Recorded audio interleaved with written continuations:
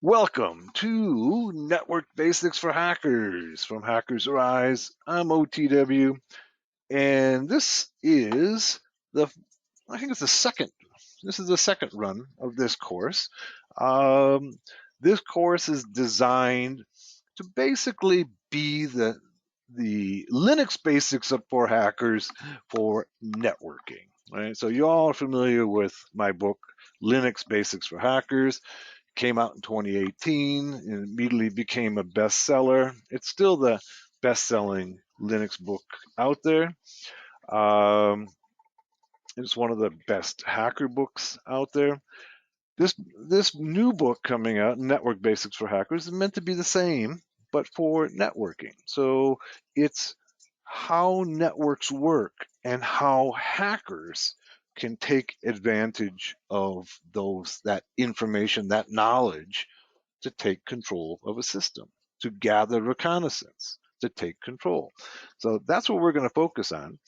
But before we begin to do that, we need to develop some critical understanding, some fundamental understanding of how networks work. Once we have that fundamental understanding of how networks work, then we're going to go ahead and show you how that information can be used by an attacker hacker. So in this course, I'm hoping that you have a installation of Kali. Let me show you what I have. Okay, I've got, yeah, here we go. I've got 2023 running right here in VirtualBox. Okay, you can have any of them. If you got 2022, 2021, 2019, that's fine. Okay.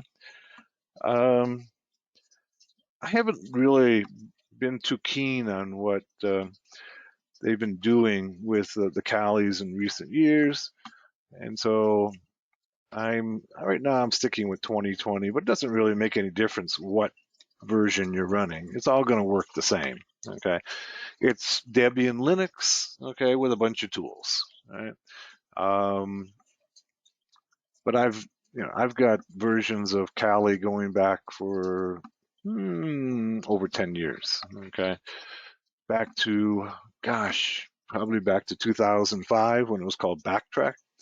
And I think probably 2019 was my favorite, but this is 2020. If you got any of them, you should be fine. All right, let's go back to our presentation. All right, as I was saying, this course is designed to provide the aspiring cyber warrior the basics of networking, network protocols, and how hackers can use them and attack them. I'll be using Kali Linux 2020, Wireshark, and TCP dump. Don't worry about Wireshark and TCP dump because it's built into your Kali. All right. And if not, you can easily just download it by going sudo apt install Wireshark or TCP dump or what have you. Okay. So also a little bit of housekeeping. Here we are, we're starting approximately at 3 p.m. UTC. We'll run for about an hour, hour and a half, take a 15-minute break for bathroom, coffee, what have you, and then come back and do another hour, hour and a half. I'm trying to keep the courses under 4 hours a day. I found that people, they lose their attention span gets stretched beyond that. So we're trying to keep this under 4 hours. That means that we will be done at the latest at 7 p.m. UTC. So 3.5, 4 hour class. All right. So this is what we're starting with. We're going to look at our outline is going to involve introduction, some infrastructure, networking protocols, TCP/IP, IP addresses, routing, DHCP, DNS, SNMTP, ARP, SMB. These are all TCP/IP protocols. And then we're going to switch a little bit, okay, into some radio, okay, networking. Bluetooth is radio networking, RF networking. Wi-Fi is radio networking. And lastly, SMTP, if we have time, okay? So we're going to try to cover all of those. The book is going to cover even more subject matter than we have here. I think the book has got a few other subjects that we won't have time. This is going to cover all the key, probably the most important protocols and networking. So let's start off. What is a network? It's where two or more computers are exchanging information over wire or radio connection. Okay, we can't ignore radio connection.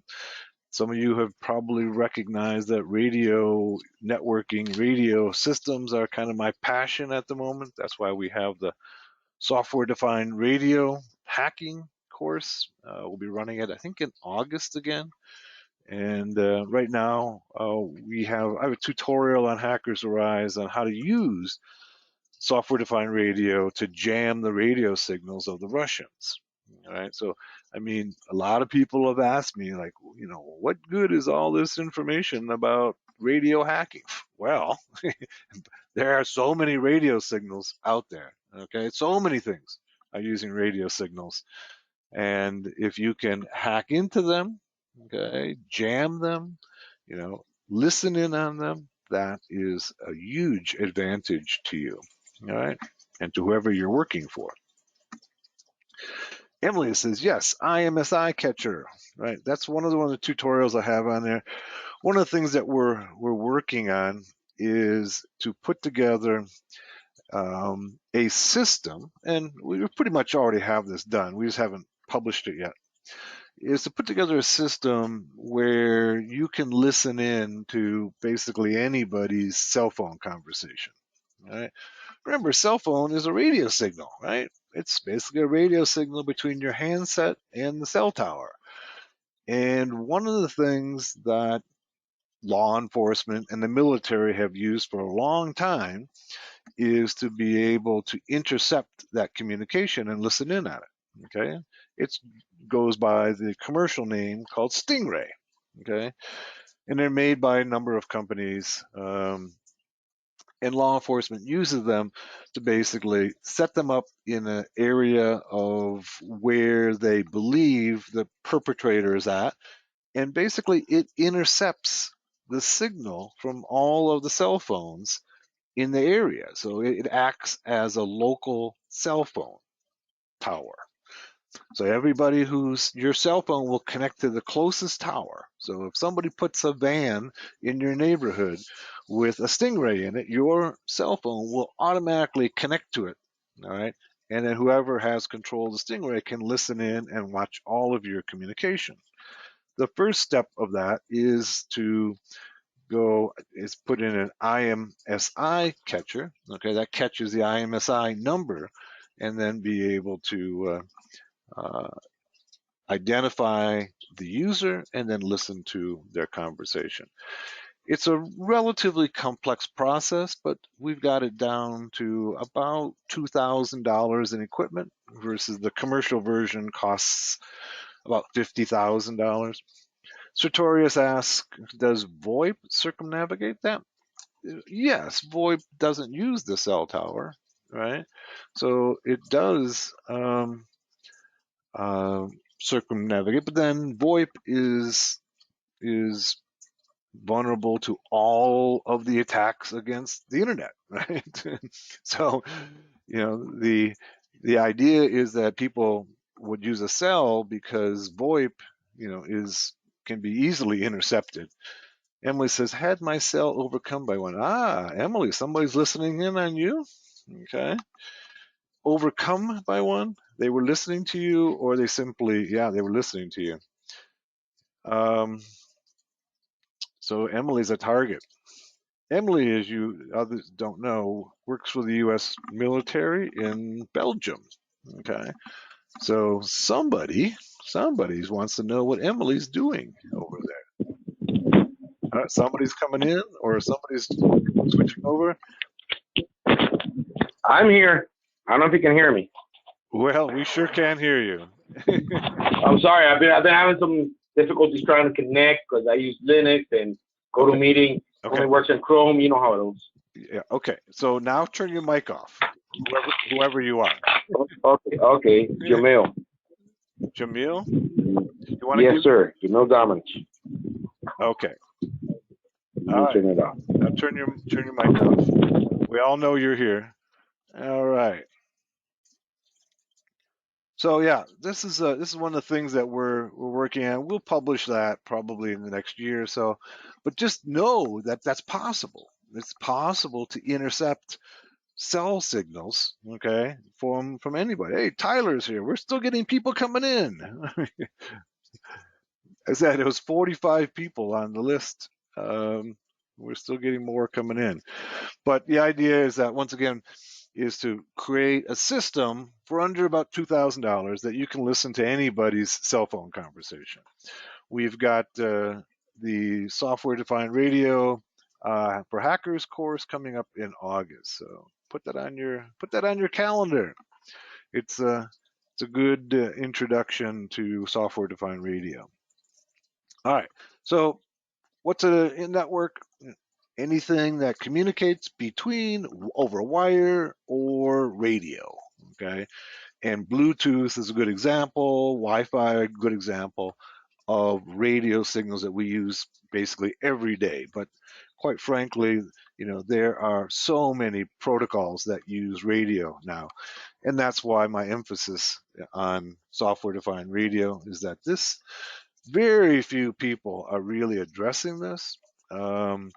I know that the military is addressing it, the espionage agencies are addressing it, but very few other training programs or books are addressing radio hacking. So that's part of my emphasis.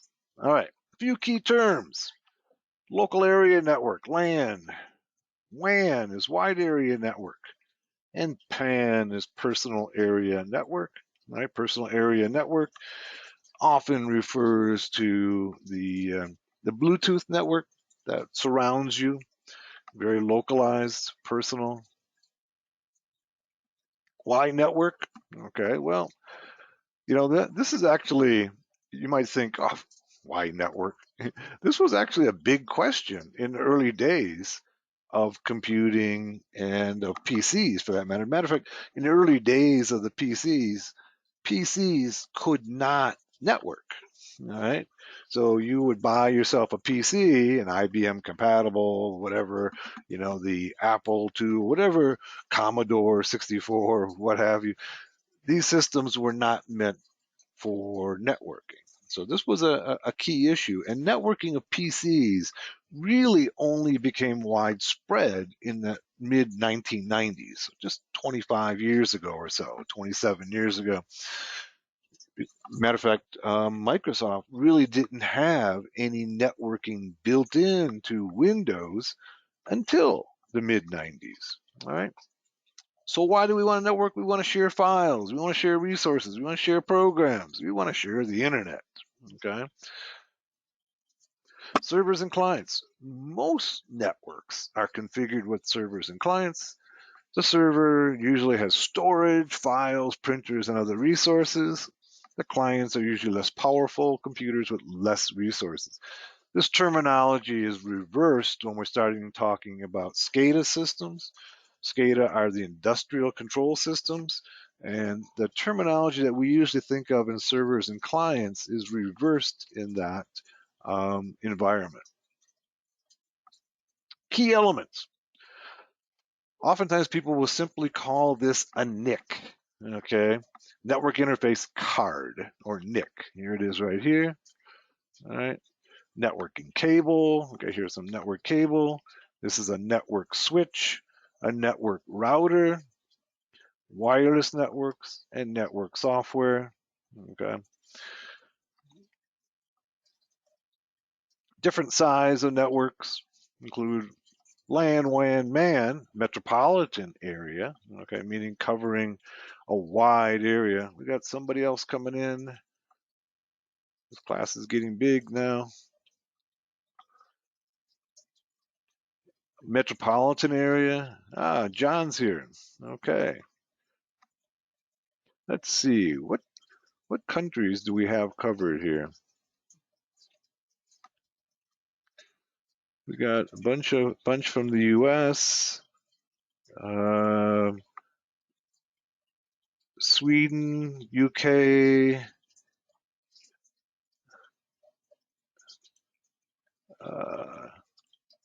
we got a good spread around Europe and the U.S. Nobody from Asia looks like. I can't recognize anybody from Hawaii. Angus is in Hawaii, so Angus is kind of in Asia. In any case, he's the one who has to get up earliest for class.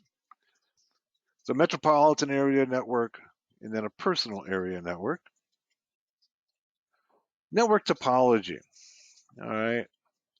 So topology is, the word topology means basically the structure of the network. And in the early days of computing, we had these bus networks like this right here. This type of network still exists in SCADA industrial control systems. So you might say, nobody uses this anymore. Well, almost every industrial plant out there, okay, refineries, manufacturing facilities are using this. Basically, the data moves back and forth over this wire, okay, and whoever it's intended for picks it up. All right. Oh, John, are you in Africa? John says, you don't talk about Africa. Why? Are you in Africa? I thought you were in the UK. I'm sorry.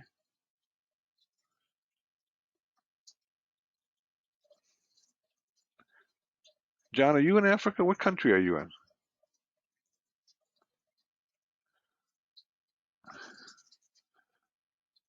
I thought you were in the London area. My bad. So we do have somebody in Africa. So this is the original topology of networks. Was basically one system sent, you're Ghana. Oh, you're Ghanaian based in the UK. Okay, there you go. I thought you were in the UK.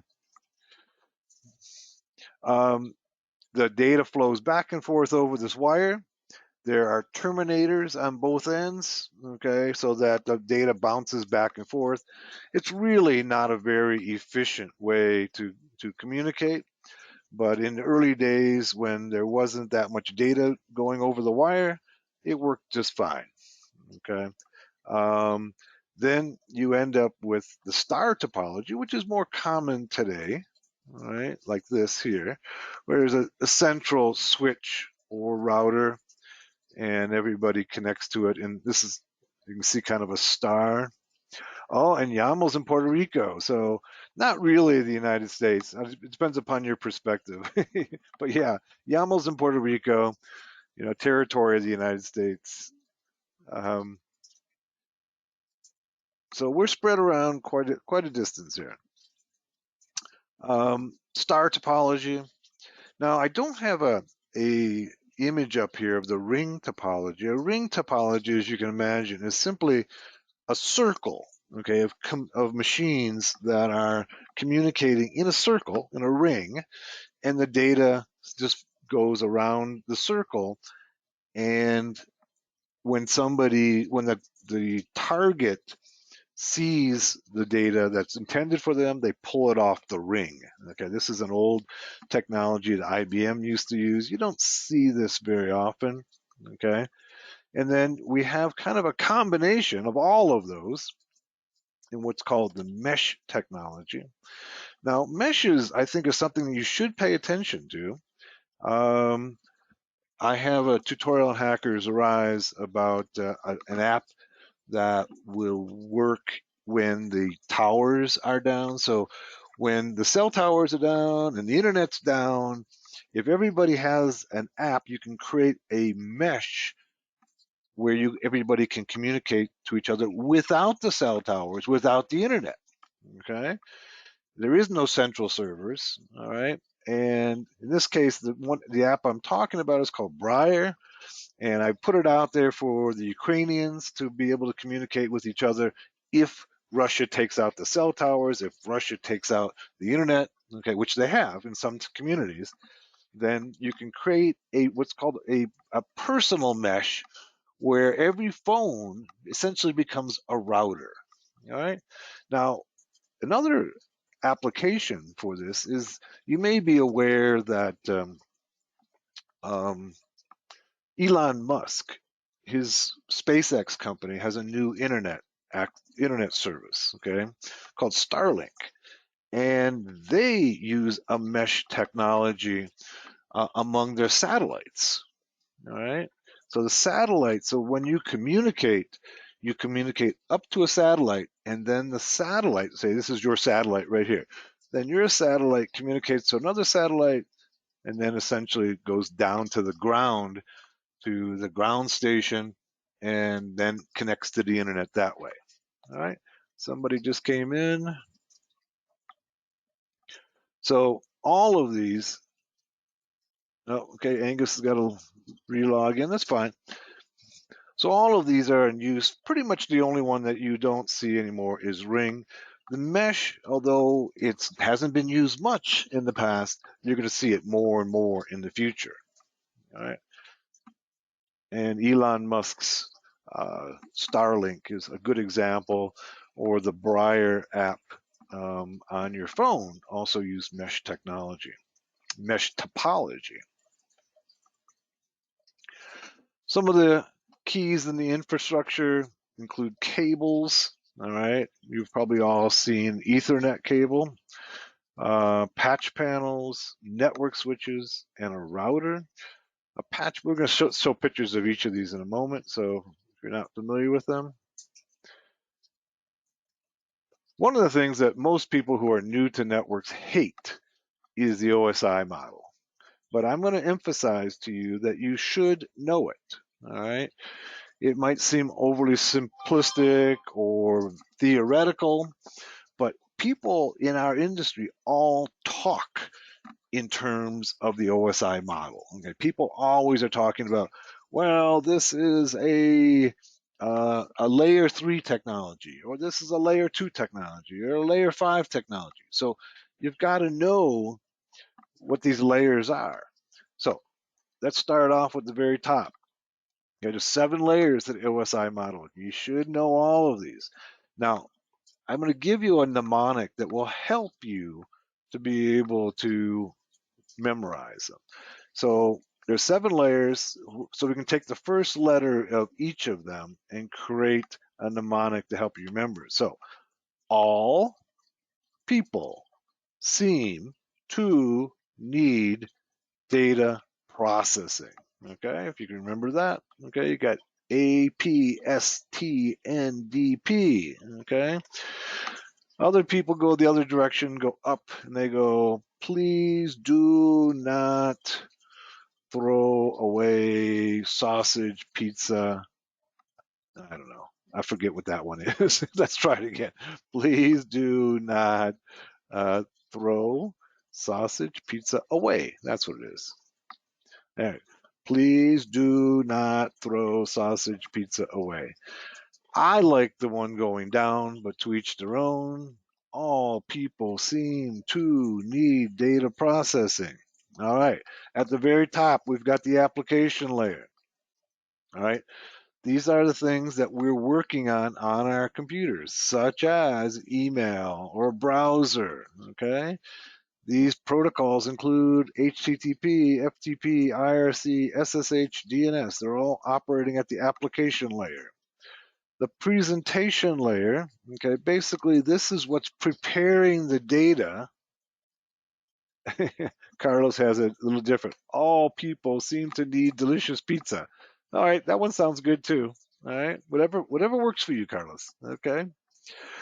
So presentation layer is what prepares the data to be for the application layer. And much of what goes on here are the cryptography of the encryption of the data, such as an SSL, SSH, IMAP, FTP, MPEG, JPEG. Okay, these are all presentation layer applications.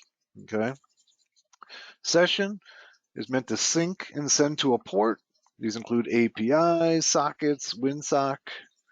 Transport layer, it's end-to-end connection. So this is controlling the connections between two systems. such as TCP and UDP. Okay, we'll talk more about TCP and UDP in a bit. Okay, network.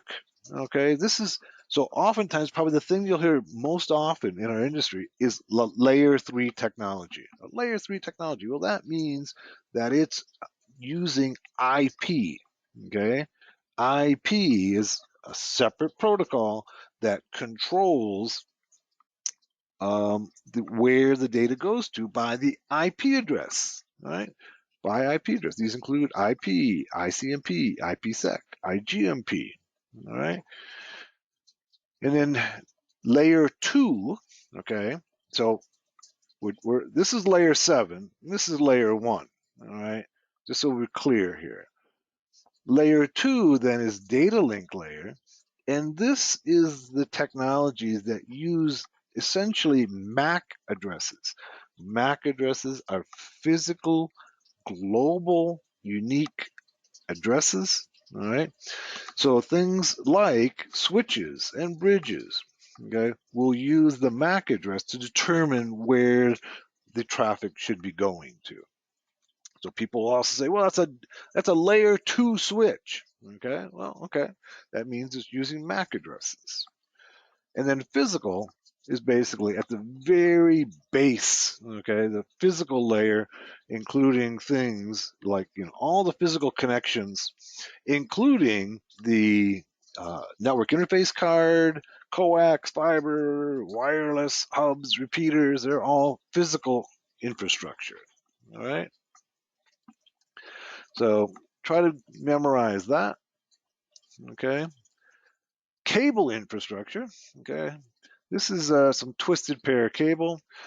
People often refer to shielded twisted pair or unshielded twisted pair. So this would be often shortened to UTP, okay, unshielded twisted pair or shielded twisted pair. The difference being that it has this shield, okay, that blocks EMI, okay. EMI is electromagnetic interference.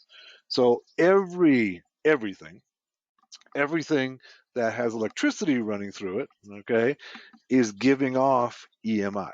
Everything that has electricity running through it gives off EMI. That basically is the electromagnetic field is emanating out from it. No matter what motor you have, what wire you have, it's always sending out an electromagnetic signal. Now, those electromagnetic signals can interfere with each other if they're too close to each other or too strong. If you have shielded twisted pair, it can help to keep that from interfering. So, for instance, if you had a network inside of an industrial facility where there's lots of big magnets, okay, every motor has a magnet, every generator has a magnet. Magnets give off really powerful, okay, EMI. So you would want to protect your system by using shielded twisted pair. In most cases, in people's homes, in their offices, they're going to use unshielded twisted pair. Okay. Okay, Yaml says caused by the voltage running in the outside and it transfers through inductance. Yes. Okay, so all of these, almost every electric device, we can say every electric device, okay, is giving off EMI, and that can interfere and cause corruption of data. It can also, if you're talking about national security, it's possible, and all the spy agencies use it. Okay, spy agencies they try to read this EMI to be able to determine what data is going to that cable. So remember, this is going to be it's a relatively weak signal, but at a distance, I can actually see. Okay, I can read the EMI off a cable, an unshielded cable. All right, and then I can see the data going through it. Now, in highly confidential environments, okay, like the military or like the spy agencies use, they actually have walls that will not allow any type of EMI to enter or leave. Okay, so They're very aware that their EMI can be read by other nations' actors. Here's the RJ45 connector. Okay. These are the ones that you might right now have connected into the back of your network interface card.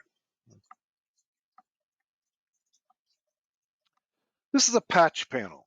Okay. Patch panel is where all of the systems, okay, are able to connect into the network. These are often referred to as patch cables, okay? Patch cables into a patch panel.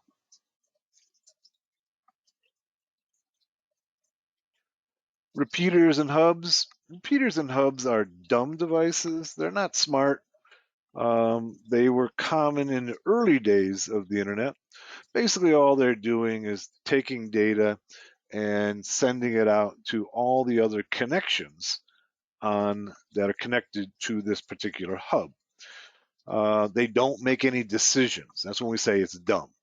Okay? It doesn't make any decisions. Nowadays, almost everybody uses smart devices that, for instance, switches that actually make a decision where they look at the data and they send it to the proper connection.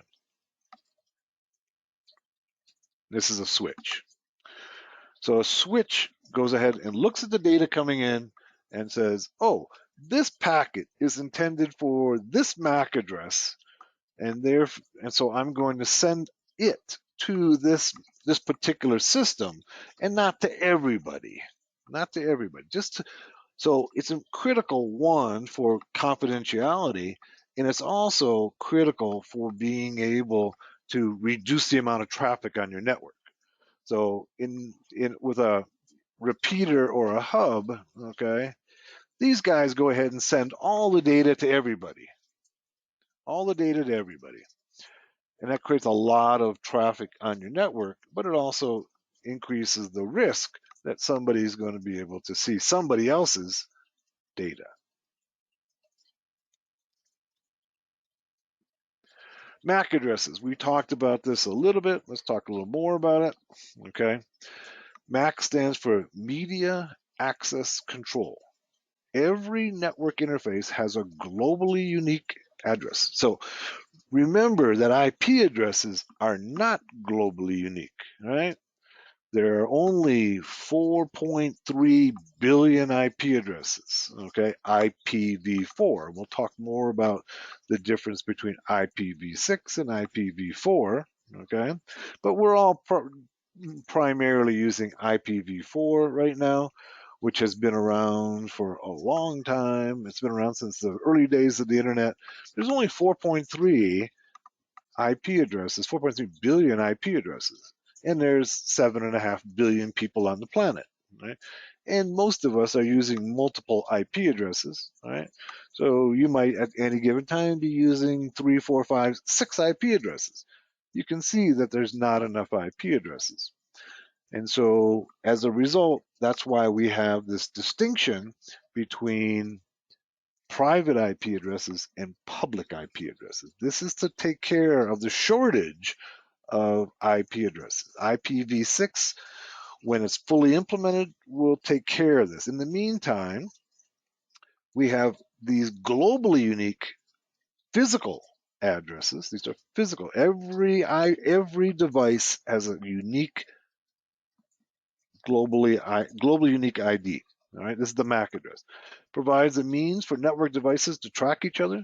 It's sometimes referred to as a physical address, and it is layer 2. There it is. Let's go to our Kali system. All right, let's talk a little bit about our MAC address. Okay. Hopefully you have Kali there. If you don't, you can just watch me. But so one of the first commands you'll learn in networking in any system, okay, whether it be Windows or Mac or Linux, is how do I find out my IP address? And in Linux and in Mac, okay, it's ifconfig, right? and it comes back and says command not found.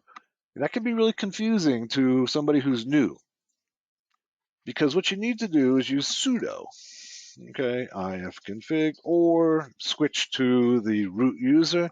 So these new callies, they require you to use sudo or switch into the root user. I'll be using sudo throughout class, okay.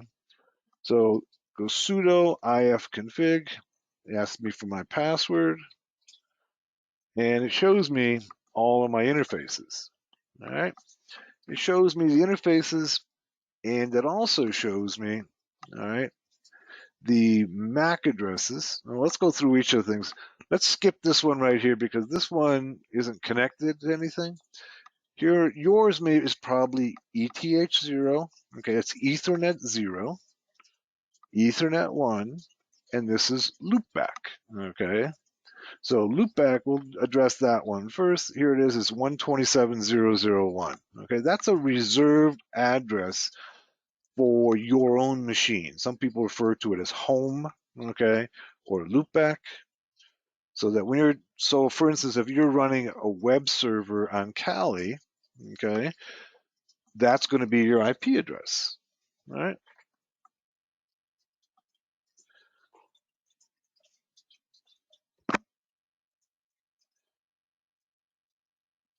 Also note up here, and this one here, all right, ETH1, all right, we have, here's our MAC address. As we're talking about MAC addresses, this is a globally unique address of the interface, all right? Here is my IP address, all right? Here is my net mask. Here's my broadcast. Now we'll talk about broadcast and net mask in just a little bit, all right? Most important thing I wanted you to see is that this is a globally unique MAC address. So on a local area network, this is really the way that routing is done on the local area network. It's done by MAC addresses. And we'll talk a little bit about ARP later on, where in the ARP protocol, we basically map IP addresses to the physical address. That's what ARP does. And this is what it's mapping it to. It's mapping, so an ARP, we'll talk more about ARP, so if you don't catch this right away, ARP says that this MAC address is using this IP address. That's what ARP does. All right, back to our presentation.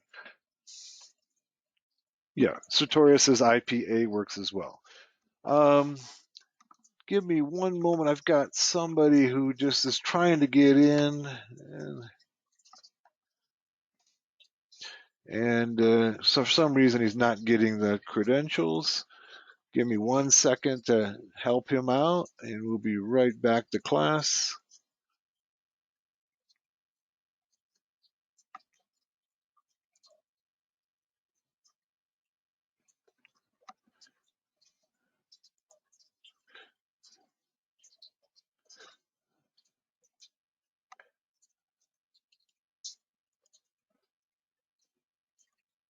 Okay, got him taken care of. All right.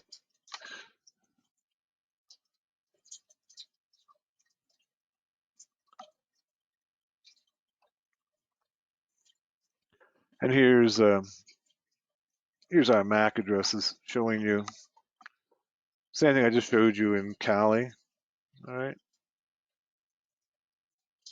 It's basically the globally unique. This is the only machine in the world that has that address. All right. It's 48 bits in length, and there's 280 trillion addresses. So that should be enough for a while. Okay. Remember, there's 7.5 billion people. Only about half the people on the planet are on the internet. So it gives you some idea that you're part of that class, okay, of half the people on the planet who actually have internet access. I don't know if you see that as a good thing or a bad thing, You would have thought by now that there'd be more than half the people on the planet, but most people can't afford, one, even a phone, or two, have internet access to their locality. Okay, so it's about, I think last figure I saw was about 48% of the planet has access to the internet. Okay, let's talk about packets. Okay, packets are analogous to an envelope carrying a message from a source to a destination NIC. Okay, contains header information as well as data in the payload. So in the header of the packet, that's the key information that's going to get it to where it's going. The payload is going to be the information, the data. All right. So we have packets that include both of those things. All right. And typically, you're going to have, in most of your communication, you're going to have a combination of TCP and IP in your packet. All right. So this is these are just the headers. All right. And in the IP header up here, you can see that probably the most important things are source address right here and destination address. All right. You can see a few other things that you might be familiar with. The time to live. This is how many hops will it make before it stops hopping, going from router to router to router, trying to find its destination. This field right here is the protocol that says I'm combining IP with protocol 6, which just happens to be TCP. Okay. Over here we have flags and fragment offset. Flags, in this case, IP flags are different than TCP flags. This flag basically determines whether or not the packet is fragmented or not. So it's either DF, don't fragment, or MF, more fragments. Adi just made it. Hey!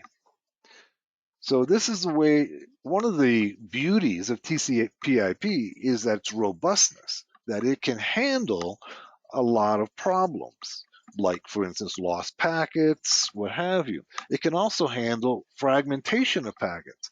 And this is where it would signal that the packet is fragmented. And here is, if it's fragmented, where do we put them together again? How do we put them together? We got a fragment. Where did they break at? That's what the fragment offset is. So this is a feature that is used for robustness of TCP/IP. The hackers can use it for a number of reasons, number of ways. One is if I've got malware and I want to send it past your IDS, I can fragment it. So you're looking for, a particular signature of malware, and I can take the malware and break it up into pieces and then send it past your IDS, and it doesn't recognize it because it's broken up into pieces. All right. And of course, those pieces will then get reassembled at the destination, and the malware then works. Now, most IDSs in 2022 try to capture this, and it takes a lot of work. It takes a lot of CPU cycles, because imagine that you get this IDS working out there, and it's seeing these packets, and it has to go ahead and take the fragments and collect them all and hold them in memory someplace, and then reassemble them and then scan them. All right. So it's not 100% perfect, but most of the time, fragmentation of malware, whereas it was very common and very effective 10 years ago, doesn't work necessarily anymore. Okay. On the TCP side, the most important thing are ports. Source port, destination port. Okay. Sequence number, acknowledgement number. All right, let's be clear here. Port is, if you're not familiar, port is kind of like, think of the IP address as like a building address. So it's the address of the building that the traffic is going to, say a big apartment building, okay, or a big office building, right? So that would be the IP address. And then within that building, apartment building, office building, there are individual offices, and that would be the port, all right? So IP address gets us to the proper machine, port gets us to the proper office, okay, location within that machine. So for instance, HTTP uses port 80, right? HTTPS uses port 443. DNS uses port 53. SMB uses port 445. SNMP uses port 161, on and on and on. Okay, you should know the top 50 or so ports. Okay, that's one of the things that you should study and know before you proceed. People are going to talk about, traffic by port number, and you have to immediately know what that is. And there are 65,536 ports, all right? But only about 100 are commonly used. So those 100 are the ones that you should know. The other ones, of course, nobody's going to memorize 65,536. Now, you might wonder where these numbers are coming from. 65,536 is 2 to the 16th power. Okay, so remember, everything is zeros and ones, right? This is all a base 2 system. Okay, so ports are 2 to the 16th. All right, IP addresses are 2 to the 32nd power. Okay, that's where 4.3 billion comes from. Okay, 4.3, 2 to the 32nd power is 4.3 billion. 2 to the 16th power is 65,536.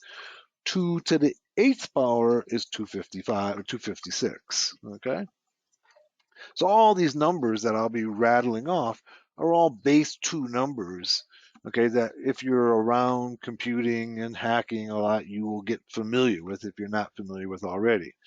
Okay, so these ports are like a apartment address in a building, all right, and you should know the top 50 or 100 of them.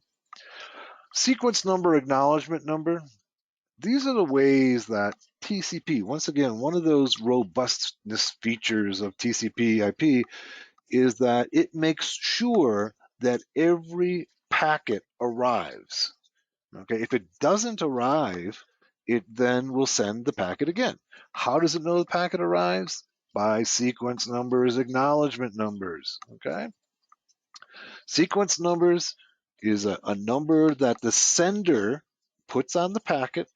Okay, and if it arrives, okay, to the destination, the next packet is going to have an acknowledgement number of that sequence number. It's basically going to echo it back so that the sender knows that the packet actually did arrive. If that acknowledgement number isn't received within a specified period of time, then it goes and sends the packet again. That's how the system works to make sure that every packet arrives. Now, if you're a little bit familiar with UDP, okay, the user datagram protocol, which we'll talk about a little bit, it doesn't have this feature, okay? It doesn't know if a packet arrived. So some of these things that we have built in and we take for granted in TCP/IP are not necessarily built into other protocols. This was designed to make sure that every packet made its way to the destination. Now down here, you should also know these 6 flags right here, all right? We have the urge, ACK, push, reset, SYN, and FIN flags. These are the way that TCP signals to the other system what its intentions are. So when we open up a connection, an HTTP connection, all right, or any connection, TCP connection, to another system, we want to send it a packet with a SYN flag that says, I want to talk to you. That's what SYN means. I want to talk to you. If the other system wants to talk back, okay, they want to communicate with you, they'll send back a packet with the SYN and the ACK flag set. If they don't want to talk to you or they're not available, they will send you a reset packet. All right. Let's take a look at this in our Kali. All right. This is all kind of theoretical. Let's make it real. Okay. Let's go sudo and let's go Wireshark. Okay. And this should open up Wireshark. Wireshark is a network sniffer. Okay. Basically, they call it here a network analyzer. Some people call it a protocol analyzer. Some people call it a sniffer. It's all of those things. All right. It's all of those things. And so when we open it up, I'll give you a second to open it up.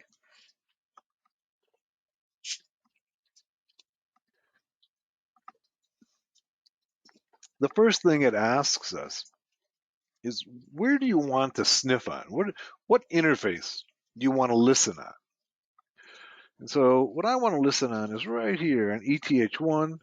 I could listen on ETH0, but there's nothing traveling on ETH0. And I could choose any, so it goes ahead and listens on all of my interfaces. Notice I have some other possibilities here. If I was using Wi-Fi, I would probably want to select WLAN 0 or WLAN 1, which would be my Wi-Fi adapter. Now, I also want to point out, if you're using a virtual machine like I am here, that even though I'm connected to you via a Wi-Fi, that when the virtual machine converts that Wi-Fi connection to a wired connection. So literally, I am on Wi-Fi here, but when it comes into my virtual machine, it converts it into a wired connection, ETH1. All right. So I go ahead and click on it, and now I should be able to see all the traffic. Now, I'm not seeing anything because I'm not doing anything. So what I want to do is to go and create some traffic. I'm going to open up another terminal, and I'll just say I'm going to ping Google.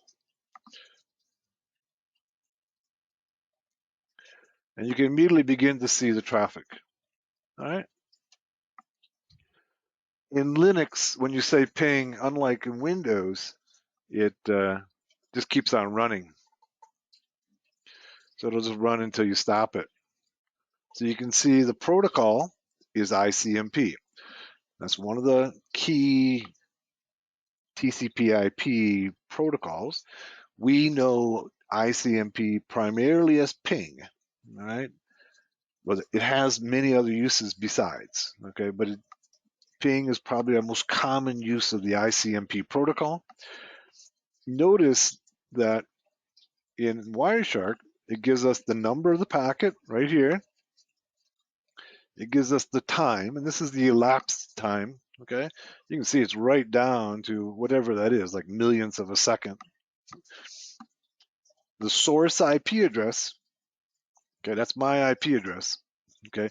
Now this is my private IP address, so we'll talk more about private versus public IP addresses, but this is not a IP address that is going to be recognizable to anybody on the outside world, because this is only available inside my network, okay? It's a private IP. We'll talk more about this if you're not familiar with it.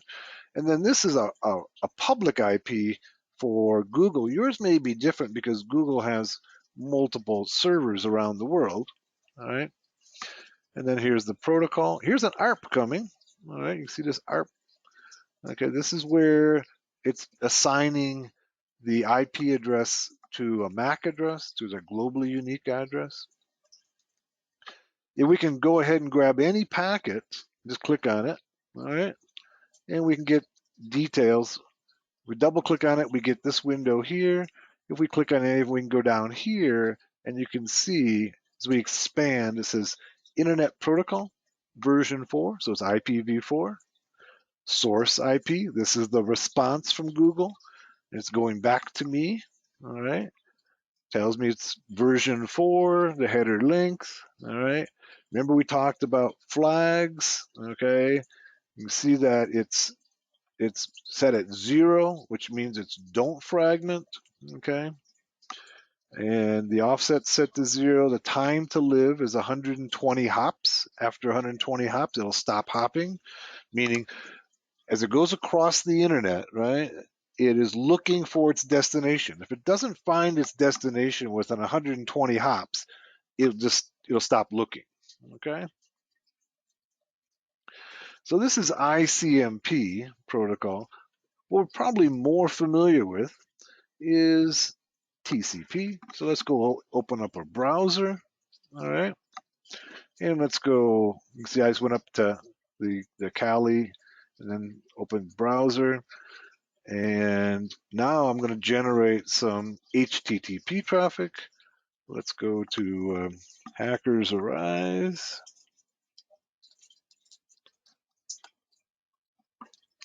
And when I do this, I can see that the traffic is going to start to change. Okay, you can see the TLS, you can see DNS. Okay, you got lots of TCP traffic. See in the protocol here. Let's go ahead and click on one of these. And here we were talking about the TCP IP headers, right? So in Wireshark, we can break down the headers, right, here by looking at the Internet Protocol. This is the header information, only the header information. That's all it is. It's not the data inside the packet. And then here's the TCP header. Let's look at that. Okay, so we have TCP, Transmission Control Protocol. The port it's coming from is port 80. Destination port is 33,332. There's the sequence and acknowledgement numbers we had talked about. All right. Source port, destination port. All right. Sequence numbers. So here's the sequence number. This is a relative sequence number. And here's the raw. This is the actual real sequence number on there. Acknowledgement number. Okay, the raw acknowledgement number. Here's the flag. Okay. This is the other system responding to us, right? That's the acknowledgement flag. Window size is another one of those features that TCP/IP has built into it that allows for the robustness of TCP/IP. In other words, what it does is that it manages flow control. It manages if I'm sending data too fast, the other system can communicate and say, hey, you're sending data too fast. Just hold on a little bit. And then I can hold that data in the window size. But you can see if we go through here, we're seeing lots of different protocols being transmitted. I'm not doing anything on the internet, right? I'm not doing anything. And this is all the data that is traveling, okay, across my system. I do have the ICMP. I still have the ping running. You can see all the ICMP.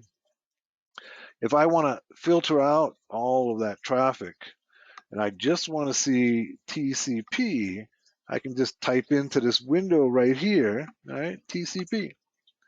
And now that's all I'm going to see. I'm not going to see any ICMP. I'm not going to see any of the other stuff.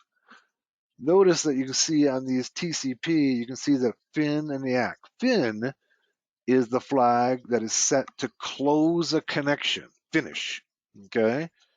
Here we see ACK, fin, ACK means acknowledge.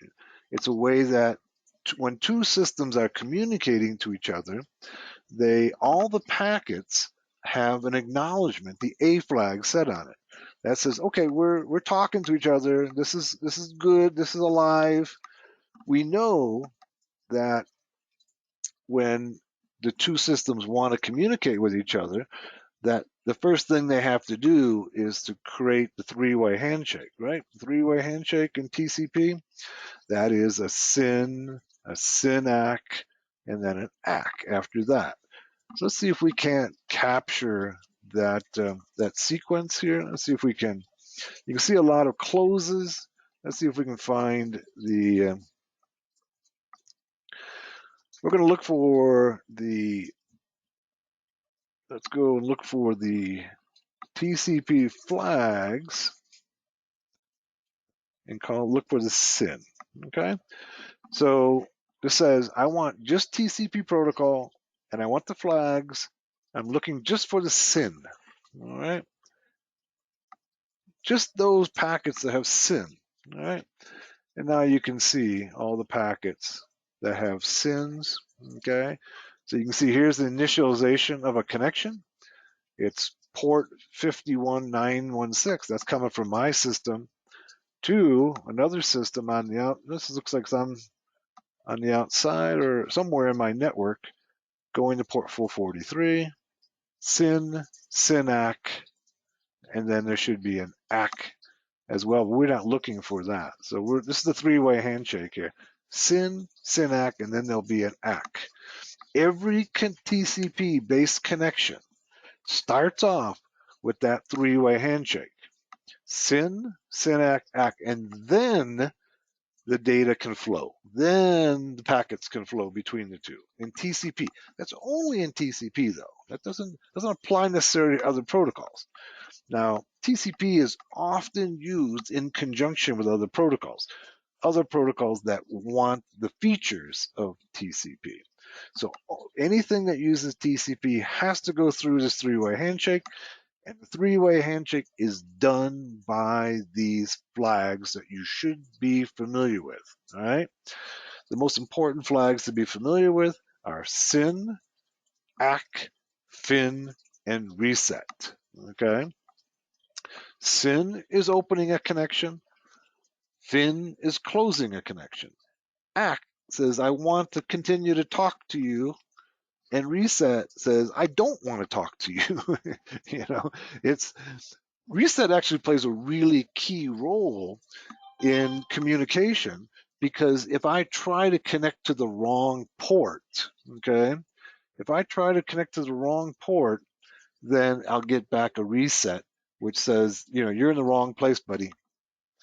With that having been said, I've got 18 minutes after the hour. Let's take a 15-minute break, and we'll come back and do some more. I've got a few people still trying to get into class, so I'll see you in about 15. Take a bathroom, coffee break, and be back at 33 minutes after the hour.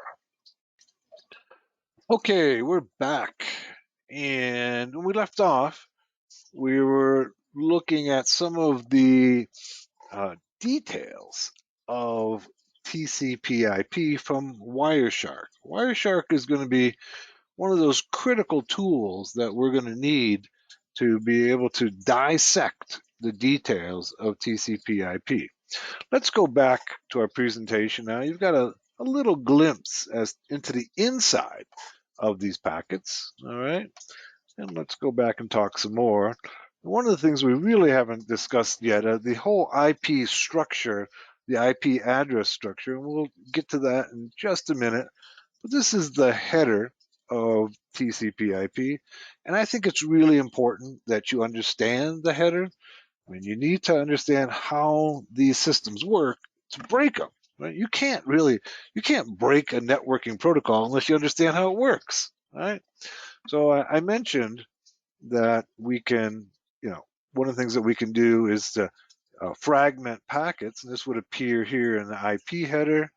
You know, to be able to do a man-in-the-middle attack, the sequence number and acknowledgement numbers become key, all right? And these become key for any type of reconnaissance on a system. So that's how all that plays out for the hacker, all right? Here's Nmap. It's an excellent tool for opening ports and services, all right? So Nmap is one of those tools that basically takes advantage of these protocols to be able to understand whether or not a system is actually running and what ports are open on it. Let's go over to our Kali system and let's take a look at that. I'm going to close my Wireshark. All right. I can choose to stop and save or stop and quit without saving. Stop and save means I'm going to take all these packets that have passed my wire and put them into a file for later analysis. In this case, I don't want to do that. But if, say, for instance, I had an ongoing attack, I'd want to go ahead and stop and save so that I could go ahead and analyze them later. All right, stop it. And we're going to have to open up to really demonstrate the power of Nmap. Let's go over and open up another system. Let's see what I have over here.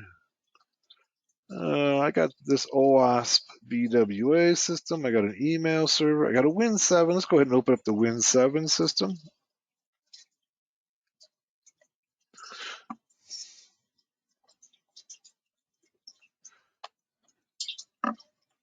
And we're going to use the Win7 system as our target.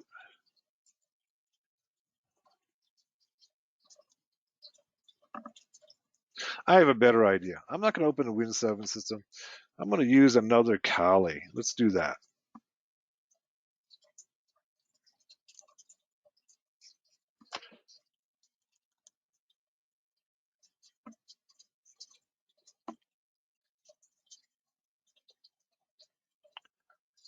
Okay. It should be easier for other people to replicate what I'm doing then. I'm going to go open up another Kali. I got a Kali 20. Here's another 2020. I think I have a 2021 here somewhere. Here's 2021. Let's go ahead and use it. We'll use this as our target system.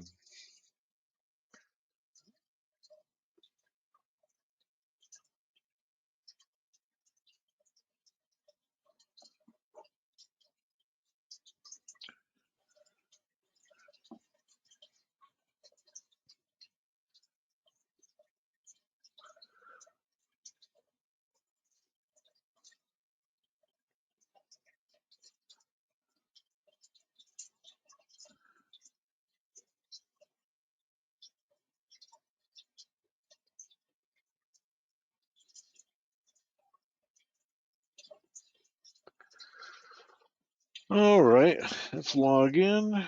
And we're going to use Nmap to scan this system. Okay, so if you're not familiar with Nmap, let's clear my screen. All right. Nmap is a simple tool. It's been around for over 20 years. It's a tool that basically sends out packets, TCP/IP packets, to your target. And depending upon what response it gets, it determines whether or not the port on those system is open. First of all, it determines whether or not the system is actually there. Okay, it's up and running, and then determines what ports are open. So how does it determine what ports are open? It sends out packets with the flag SYN that we just looked at.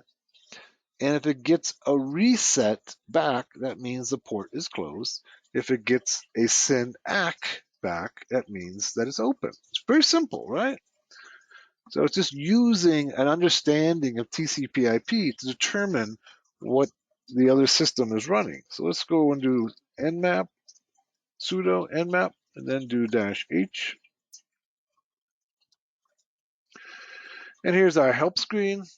And, there's a lot of information there, but really, we can really boil it down to this is the way Nmap runs. Okay, if you want to go ahead and see whether or not the other system is up and what ports are open, it comes down to simply sudo nmap, okay, and then the type of scan -s, and we'll say we want a TCP scan, okay. That means getting a three-way handshake to determine whether the port's open. And then the IP address, okay, of the other machine. All right, so let's go back and let's find out what the IP address is on the other machine. Before we go ahead and scan it, let's first of all check our IP address.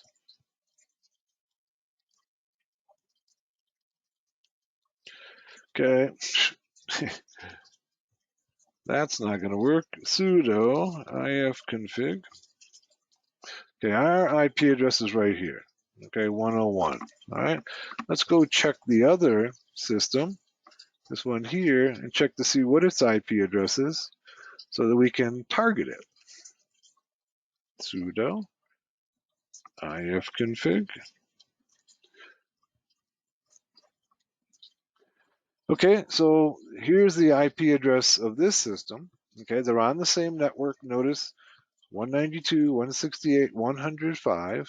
All right, and let's go ahead and scan it to see whether one, it's up and available, and then what ports are open. Sudo, all right, nmap -st 192.168.100, and already I forgot the IP address. 5, okay, 5. All right, let's go ahead and run it and see what nmap tells us. Okay, it comes back very quickly. Comes back and says all 1,000 scan ports are closed. How does it know that? It sent a packet with the SYN flag set, and it got a packet with the reset flag on it. That's how it knows. All right. So it tells us that the host is up. The first thing it does is sends a ping to the IP address to make sure it's up, and then it scans 1,000 ports. Okay. Now we know there's 65,536 ports, right? It only scans 1,000 of them by default. Now let's go over to that system and let's open up a port. All right. So let's go sudo, just back to my 2021 system, and we're going to go system control, okay, or service will work as well. Start Apache 2. This is be a web server, okay? It comes back with nothing, which tells us that Apache 2 is running, all right? Now let's go ahead and scan it, all right? And let's see what happens. Notice it comes back and says port 80 is open, all right? That's the way nmap works. It basically sends out a packet with a SYN and then waits for the response. Okay, it goes through each one of those 1,000 ports. Okay, you see it goes through 1,000 ports very, very quickly. And if it gets a SYN ACK, it's taking advantage of the three-way handshake, we know the port's open. If it gets a reset, it says the port is closed. Pretty simple, right? Just using the knowledge of TCP to be able to scan that system. Now, if you've used nmap at all, you know that you can also, just ask it to just scan a single port, okay? So we just want to go -P80. So I'm going to just scan for, see whether or not port 80 is open. Yeah, it says, yep, it is open, okay? And I can tell it to scan for a range of ports, say 445. And still, it only finds a single port, but it's pretty cool, right? It tells us, what ports are open. So from the information about the port, we can gather information about what services are running on that system. So before we attack the system, we want to know what services, because when you're attacking a system, very seldom are you attacking the operating system. Very seldom. That's pretty rare. Eternal Blue, for instance, attacks SMB. We would want to know whether or not SMB is open on this system, right? If we're attacking the web server, we want to know if the web server is open. If we're attacking a database, we want to know whether or not the database is running on that machine. So for instance, if we were to go, we want to check 3306. 3306 is MySQL, right? And we can go ahead and check to see if the database is running on that system, and it tells us, nope, it's closed. It's not open, okay? That's how we can determine what services. And then if we know that, for instance, MySQL is open, then we can develop an attack strategy to exploit that particular application. But the first step in any exploitation is to run some scans, reconnaissance against the system. Here, Nmap is the first tool that you probably want to use in doing that kind of reconnaissance. So what we're trying to figure out is what services are running on that system. In this case, the only service that we know is running is HTTP. All right. If we were to scan for, say, port 443, which is HTTPS, it'll come back and say, nope, it's not. It's not running.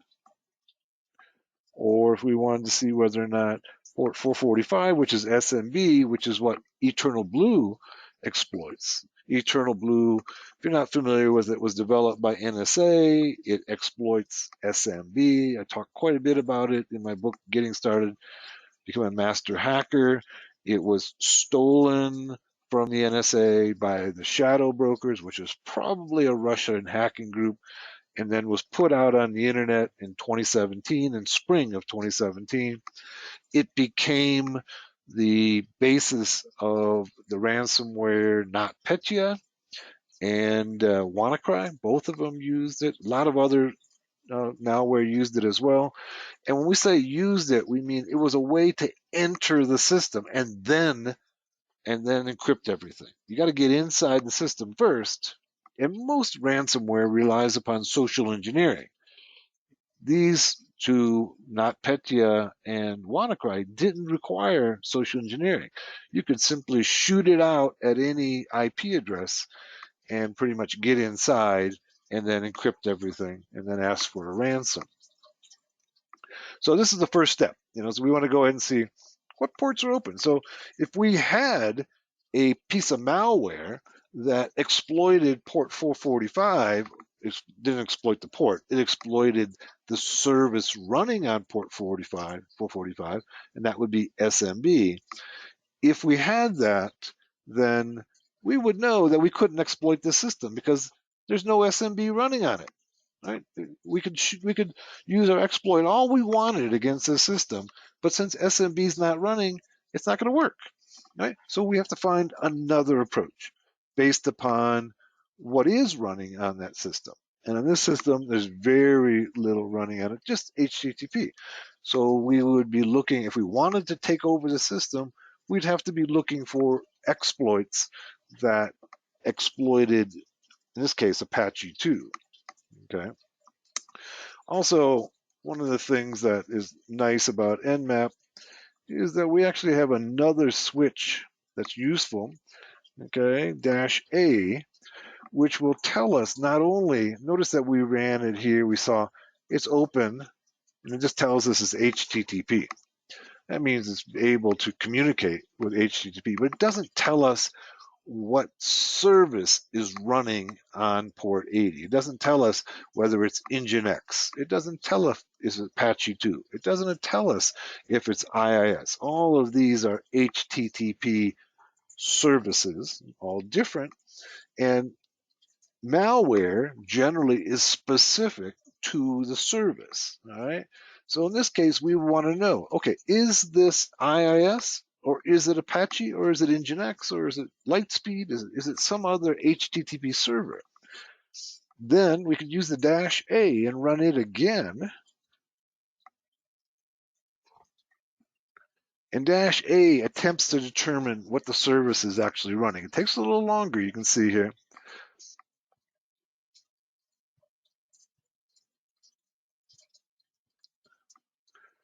All right, and it came back. Okay, let's see how much more information it gave us.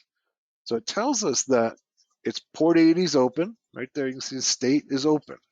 All right, and it's HTTP as a service. But look at this. It tells us exactly what the service is behind it and the operating system. What it does is it sends out probes to try to determine the signature of that particular service. So it tells us exactly, it's Apache, and it's 2.446. Exploits, malware are very specific to the service and the version of the service.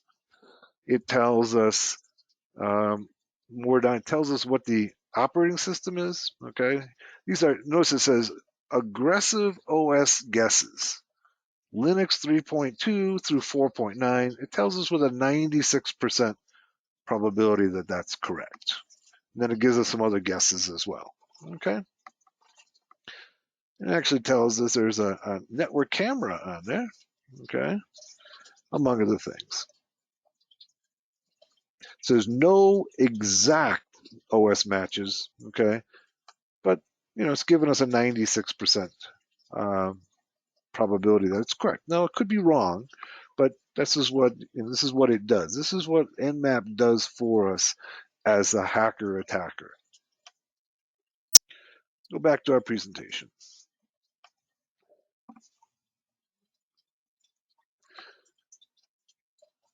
Okay, another tool that I have a tutorial on Hackers Arise is called POF, or Passive Operating System Fingerprinting. And what this does, this is developed by Michael Zalewski, who has probably, I think, 4 books from No Starch Press, the same publisher that Linux Basics for Hackers is from, who probably is the best publisher for hacking books. Michael Zalewski developed this tool that basically can tell you what the operating system is, okay, of a target system based upon any packet going over the wire. So what he's done is that he looks at the type of service, the flags, this is all in the IP header, the time to live, and then the window size. He takes those 4 fields off the TCP IP header and can tell you what the operating system is. Once again, this is critical information for the hacker attacker. Okay? You cannot generally attack successfully a system without knowing the operating system. That's the first thing you need to know, is the operating system. Next thing you need to know is what ports are open. Next, you want to know what services are running. Probably you also want to know what language it's in and what applications are running on it. That's part of the strategy of taking over a system. All right. Very seldom, no, never is there a exploit that works against all systems. That silver bullet doesn't exist. Okay. So if you think that did, let me correct you. Okay, there is no silver bullet that allows you to take over all systems, right? Now, there may be an exploit that'll take advantage of Windows, okay, certain versions of Windows that might take advantage of, obviously, old Windows. Those are the most vulnerable systems, are the older systems. We've had years to find vulnerabilities in them. Newer systems are more secure, right? And we haven't had all that time to find vulnerabilities in them. They might have vulnerabilities, but we haven't found them yet, right? It's just a matter of time that we'll find the vulnerabilities. Operating systems tend to get more secure with time, as well as applications do with time. Each one is a little more secure and a little more difficult to hack. There is no application, no service that's unhackable. That doesn't exist, okay? It's a matter of time before we find a way to hack it, okay? So the first step is to understand what operating system. This is a tool, POF. It's built into Kali, all right? Let's take a look at it. All right, so let's go sudo p. Oh, it's a 0f. Okay. All right, and there it is. There's Michael Zalewski's name right there. Okay. And what it's doing is it's listening on the default interface right now, which is ETH0. My ETH0 doesn't have an IP address, so it's not going to work. I'll have to change it. I'll show you how. But notice it says it loaded 332 signatures. So it has 332 signatures to determine what the operating system is. let's Control C out of it. And let's try it running it again. Go sudo POF, and then I'm going to tell it to go -I interface ETH1. So I want it to listen on ETH1. Okay, now it's listening on ETH1. And then if I go to my other Kali and send traffic to this system, all right, it should be able to tell me what the operating system is. Let's go ahead and open another terminal, and let's start Apache on this system. Go sudo system control, start Apache 2. This is a web server. So now we have a web server running on this one. Got it on both systems. Got to spell start correctly.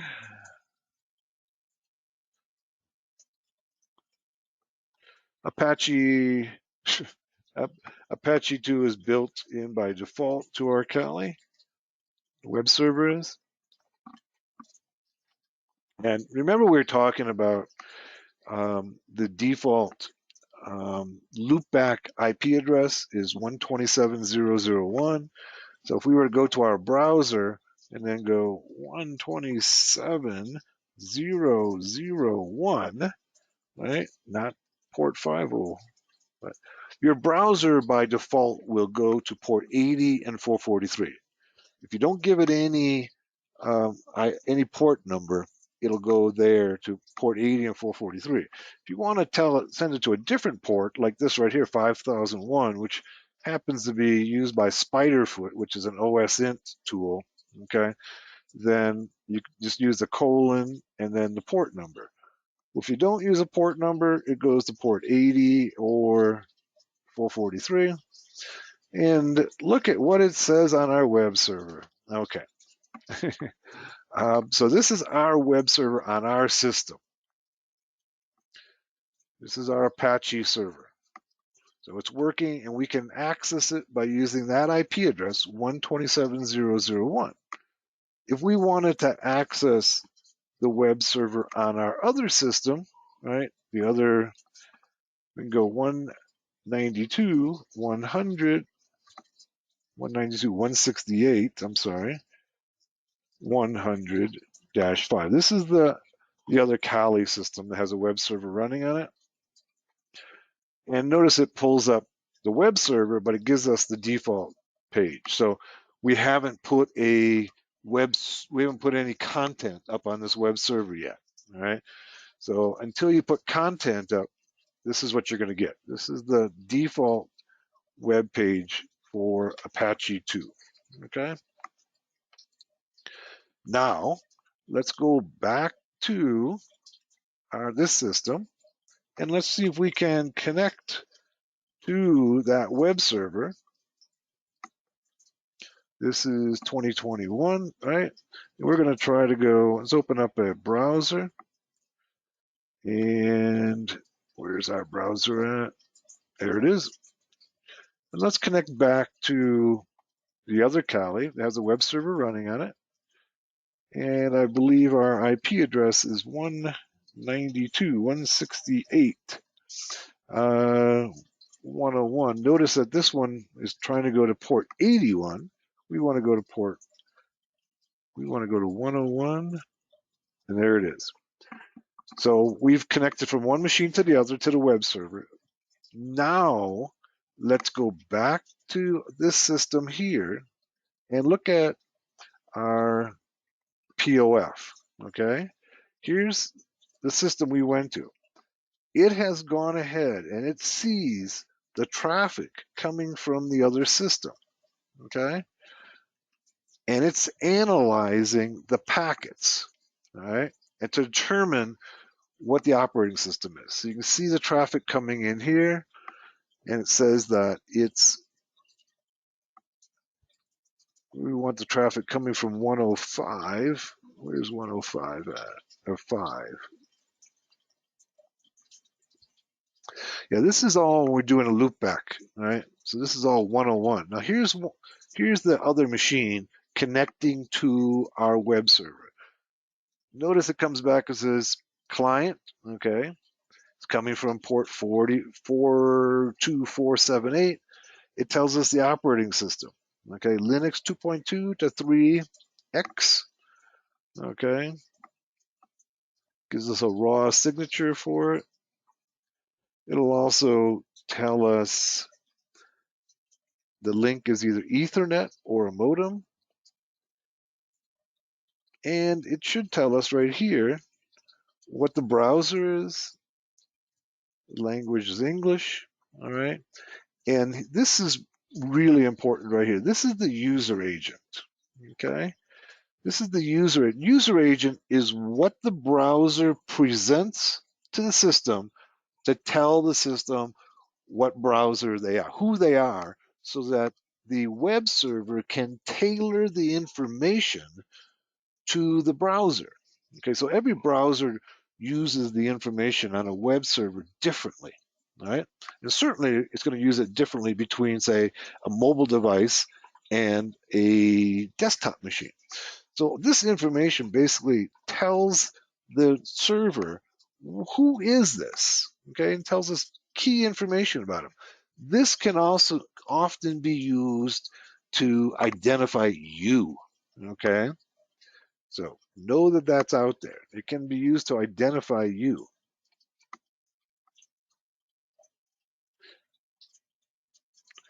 All right. So that's Michael Zalewski's POF. It's using the information that is being sent over the wire, okay, to determine certain key features of the target system.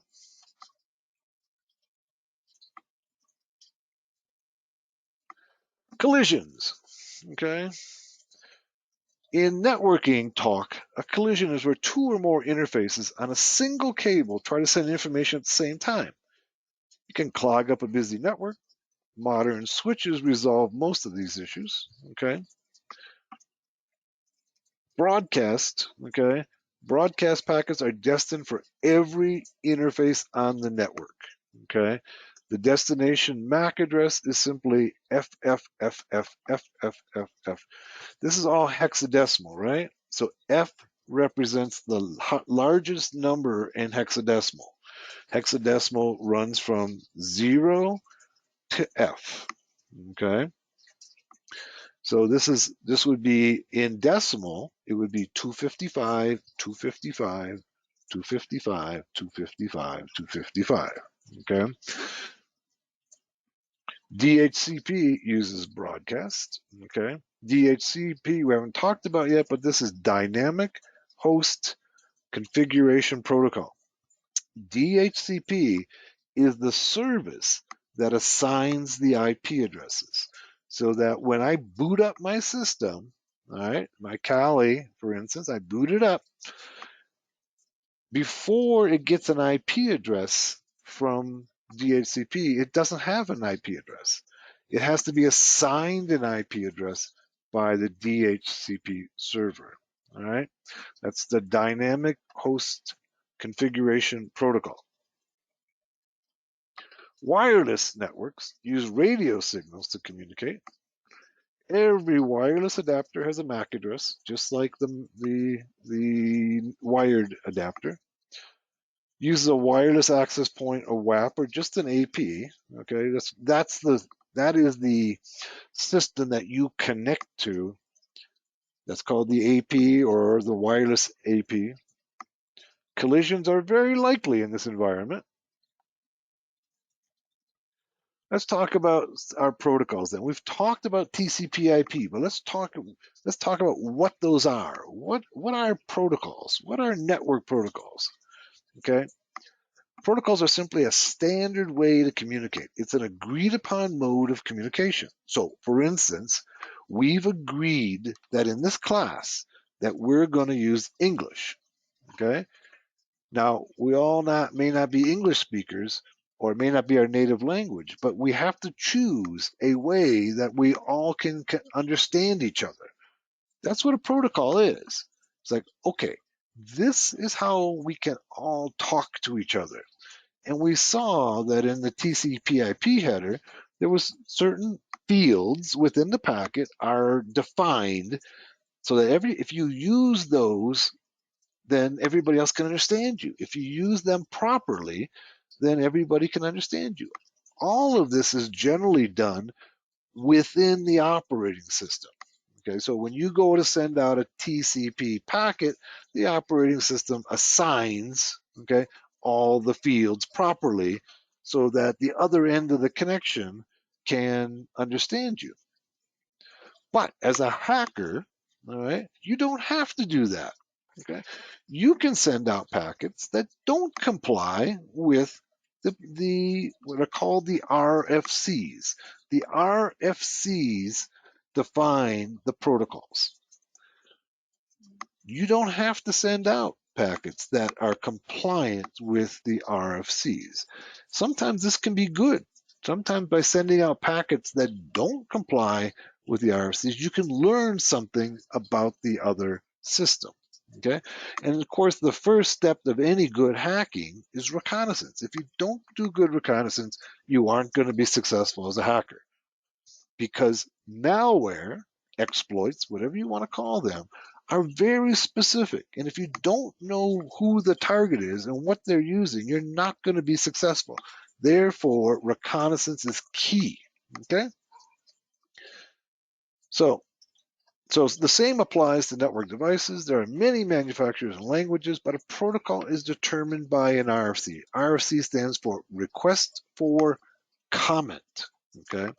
And unlike what it sounds like, it actually is not a comment. It's a definition. It's a definition of a protocol. All right. How do we communicate? Okay, so we've done a bit with IP addresses. All right. So let's kind of break this down, okay, to kind of understand how IP addresses work. Okay. Every device on a TCP/IP network must have a unique IP address. Okay. You should have a basic understanding of binary or base 2. Okay, so let's do a quick run through of base 2. All right, so here we have, all right, we've got 8 bits. All right, so notice we start counting at 0. Okay, so it's 2 to the 0. Okay, if that switches on, it represents 1. 2 to the 1. Okay, 2 to the first power is going to represent 2. 2 to the second power, twice as much, 4. 2 to the third power, 8. 2 to the fourth power, 16. 2 to the fifth power, 32. 2 to the sixth power, 64. And 2 to the seventh power is 128. You might recognize this as being 1 byte. Okay, 1 byte is equal to 8 bits. Each one of these switches, okay, each one of the switches represents a bit. Okay, 8 of them together is a byte. So that if all of these are turned on, if they're all turned on, you simply add up all of these values, okay, and you're going to get 255, right? Notice that's the largest number that you can have in an IP address.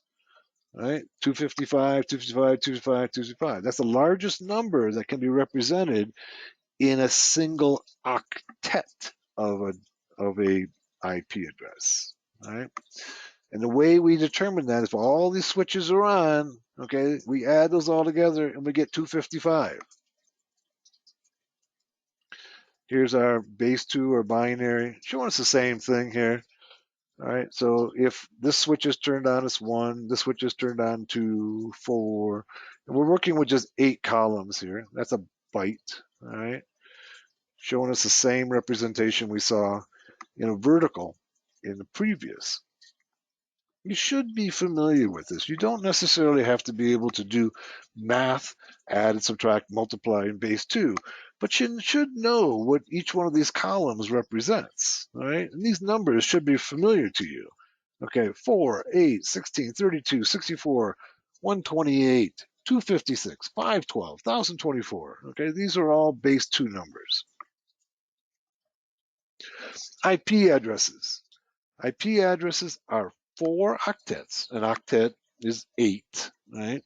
4 octets of binary data represented in decimal. So each one of them is an octet. An octet, in this case, is a byte of binary data that basically is converted into decimal. So that, for instance, our IP address of 192.168.1.101, okay, each one of these between the dot, okay, this is 8 bits here, this is 8 bits here, this is 8 bits here, and 8 bits here, right? That's how we represent IP addresses. So there's 32 total bits, and 32, okay, 2 to the 32 power is 4.3 billion. That's why we only have 4.3 billion IP addresses. All right, so here we go. Let's take a look at a particular IP address. We have an IP address of 172.16.254.1. In binary, this is the way it looks like, okay? Let's start over here. So the 1 is pretty simple, right? It's going to be all zeros and a 1, okay? That's how we get the 1. We've converted this binary into decimal. Over in the second place, we have all of the switches turned on, 1s, except for this one.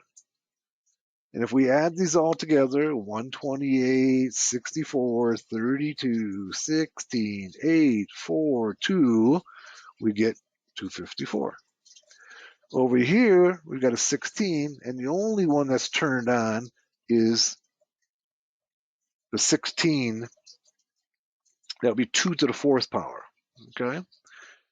And then we have the 172, which means the first bit is turned on, the third bit's turned on, in this case the 5th bit and the 6th bit, and we end up with, by summing those all together, we convert it into decimal, and we get 172.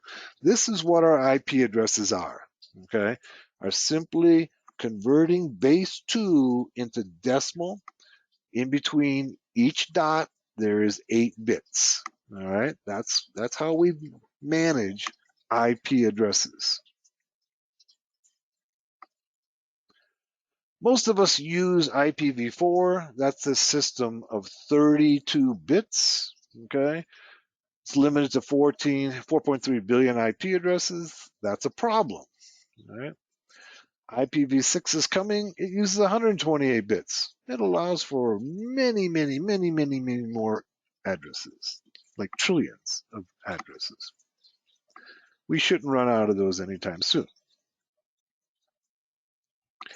Among these IP address classes, okay, so you should be familiar with these, all right?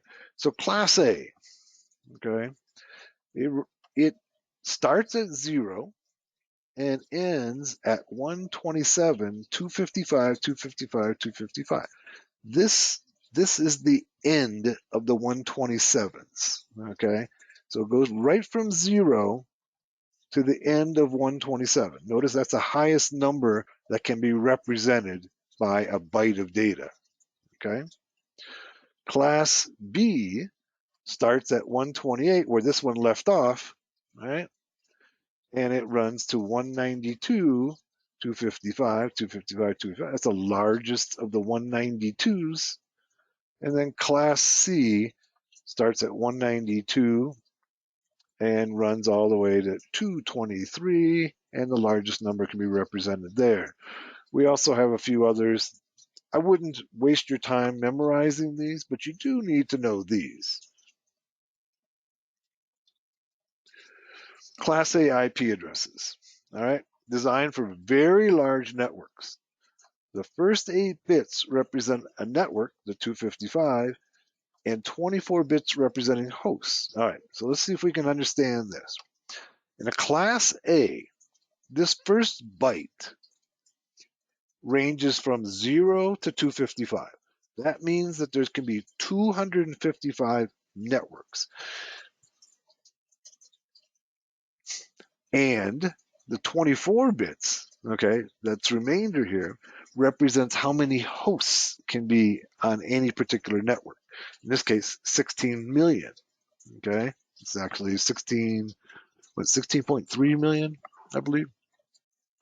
Class B then the first 16 bits represent the network, and the final 16 bits represent how many hosts can be on each network.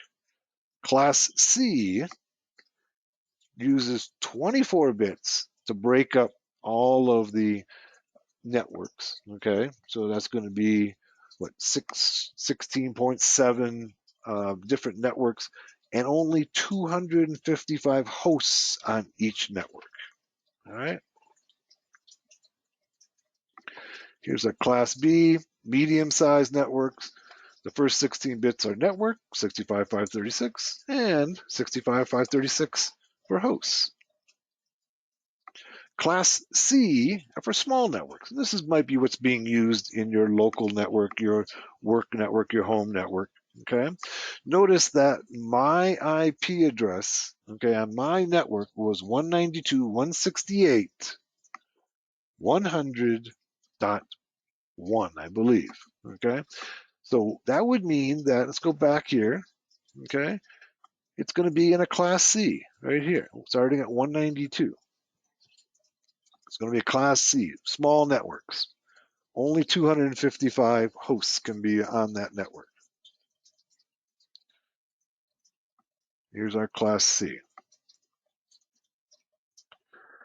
Private IPs. I recommend that you memorize these. These, if you don't know them, you should memorize them. Okay. This is the private. So we have all the other IP addresses. All the other IP addresses that are not in the ranges displayed here are public IPs. That means that they're routable. You can use them to communicate over the internet.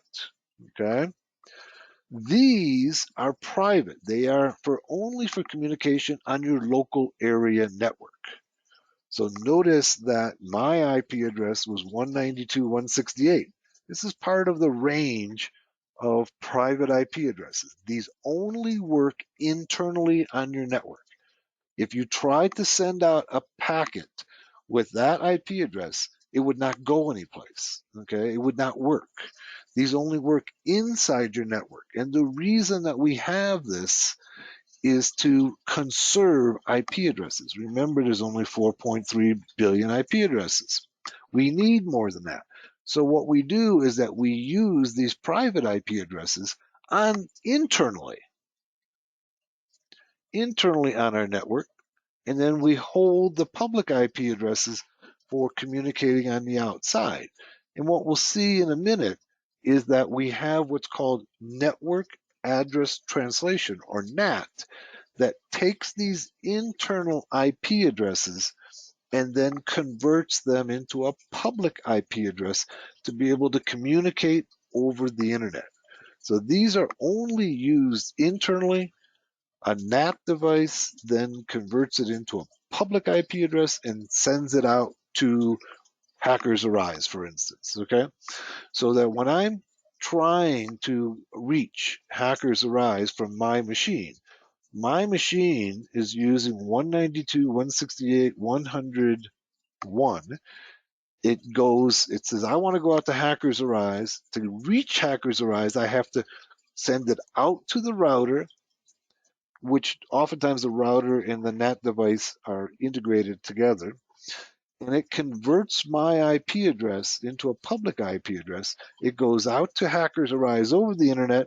Hackers Arise responds back to my router. It converts that IP address into a private IP address and sends me the results. All right. This is what we've had to put together to maintain IPv4. Once we get to IPv6, where everybody has their own unique IP address, NAT devices will become unnecessary. You know, we've been working on trying to make that transition for over 20 years now. It still hasn't happened. So maybe it'll happen soon. But in any case, this whole concept, this whole workaround, that's what it is. It's really just a workaround to conserve IP addresses. This system will be obsolete once we all convert to IPv6. Subnets, okay?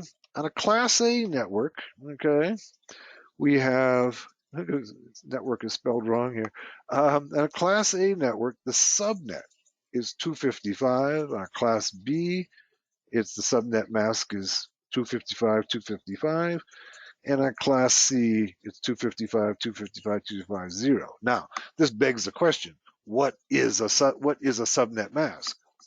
And that's what we're going to get to. Okay. Okay. Why subnetting? All right. Let's start. Why do we subnet? Okay. And then we'll talk about what these subnet masks do and how they work. Subnetting lets network administrators use the 32 bits, that's the total number of bits in IPv4, okay, more efficiently. They can create subnets within a Class A, Class B, Class C network. This enables the administrator to create networks with more realistic host numbers. Subnetting provides a flexible way to designate which portion of the IP address represents hosts and which portion represents the network. In addition, even if a single organization has thousands of devices, okay, so think about a very large organization like the military or a very big company, with thousands of people, tens of thousands of people, we don't necessarily want them running on the same network. We can break that network up into pieces, okay? The network would slow dramatically if everybody was on the same network. By dividing up the network, you can have different physical networks and broadcast domains. A subnet is a network within a network, namely a Class A, B, or C. Subnets are created by using one or more of the host bits to extend the network ID. As you know, Class A networks have 8 bits of network ID. Class B have a standard 16-bit network ID. And Class C has a standard 24-bit network ID.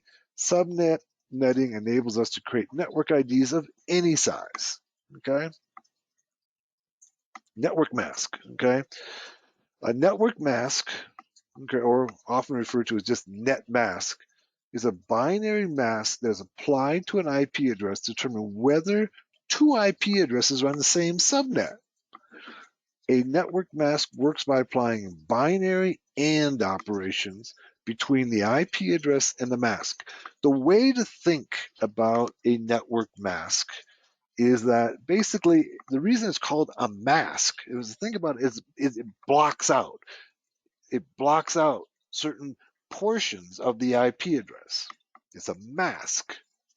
Okay, just like a mask would cover up your eyes, a network mask covers up certain bits in the IP address.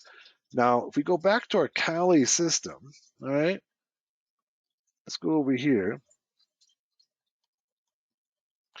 And we still got a couple things running over here. Here's how ping still running. Stop it. Okay. Use a Control C to exit, and then I clear my screen with a clear. And I go sudo ifconfig. I can see the net mask right here. Okay. This says that everything here, okay, everything here is part of the network ID. 0 means that this portion can be used for hosts. This can, all of this over here has to be used for the network ID. So think of it as, remember that 255 means that every one of the bits is on. It's a 1.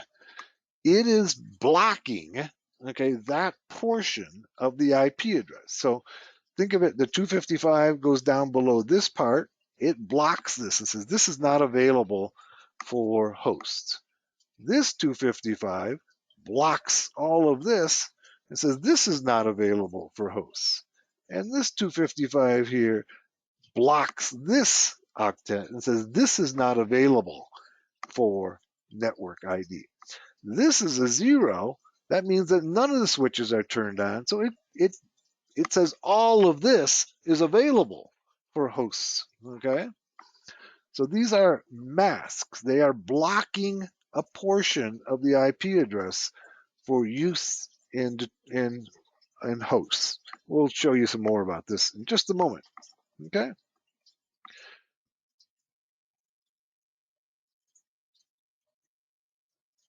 All right, here's subnet mask. Here's what I was trying to convey here. Okay. Subnet masks use the 32-bit structure of the IP address. The subnet masks tell us that which bits are for the network ID and which bits are for the host ID. When the subnet mask bit is set to 1, this means it's part of the network. A bit marked as 0 is part of the host ID. The diagram below is meant to demonstrate this process in a bitwise AND operation between the IP address and its mask. Okay, so here's the mask. All right, here's the mask. These are all ones. This is 255. All ones, 255. All ones, 255. All right. So here's our IP address. Okay, it's 192.168.1.5. So 128 plus 64. Okay, that's 192. Over here we have 128. 128, 32, and 8. Okay, so what we do is we AND them, and you can see that what happens, what drops out of it is 192.168.1.0. So all of this portion here is available for hosts. Okay, think of this as the ones blocking.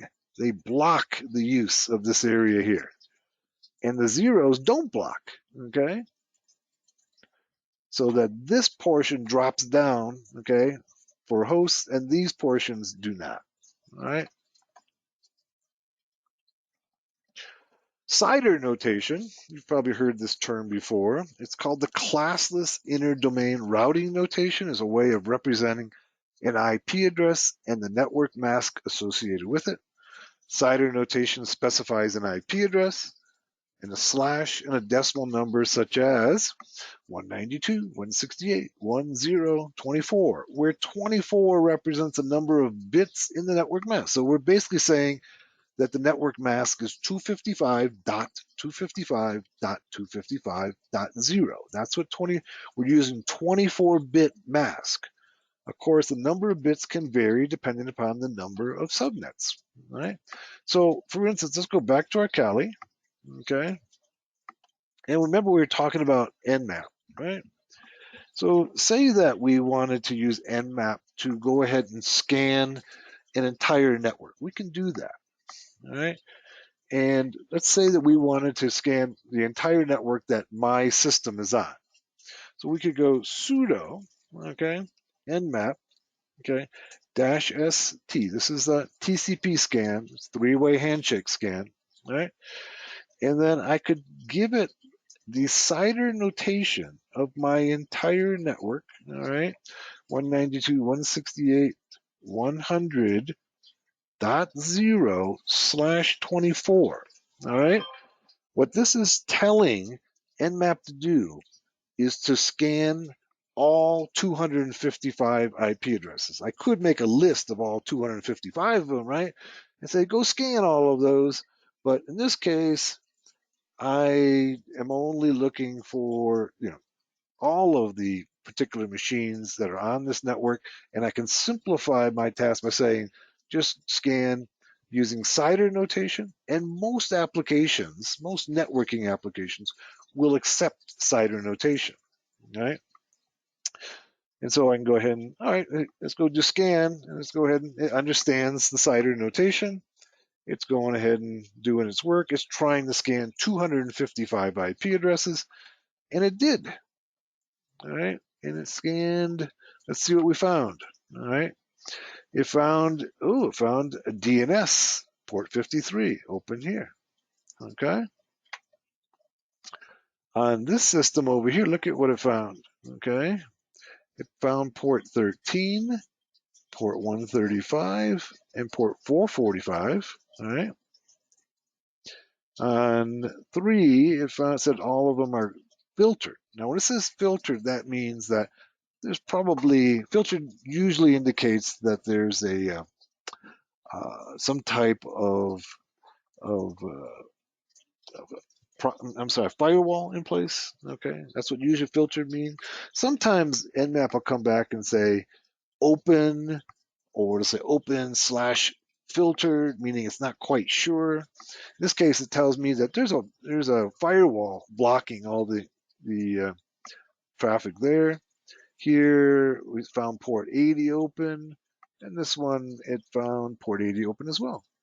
But you can see the important point here is that I can use CIDR notation as shorthand to say scan every machine on this network. Okay. Now, if I wanted to scan even more systems, like I wanted to scan 65,535 systems, so I got a really big network, for instance, right?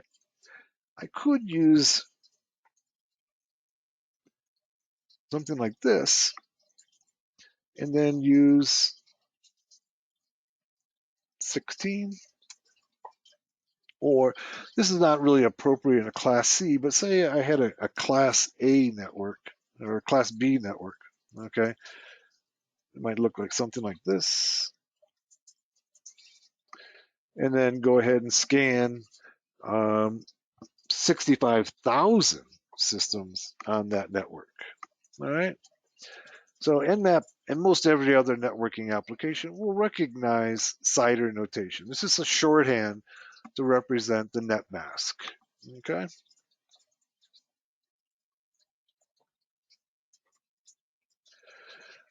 I talked a little bit earlier about network address translation, all right? So remember we talked about the fact that in IPv4 that we use these internal IP addresses, and then they get converted to a external or public IP address. That process is called network address translation, all right? So here we see that we have a PC here, and it's using 192.168.04, very similar to mine, right? And it goes out to the gateway, okay, at 192.168.01. Notice it's showing us here that the internal addresses, all right, this is the CIDR notation of the internal addresses. And then it goes to a NAT table, and the NAT table takes this IP address right here and converts it into a public IP and sends it out to an external machine on another network. All right. That's what network address translation does. Since internal networks use private IP addresses and the internet uses public IP addresses, a device must translate the private IP to a public IP. DHCP, or Dynamic Host Configuration Protocol, automatically assigns IP addresses to every host on the network. That's how we assign all the IP addresses to machines on our network, and then we make sure that they're all in a certain range, okay, of IP addresses. So we don't get IP addresses that are outside of our particular network.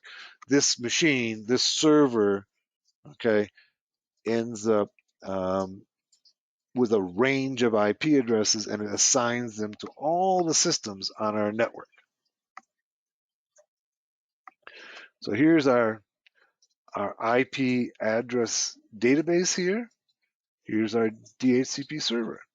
It goes into this database and says, okay, what IP addresses are available, okay, for our network? It grabs an available IP address and then it assigns it, okay, to each one of the systems on the network. When they shut down, that IP address then becomes available and it can be used on another system. So let's go back to our Kali system. And let's go and open up Wireshark again. Let's go clear my screen first. All right, and then go sudo Wireshark. Okay. And let's go to ETH1.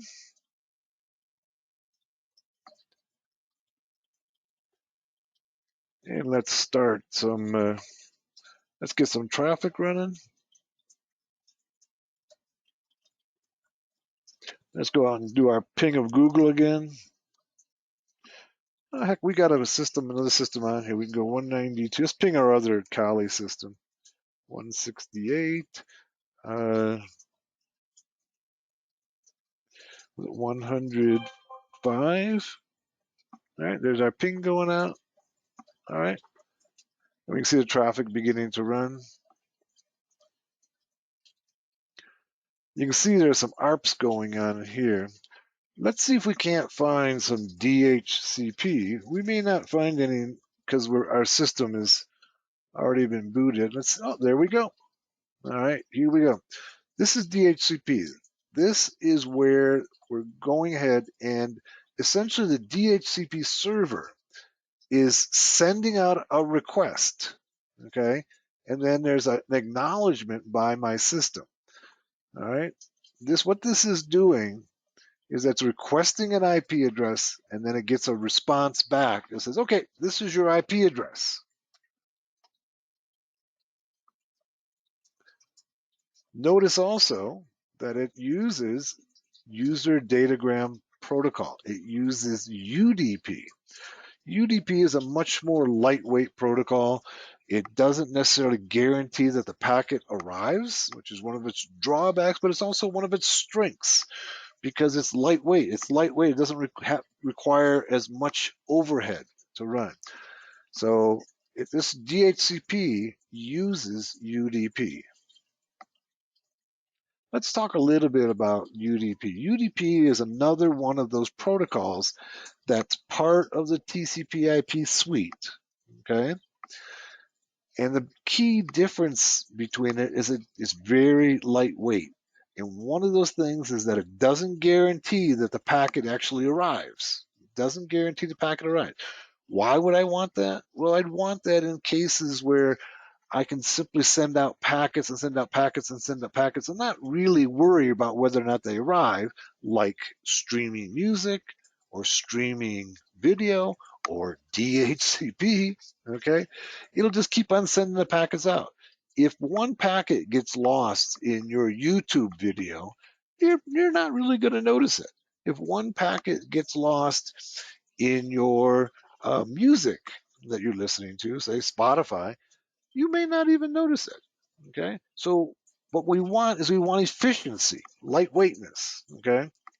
Lightweightness, I guess that's a word maybe. And that's what UDP gives us. It gives us efficiency without all the overhead and in protocols in areas where we don't really care if the packet actually arrives. So that's DHCP. Other protocols that use DHCP, SNMP, Network Time Protocol, NTP, all use UDP as well. Hang on one second. I want to show you something here. Let's see if I've got a good diagram of, yeah, here we go.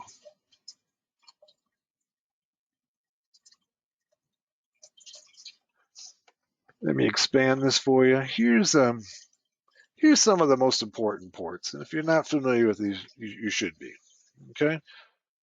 And notice there's not that many here. These are the most important ones. So this port 21 is FTP. Notice it can use either on TCP or UDP. Port 22, SSH, TCP or UDP. Telnet is 23. SMTP. Now SMTP is our email servers. Okay. DNS is our domain name servers, 53. DHCP uses port 67 and 68. Notice it's only UDP. 80 is HTTP, TCP, and UDP. 110 is POP3. This is between your system. This is the client to collect emails, POP3, TCP, and UDP. 137, 139 is NetBIOS, TCP, and UDP. 143 is IMAP, which is another protocol for being able to communicate between the client and the SMTP server. It's TCP. You would imagine that these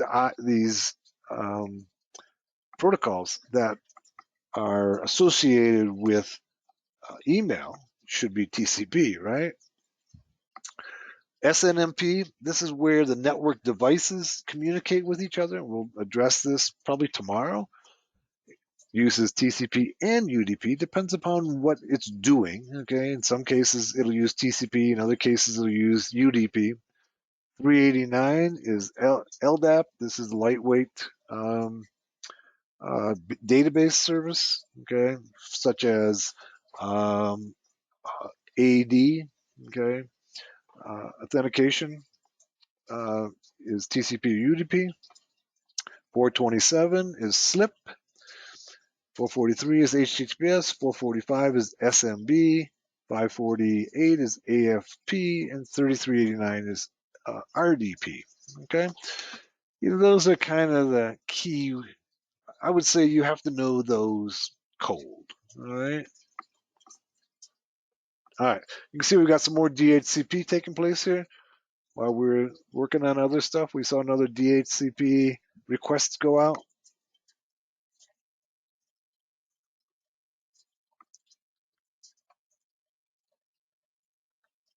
Here's our DHCP server. And we saw this taking place on our Wireshark. So the host A, okay, comes online and it goes ahead and says, I need a DHCP assigned IP address. Okay. So it goes out and sends out a packet, a DHCP discover packet to the DHCP server. It goes ahead and makes an offer. And then the DHCP request goes to the server again, and then the DHCP ACK takes place. Okay. So this is the way it confirms that one is assigns the IP address and then confirms the IP address to the client. DHCP servers have a scope, okay? That's simply the range of IP addresses. These are the IP addresses that are going to be used on this network, okay? And they have a time limit. This is called a lease duration, right? Now, there might be certain IP addresses like the ones that you say your web server or file server is using that are going to be reserved. And all the other machines on the network, it all depends upon, who goes into the server first. The IP addresses can change, but you might have certain ones that you say, okay, these are always going to be assigned to my web server, my file server. They're not going to move. That's what's called IP address reservation. All the rest of them can be changed. So they have this scope. So one of the things that an attacker can do is to go out and take up and use up all the IP addresses, right? So this would be an internal attack within the network, right? So I'm inside my network, and I can go out and just keep on requesting IP addresses from the DHCP server until there's no addresses left. And then the other clients, they don't get anything, right? So essentially it's a DOS attack, a denial of service attack. I take up all the IP addresses, and then there's none left over. So for instance, if this network was a Class C network, I could go ahead and request all 255, which is not that many. Put all of those on my machine or systems, and then there's nothing left over for the legitimate systems on the network. This is one of the things as a hacker attacker that you should be familiar with is the CVEs, and those are the vulnerabilities that have been cataloged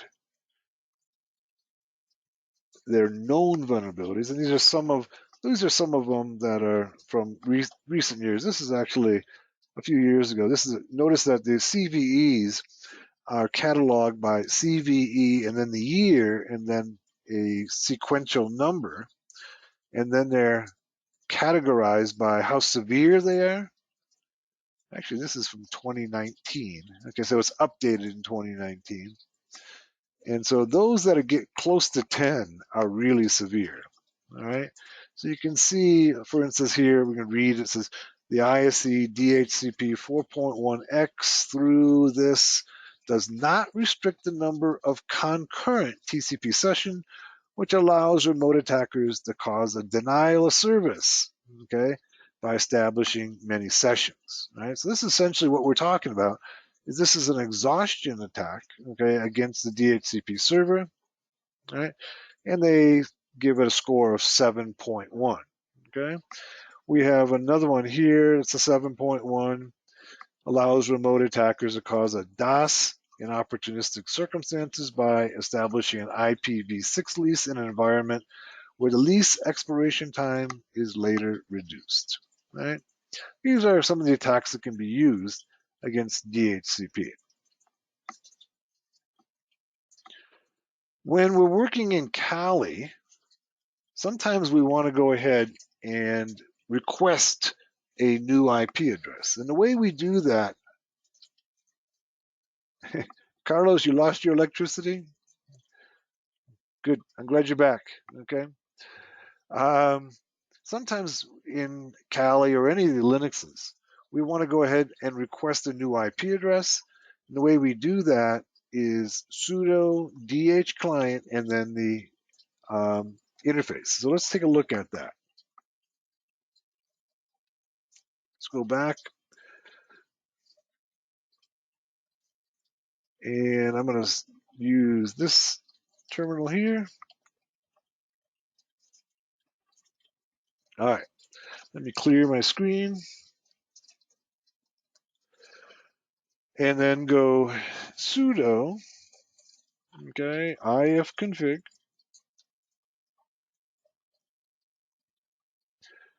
Now, you can see that this one has a DHCP assigned IP address, right? This Ethernet 2, okay? Ethernet 1, okay, doesn't have an IP address assigned to it. So let's see if we can get it an IP address so that it can actually be used. So we can go sudo, okay, DH client, okay, ETH0, all right? I hit enter, and now let's go sudo ifconfig, and let's see if we got a assigned IP address. Looks like we did, right there, okay? So now I can use that IP, I can use that interface for connecting, to anything. Previously, it had not, for whatever reason, the DHCP server didn't assign it an IP address, but now it did, and now we've got an IP address that can work on that network.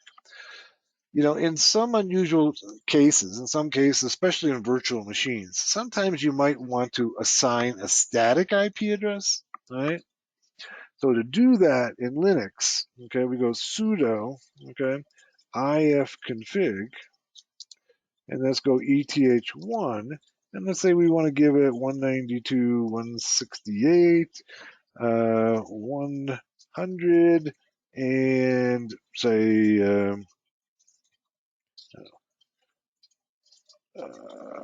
242.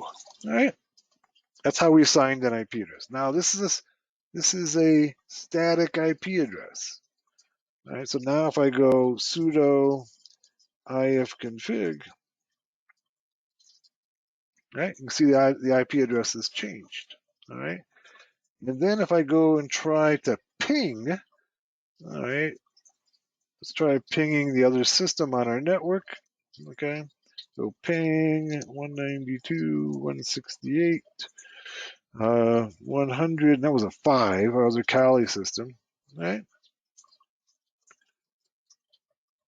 Yeah, that's not a good example because I put assigned the static IP address on which was in the range of the DHCP server. Let's do let's take it, assign an IP address. Let's assign IP addresses that are outside the range. Go see ETH on both of the interfaces. Let's go 10, 10, 10, 0, 0, 2. Okay, and then we'll go ETH1. And we'll make this one 3. Notice that these are on a different network. Okay.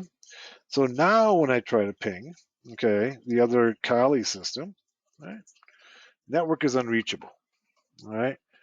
So they are on different networks. We have assigned them IP addresses that they can't talk to each other. Now, if I want to get back onto I want to go and get a DHCP assigned IP address, an IP address assigned by the server, which is on the same network. All right, I can just do our DH client.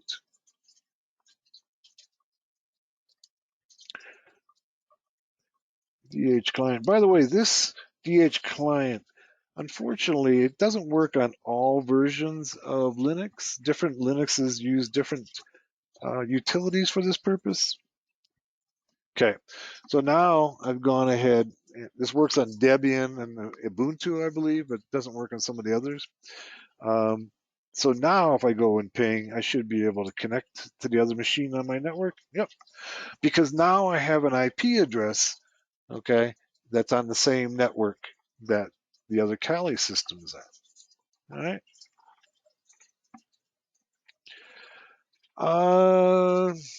Let's go ahead and let's take another 15-minute break at this point. Let's come back at 15 minutes, come back at like 7 minutes after the hour, and we'll do some more of network basics for hackers. Okay, we're back. And when we left off, we were talking about DHCP servers and DHCP service. And you can see that all of those DH client requests that I sent, all right, you can see them here. A bunch of them going out. This is Wireshark, just filtering for DHCP. And we can see all of those requests going out across the wire. Now, I promised you we wouldn't go past 4 hours in each day's class, so let's take care of a few other items here, and then we'll call it good for today and resume tomorrow. So let's go back to our presentation. This is what we had just done. Sometimes you'll get this answer here, RT netlink answers file exists. If you get that answer, that means that it successfully was able to assign a new IP address. All right. And here's showing you DHCP, what we just looked at live in Wireshark. And we can go ahead and dissect the packet even further. And we'll do more dissection tomorrow with Wireshark. Let's talk a little bit about DNS. We'll start on DNS here.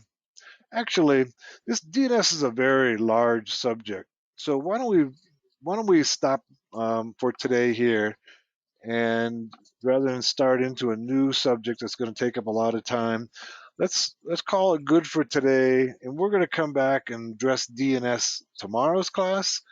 So thank you all for coming.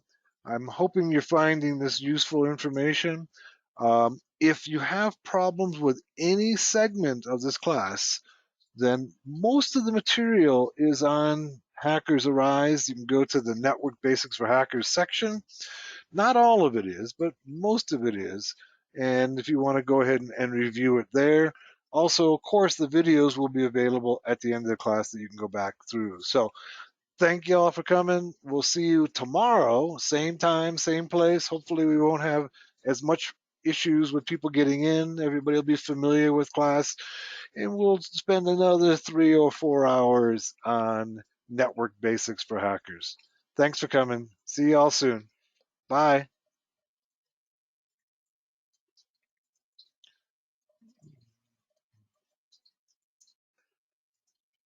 Welcome to day 2 of Network Basics from Hackers.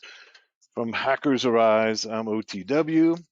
And yesterday, class, we did a lot of kind of fundamental stuff on networking equipment, networking topologies, networking IP addresses, MAC addresses, what have you. And we ended up talking about DHCP, and we looked at how we can renew a DHCP assigned IP address using DH client in Linux. In today's class, we're going to be looking at a few more key protocols in networking. We'll be looking at DNS, which is among the most important protocols. And remember that protocols are all they are is an agreement with as a way to communicate. All right, it's an agreement on the format of communication. So DNS has a particular format, TCP has a particular format, IP has a particular format. Yesterday we looked at the format of TCP headers and IP headers, which is pretty important stuff, I think. Okay, if you want to be able to break these networking protocols or use them as an attacker hacker, you need to understand the basics of how they're structured. All right. So make sure you're familiar with that. Make sure that you're familiar with the ports. We talked about some of the most common ports. Today we'll be looking at DNS. Okay, that's port 53. Okay, you should know that right at the top of your head. We'll be looking at ARP. Okay, the address resolution protocol. And we're looking at SMTP, which is port 25. So we'll be looking at those 3 protocols today, and we'll be looking how hackers can exploit those various protocols. So let's get started. All right, I'm gonna flip through forward into this presentation here. All right.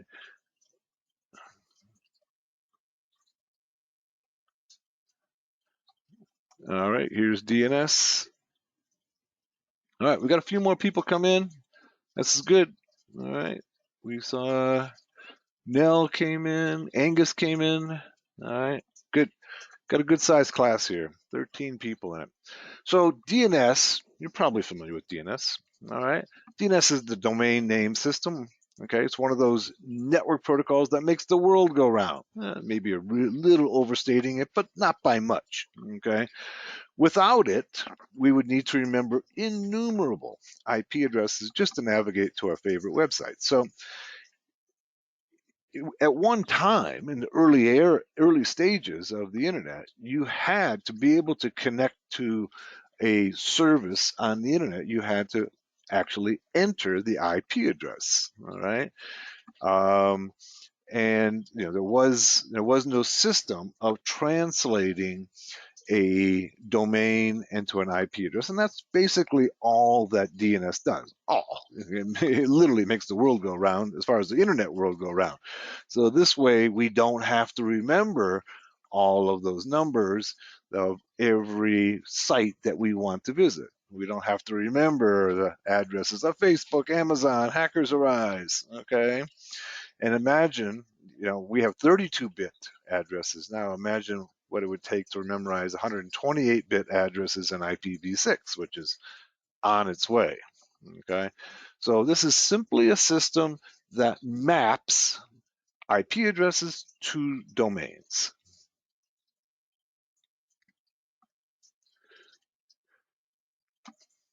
Okay, DNS was designed to translate a domain name, something people are rather good at remembering, into an IP address, the language of internet routing. Think of DNS as simply a translation of a domain name to their respective IP address. So when you enter a domain name such as www.hackersarise.com into your computer, it's automatically translated into a computer-friendly IP address of 23.236.62.147. Okay, remember the 4 octets, right? that the internet can understand and route.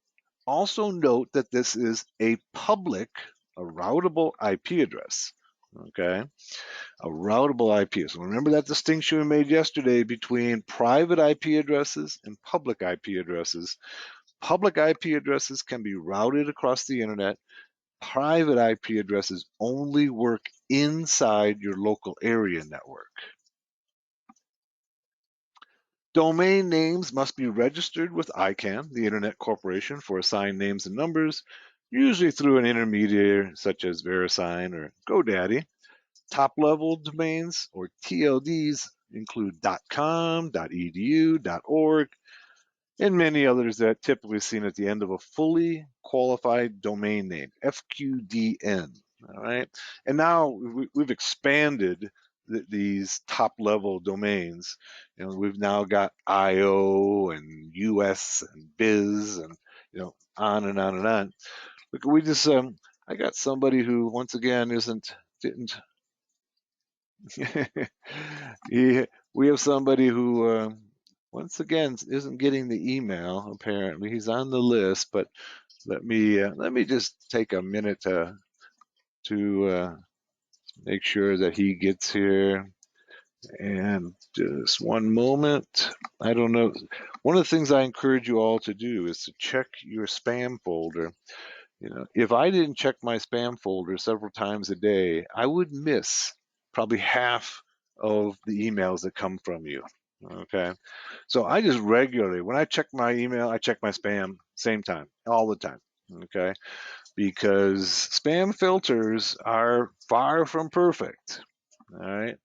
Spam filters, they do their best to try to keep out spam, but they also keep, they make a lot of false positives. And so when you send me an email, very often it ends up in the spam folder. So I always check my spam folder, and I recommend that you do the same. And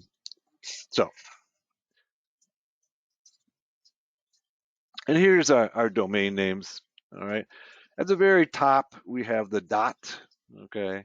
And then we have these top level domains. These would be .com, .net, .edu, .org, .info, and now we've got many, many, many more that are out there. So, for instance, under .com, we might have Red Hat, open source, CNN, Hackers Arise would all be in here. .NET was originally designed to be for ISPs, although there's no requirement that it be. EDU is for educational institutions, okay? And I'm pretty sure they enforce that. It only can be for educational institutions.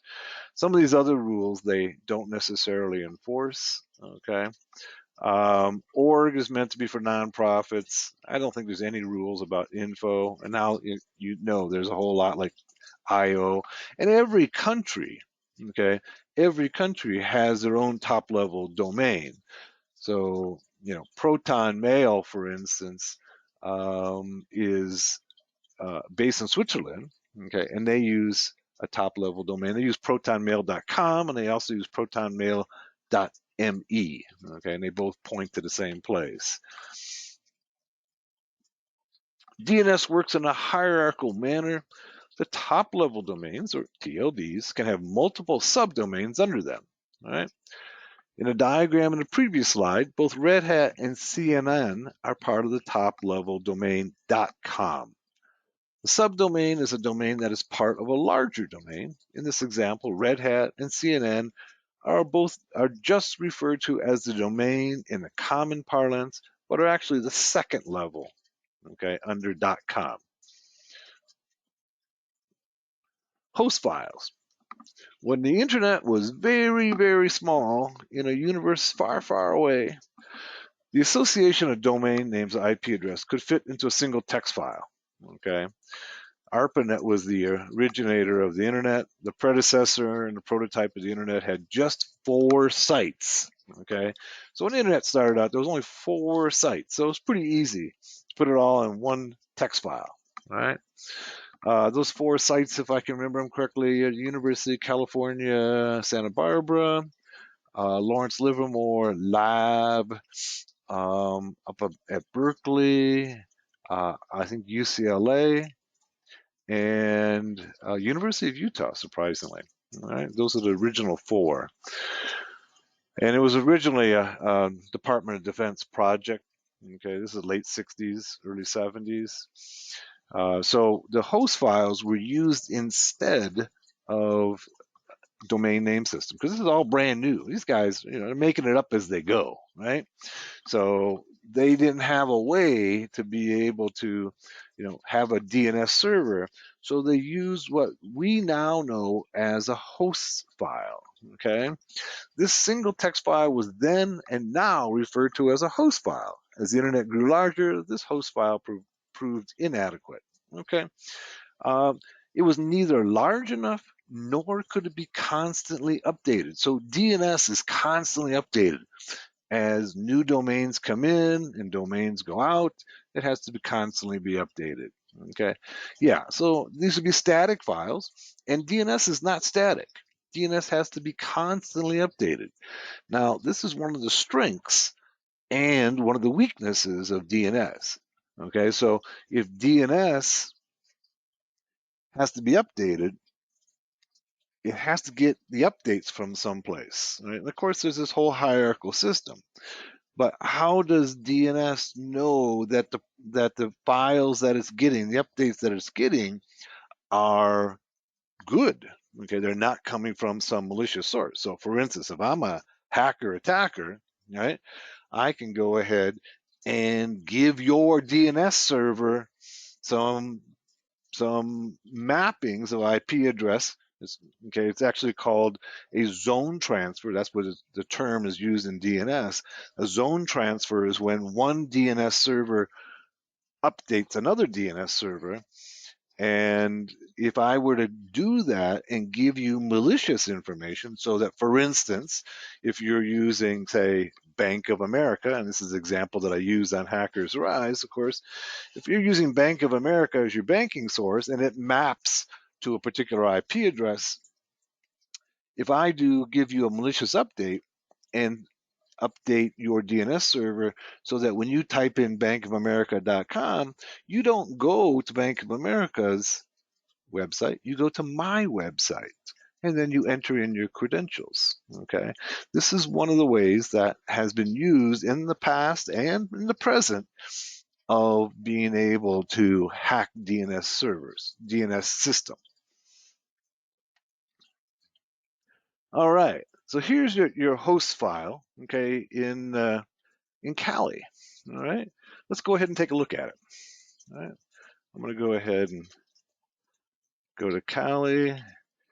Hopefully, I'm going to, and let's.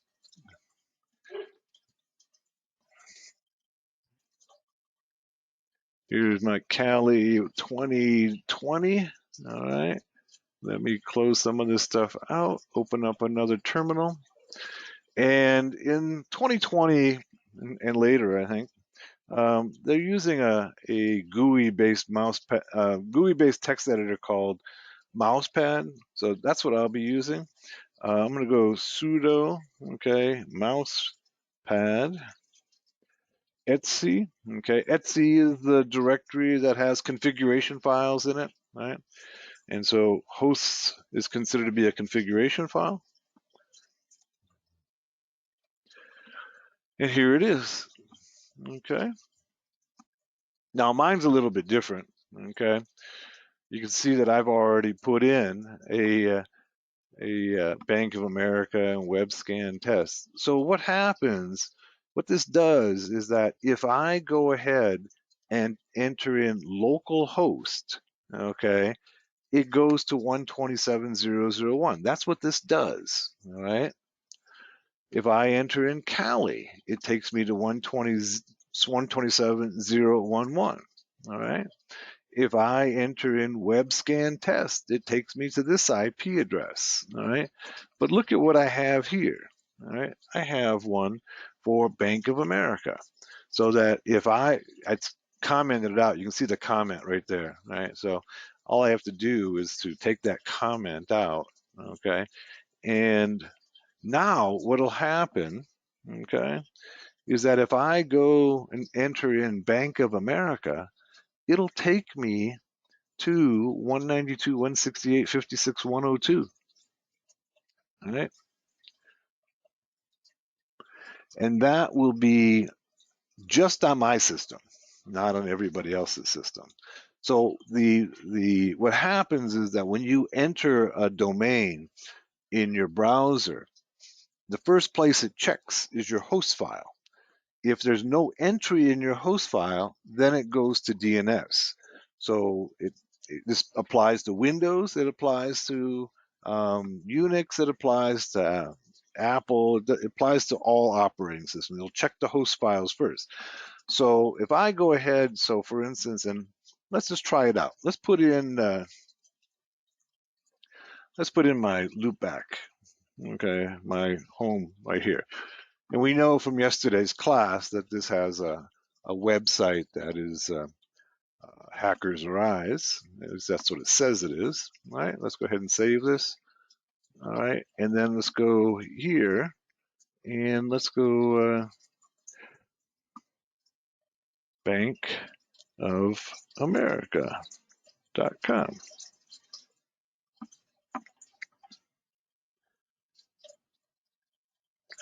Well, that didn't work. It went right past it. Let's go and see what we did wrong here. All right, Bank of America.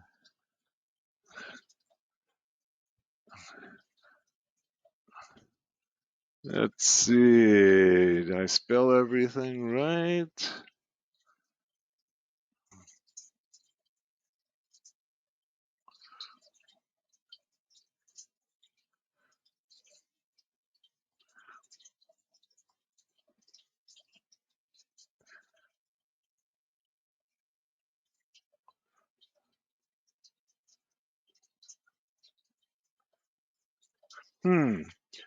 It should take me right to, let's try and make sure that it's working. Let's try another, let's try localhost.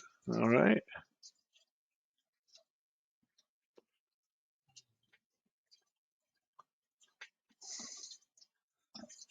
The beauty of live classes, localhost. Okay, there it is. Okay, so localhost seems to be working just fine. All right. Let's try web scan test.com. Says you don't have permission to access on this server.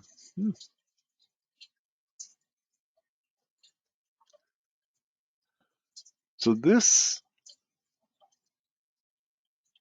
all right. Let's go back to our presentation. All right, and let's go and take a look at further on the host names. Okay, so just note that each IP address is on the same line as the associated host. In this case, a local host or Kali. Okay, like yours is. Whenever you enter localhost in your browser, it translates it into your home IP of 127.0.0.1. Okay. We could add another line, okay, like I did there, okay. You can add any line we would like. Host files take precedence, okay, over DNS, okay. Let's try one other thing. Let's do this to our host file. Let's go ahead and put this line before our local hosts, okay. Let's put it up here and try it again. All right, let's put it there. Let's save it. Okay, and now let's go back to our Bank of America.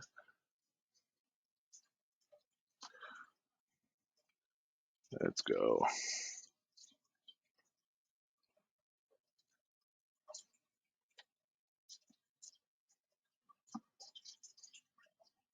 It's still bypassing the host file, going out to the DNS server. Well, while we're going through the DNS, let's take a look at I'll figure out why that's taking place. Let's go and take a look at what's happening from a Wireshark perspective on DNS. All right, let's go sudo Wireshark.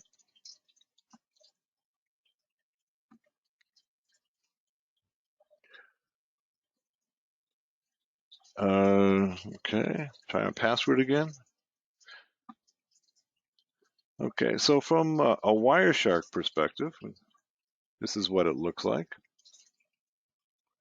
You should be able to see some DNS entries here. Let's go ahead and just filter out all this traffic and go DNS. All right. And it's not showing any DNS. Let's go ahead and refresh this screen so it goes out to the DNS server again. All right, there we go. You can see in the background. You can see the DNS taking place. Okay, it's going out to the DNS server. It's doing a standard query. You can see it here for Bank of America. Then it responds. Okay. And then we can go ahead and we can click on these and get more information on it. You can see it. Well, let's go look at it down below here.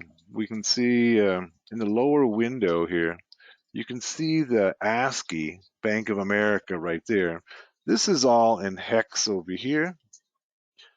We go over here in the center screen, all right, and let's go IP protocol v4, I'm sorry, and we can go ahead and take apart the IPv4 fields. Notice that the protocol is UDP. Okay.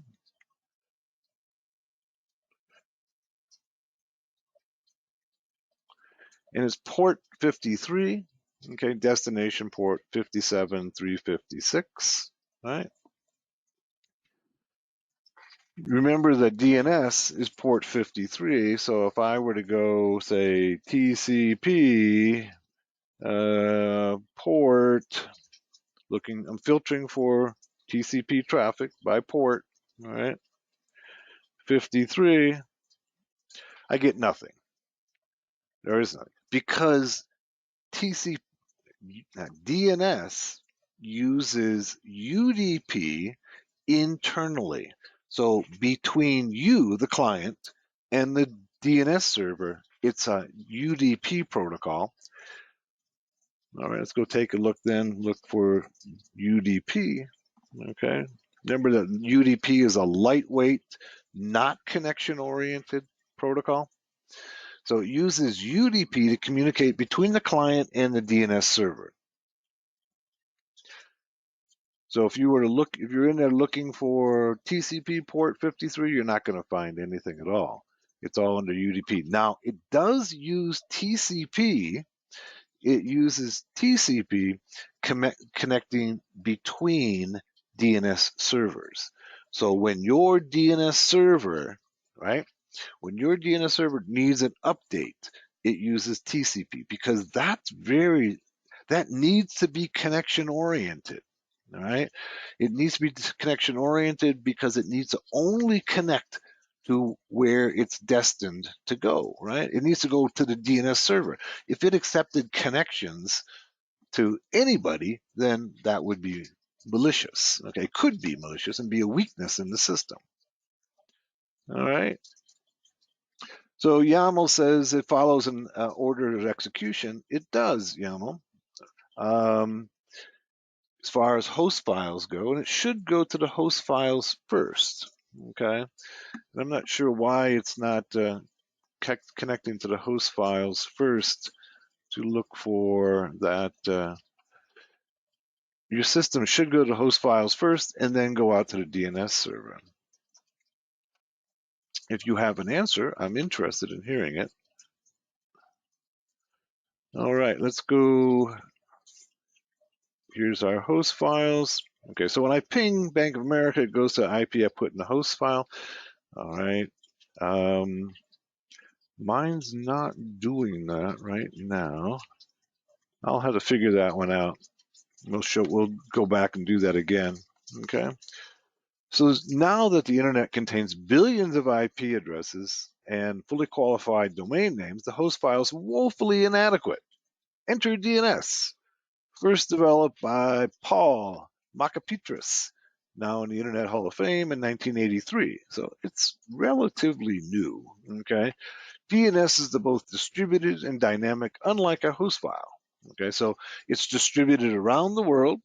Okay, and you may very well have a DNS server on your site in your organization.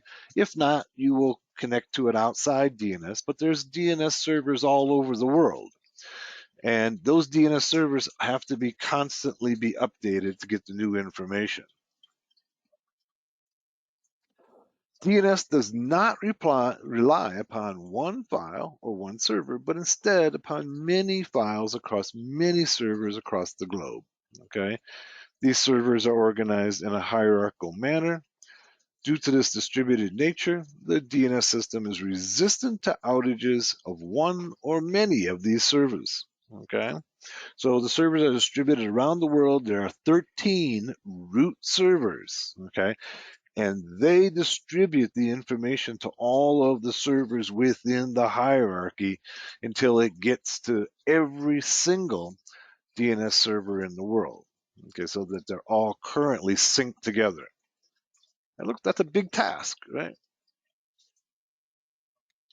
So here's an example of how DNS works. Okay, here's our local DNS server. All right, it says where is, okay, so when I enter, say, Bank of America, all right, where is, in this case, is betaexample.com, it goes to the local DNS server.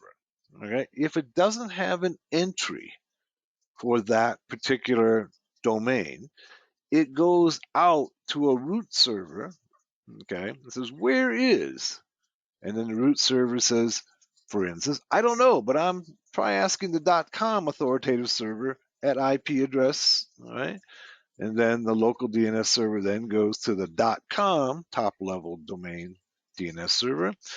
And it says, I don't know, but try asking the .com authoritative server at IP address. Okay. And then it goes out to step number 6. It goes out to, in this case, it's the authoritative server, for example, .com. It says, I don't know, try asking the .com authoritative server at IP address. And then it goes, where is, and it asks the authoritative DNS server. Okay, I am the authoritative for betaexample.com, and I know of no host named download. Okay, so in this case, it didn't work. There was no entry for that example.com. Okay, it's actually looking for download betaexample.com, and then it comes back to you and says, sorry, it can't be found. All right. Hopefully that doesn't happen to you very often, right? But this is the process that goes on in DNS in trying to resolve, that's what it's called, resolving a domain to an IP address. First goes out to your local DNS server, and then it goes out to these root servers, top level domain, authoritative servers, to be able to get the answer if it doesn't have the answer. If nobody has it, it comes back and says, sorry, no, don't have it. It doesn't exist. As we can see in that diagram, the user asks, queries the local DNS server to access download betaexample.com. The local DNS server does not have that resources as it's brand new. So it's a brand new domain that's been put up there, or subdomain. Okay. It then queries the root server. The root server responds, I don't know, but refers the local DNS server to the IP address of the authoritative server for the top level domain, TLD, in this case, .com. The local DNS server then will query the TLD server for .com and will respond with the authoritative server for the domain, in this case, example.com. The local DNS server will then query the authoritative server for betaexample.com. If it doesn't record, if it has the record, it will return the resource. If not, it'll respond, I don't know. So DNS has 4 components. We have the DNS cache, DNS resolvers, name servers, and namespace. DNS cache is often confused. That is at least 2 meanings First, the DNS cache can be the list of names and IP addresses that have been already queried, and that's the way that most people use it, okay? So the local DNS server will have a cache, okay, of IP addresses and domain names that have already been queried and have been resolved and are cached so that there's no more network traffic is generated. Okay, it makes it a lot faster. So once I go ahead and try to go out to bankofamerica.com, my DNS server says, oh, okay, we got that information. Let's put it in a little memory area. So next time he asks for that, we know where to go. Okay. The second meaning regards a DNS server that simply performs recursive queries and caching without actually being an authoritative server itself. Okay. I have a tutorial on Hackers Arise where what we do is we try to find out what antivirus software the company is using, okay, by querying their DNS server. So remember, there's this DNS cache. If I can query that cache, all right, and it has cached the name of the antivirus company and its IP address in that cache. That means that somebody in that company has gone out and accessed that antivirus. If there's only one name, okay, of an antivirus company in that cache, we can be pretty well assured that that's what they're using. If there's 30 different in there, we don't know. But if there's only one or two names in there, then that's pretty good indication that's the antivirus that they're using. Follow me? Okay. So every day your antivirus has to go out and be updated. And in that process, it has to go through the DNS service to get the updates. And then when it goes through that process, the DNS server has to cache that information. So if there's only one AV company's name in that cache, we know what antivirus they're using. How do hackers use that? Well, if I'm developing malware, one of the things I want to do before I use my malware is to test to see whether it gets detected by antivirus. And not all antivirus is the same. There's significant differences between antivirus, and some will catch malware and some will catch other malware. All right. So before the attack takes place, you want to go ahead and test your malware and see whether or not it gets detected. Because if you go through all that work as a hacker and all you do is get detected by the antivirus and it kills it, okay, you're not going to get any place. So before you attack, you test it on antivirus. Now, there's a lot of antivirus companies out there, 30, 40, 50 of them, right? And one of the things that you can do, of course, is you can take your malware and test it against a number of these services that actually will tell you whether or not it's been seen before by the antivirus software companies. But the only problem with that is that they report to the antivirus companies. There is one site called ScanII who doesn't report to the antivirus companies, and they'll tell you, okay, well, this malware will be detected by this antivirus, but not by this antivirus. All right. So this is why you want to know what the Adi says, editing the host file is working for me, maybe due to your cookies. It may take, yeah, I think you're right, Adi. I was thinking about the same thing. Adi says that he edited his host files and it took him right to, it may be that there's cookies in my system, or that it's cached in my browser. So I will reboot my system and it should work. Okay, but let's so if you want to, go ahead and change your host file and give it a shot. But mine has cookies or something else that's redirecting it past my host file. The DNS cache has valuable information. It contains every query entered by individuals within the organization. By querying the DNS cache, the attacker can determine with some certainty the AV the entity is using. That's what we were talking about, right? For a review of DNS cache attack, see this one, this tutorial on Hackers Arise is how to use ReconNG to determine the target's AV software. All this ReconNG does is you tell it what the DNS server that of the company, and then it'll tell you if that company is been cached in their DNS server. Okay, the AV company.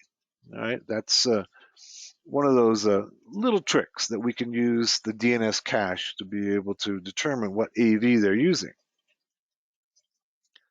DNS resolvers are any hosts on the internet that need to look up domain information, such as the computer you're using now. That's a resolver. It's a terminology.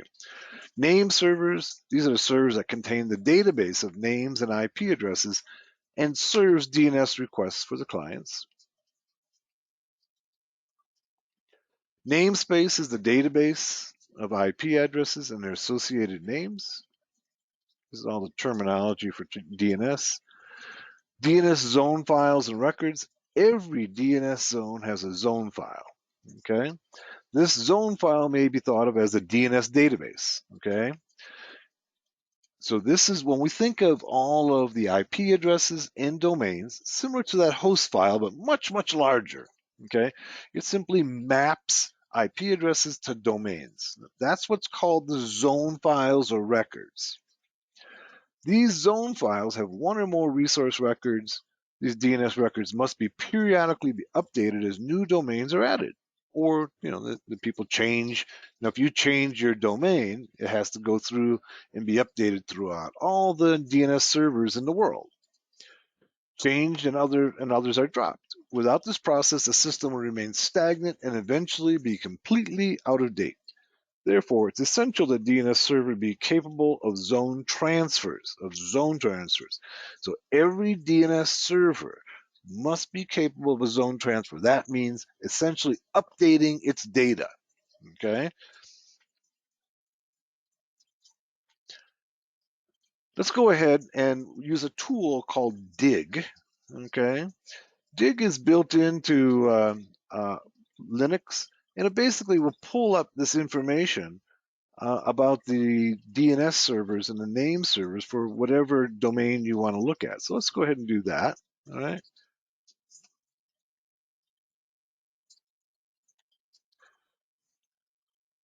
Let's open up another terminal.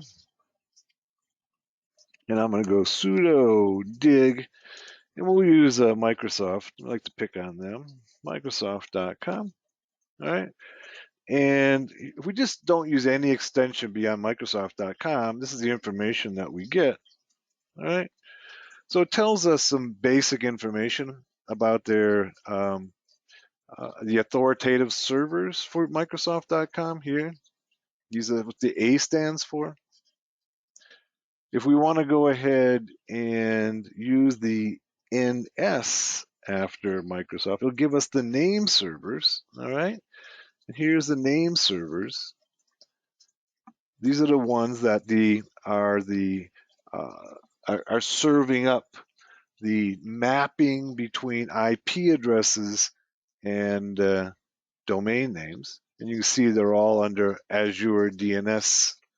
That's Microsoft's Azure, of course, is Microsoft's cloud service.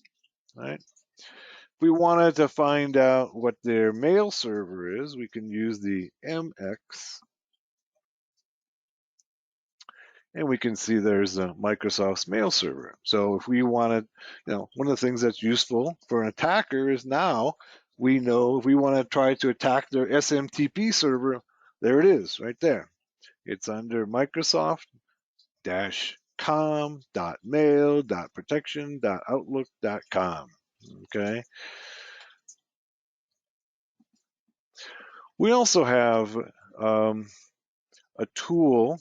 We have a number of tools in Kali that can help pull out information on DNS. Let's go up here and we'll go to information gathering, and we'll go to DNS analysis, and we have DNS enum, DNS recom, and fierce. They're all very similar. Let's use DNS enum, okay? It opens up this help file, okay? Let's see if we can figure out how to use it, okay? First of all, we're gonna have to go sudo, right? And then this is DNS enum, all right? And then it says, it should give us some usage, all right? Does it give us any, this one give us any usage? Yeah, here it is, usage. DNS enum, options, and then the domain, all right? So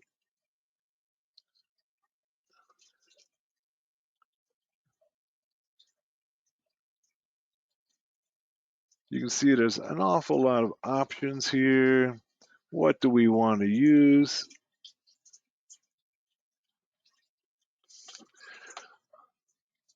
Let's see. One moment. And what this tool will do is that it'll give you a lot of information about DNS from these records, one. And two, it can also find subdomains, all right? So if there's subdomains within the particular domain, it can try to enumerate those. And let's see if we can't abuse Microsoft's domain.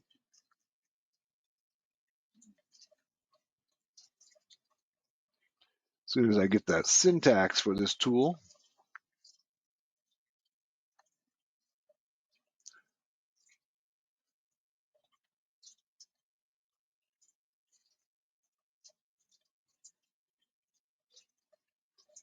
All right, here we go. Sudo, and then let's go Microsoft.com, and then -F. This is where, notice up here, we see the -F under brute force options, right? So what this does is that it reads subdomains from this file to perform a brute force. So what it's going to do is it's going to try to go inside of Microsoft.com and see whether or not there are subdomains like sales.microsoft.com, engineering.microsoft.com, HR.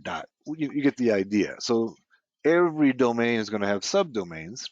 And so what we want to know is what subdomains do they have? Because those may be more vulnerable, okay, than say the primary domain. They may have vulnerabilities that don't exist. They may have confidential information that we might want. So let's see if we can extract, okay, some of those subdomains. And let's go user. We're just going to use a file of potential subdomains. We're going to use, say, user share. We're going to use dirbuster, and dirbuster has a bunch of word lists in it, okay? And directories dot jbro. You can use any one you want.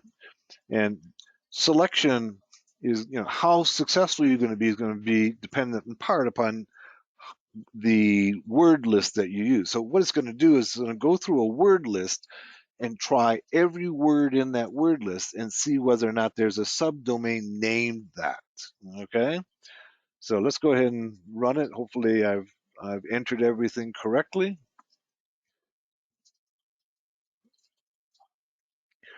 And then the first thing it does is it gets us the authoritative servers first, gets us the name servers for Microsoft, gets us the mail servers, okay? They got several mail servers. And then it goes ahead and tries to do a zone transfer, okay?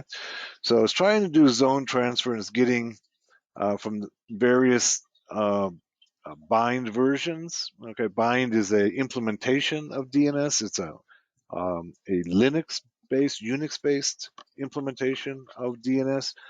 And so what it's trying to do here is that it's trying to go ahead and see whether or not I can actually add information to their DNS server maliciously. And as you would guess, the answer is no. Okay. When it went ahead and tried to do brute forcing, it came up with some error message here. Let's go ahead and try a different word list and see if we can get it to work there. Let's go. Let's go locate word list. We're going to try to find a small one because we don't want to spend all day letting it run. It can, if you give it a good sized word list, it can take hours to do its work. We want a word list that's going to be like subdomains. Okay, here looks like a good one. Subdomain word list right here. All right, let's try that one. Copy selection. Let's go and do an up arrow, get that other one, and let's add that word list. Okay, of subdomains. All right, and let's let her fly. Okay, now it's trying those subdomain word lists to see whether or not there are subdomains named in that file. So it's trying each one of the words in that file to see whether or not there's a subdomain there.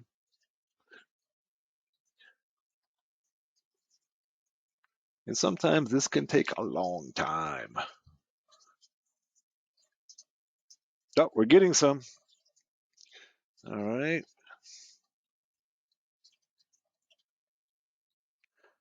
Okay. Academic, reroute, academy, reroute, account, Microsoft. You see we're starting to get some admin, Microsoft.com, advertise at Microsoft, Bing ads. Wow, we're getting some good ones here. AI, there's the AI department at Microsoft.com.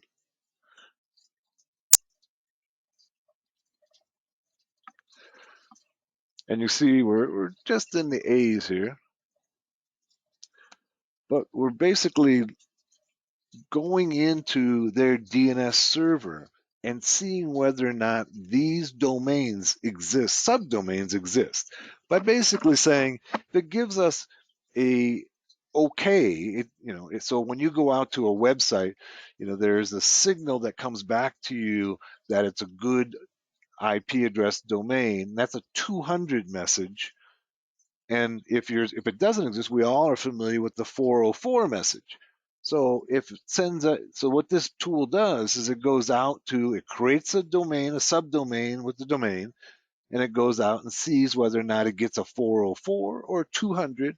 If it gets a 200, okay, then it knows it exists. Here's some back office at Microsoft.com. So it's not that complicated of a tool. It simply is looking for what message comes back by trying out multiple subdomains. And also I should point out that this is totally invisible to Microsoft, all right? This is totally invisible to Microsoft because this is touching the domain server, all right? It's not touching Microsoft.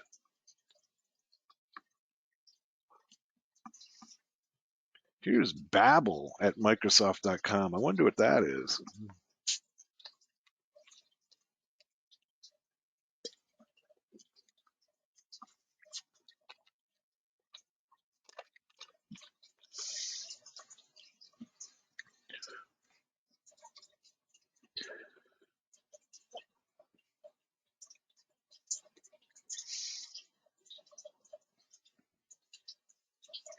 While that's running, Adi, in the chat there, you can see that he edited host file and it works for him. One of the ways to test to see whether or not it's a browser issue is to try pinging, okay? So let's go and do ping, all right, to a bank, in this case, Bank of America is what we had edited in our host file. So this should bypass any of the cache or cookies in the browser, and let's see where it takes us to. Yeah, see where it's taking us to? So it goes to the host file first, okay? And so when I try to ping Bank of America, it's taking me to 127.0.0.1, all right? Let's go ahead and stop that, and let's go back to my host file, and let's put another, say, another IP address in there, and let's put in the other Kali system. The other Kali system is here, and let's put, let's go here and do sudo ifconfig. And I think this one, yeah, this was 105. So let's go ahead and put that in here. All right. 192, 168, 105. Okay. So this is in my host file. I go ahead and save it. All right. And now let's ping Bank of America again. And you can see where it's taking me to. All right. It's taking me to my other Kali system. So what we've done is we've been able to divert this particular person's, okay? Now this would require physical access to their system, right? Or, you have to have root access on their system. You could change their host file and redirect them to your website. Or you could also use a tool called DNS spoof on a local area network. DNS spoof essentially redirects DNS queries to your system. Okay, that's what DNS spoof does, and then it uses your host file. So DNS spoof is, I'm trying to remember who developed it. Can't remember his name at the moment, but it basically redirects any DNS query on your local area network to your host file. All right. Now, if there isn't an entry in your host file, then of course the DNS query will go out to the DNS server. So you want to take any query on your local area network, bring it into your system, use your host file, and if it's not there, it goes out to DNS. If it is there, you can redirect somebody's traffic on your local area network to your malicious server.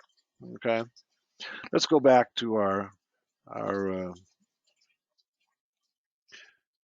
DNS enum. Here it's still doing its work. You can see we've got this is a pretty good size list. It's being pretty effective. Ebooks, reader. Look at Microsoft's got so many subdomains.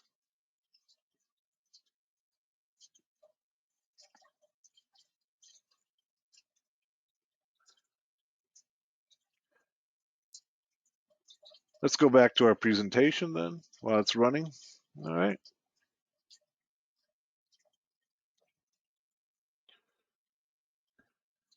Digging to find our mail server. Okay. You can see this is a different one. This is a different mail server, I think, than when no, maybe it is the same one. Yeah, it's the same one than we looked at just recently. DNS and Wireshark, took a look at that. This is what it looks like. Standard query, standard response. Okay. And it's port 53 and it's UDP inside of your network. Outside of your network, it is TCP. And here it is showing us it's a user datagram. All right. Port 53, standard query.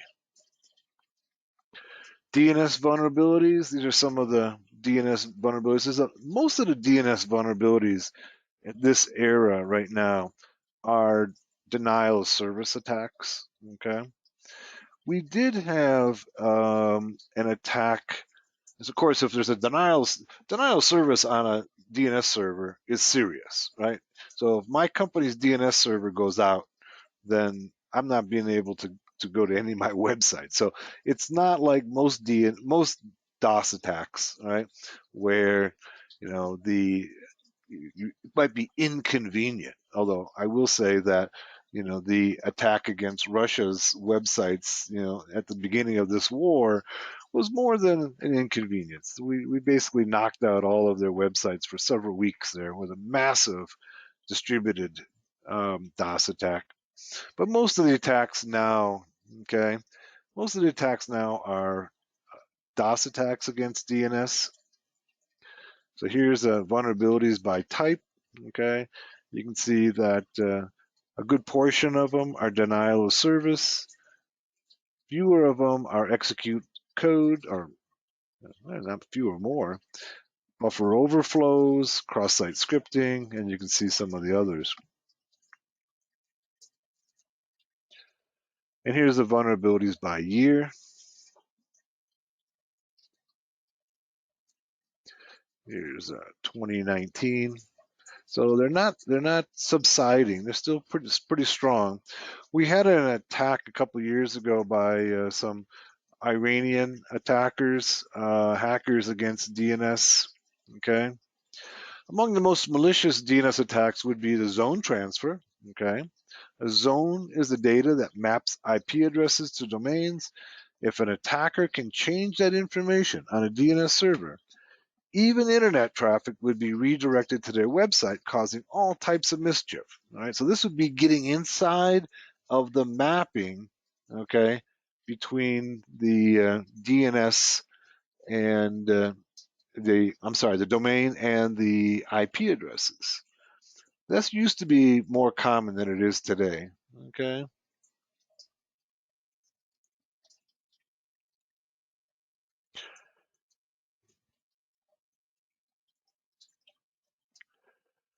Another type of attack against the DNS would be to simply change the settings that directs the DNS queries to another malicious DNS server. All right. So, in other words, if you're using a DNS server that you trust, and then you go ahead and redirect those queries to another DNS server that might have malicious information in it. In a way, this really isn't technically an attack against DNS, but rather an attack against the internal credentials and servers, such as a mail server. You can read below the details of an attack the U.S. CERT warned against in early 2019, where credentials of the sysadmin or other user with authority to change DNS records and redirect users' DNS queries to their malicious DNS server. This is what the Iranian attack against DNS servers. Okay. Recently, a group of Iranian hackers were able to attack the DNS of multiple companies in order to harvest credentials. They did this at least 3 different ways. 1, the attackers changed the DNS records for the victim's mail server to redirect it to their own mail server. Attackers also use Let's Encrypt certificates to support HTTPS traffic and a load balancer to redirect victims back to the real mail server after they've collected login credentials from the victims on their shadow server. Number 2, the same as the first, but the difference is where the company's legitimate DNS records are being modified. In the first technique, attackers change DNS-A records via an account that account at a managed DNS provider, where in this technique, attackers change the DNS name server records via a top-level domain provider account. Sometimes also deployed as part of the first 2 techniques, this relies upon deploying an attacker operations box that responds to DNS requests for the hijacked DNS record. If the DNS requests for a company's mail server come from inside the company, the user is redirected to the malicious server operated by the attackers. But the request comes from outside the company, the request is redirected to the real email server. All right, so that's it for DNS. You might want to take a look at, there's a tutorial on Hackers Arise on using DNS spoof, okay? And it takes a little longer to do, so we're not going to do it here in class, but what it can do is basically on a local area network. It can redirect DNS queries to the attacker's system and then send queries to your web server. All right.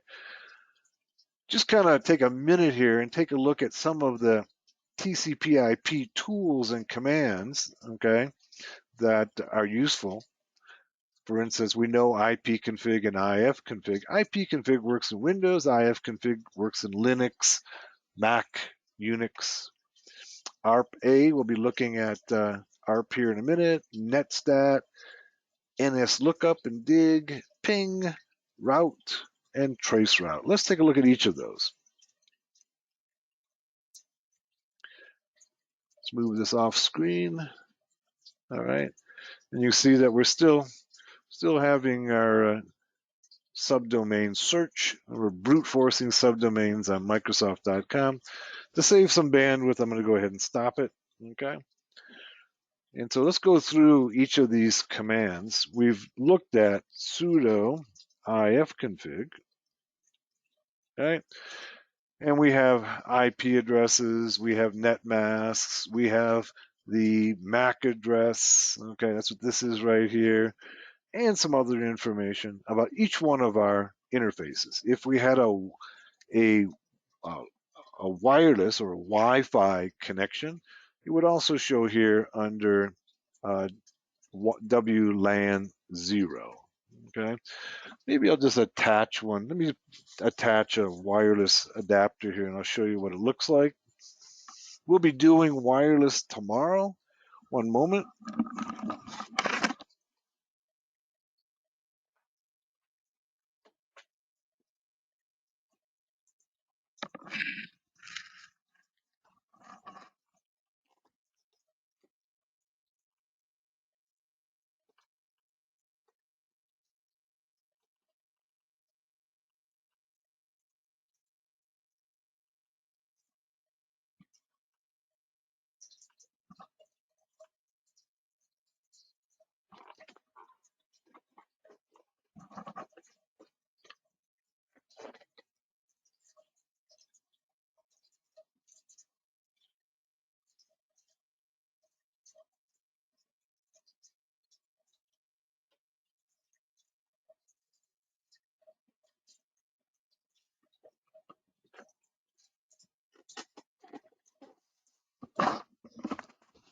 Okay, I have attached an external USB wireless adapter.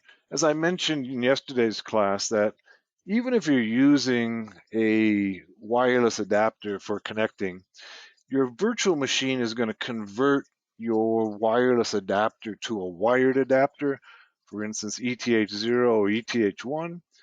Now, let's go ahead and try it again now that I've gone ahead and attached a wireless adapter. And you can see there it is, WLAN 0. So if you're using a virtual machine, you're going to need to use an external USB. You can see it doesn't have an IP address yet. All right. To get it assigned an IP address, we would have to do this. Remember that we have the DH client, so we can go sudo, okay, DH client. In this case, it'll be WLAN 0. And it should go out to the DHCP server to get it an IP address. And you can see it's taking a little while.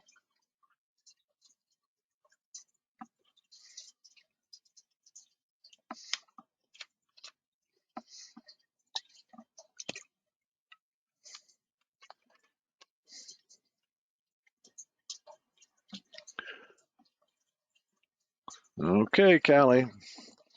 Oh, you know what? What happened is the wireless adapter died. Let's go ahead and looks like it might have gotten disconnected. Now there it is right there. You can see it, but it's not, the light went off on it.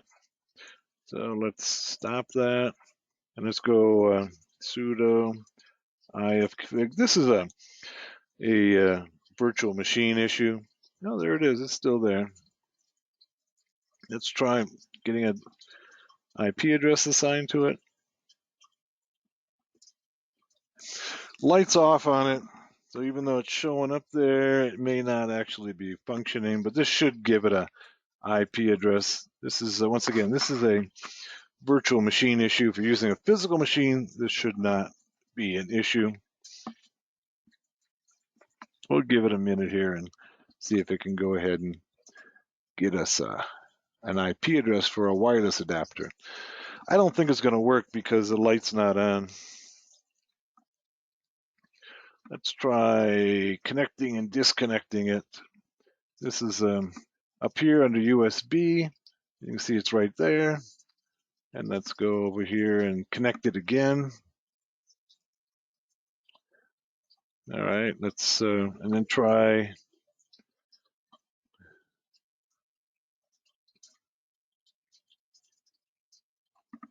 Lights on, so it looks like it's connected. Light just went off.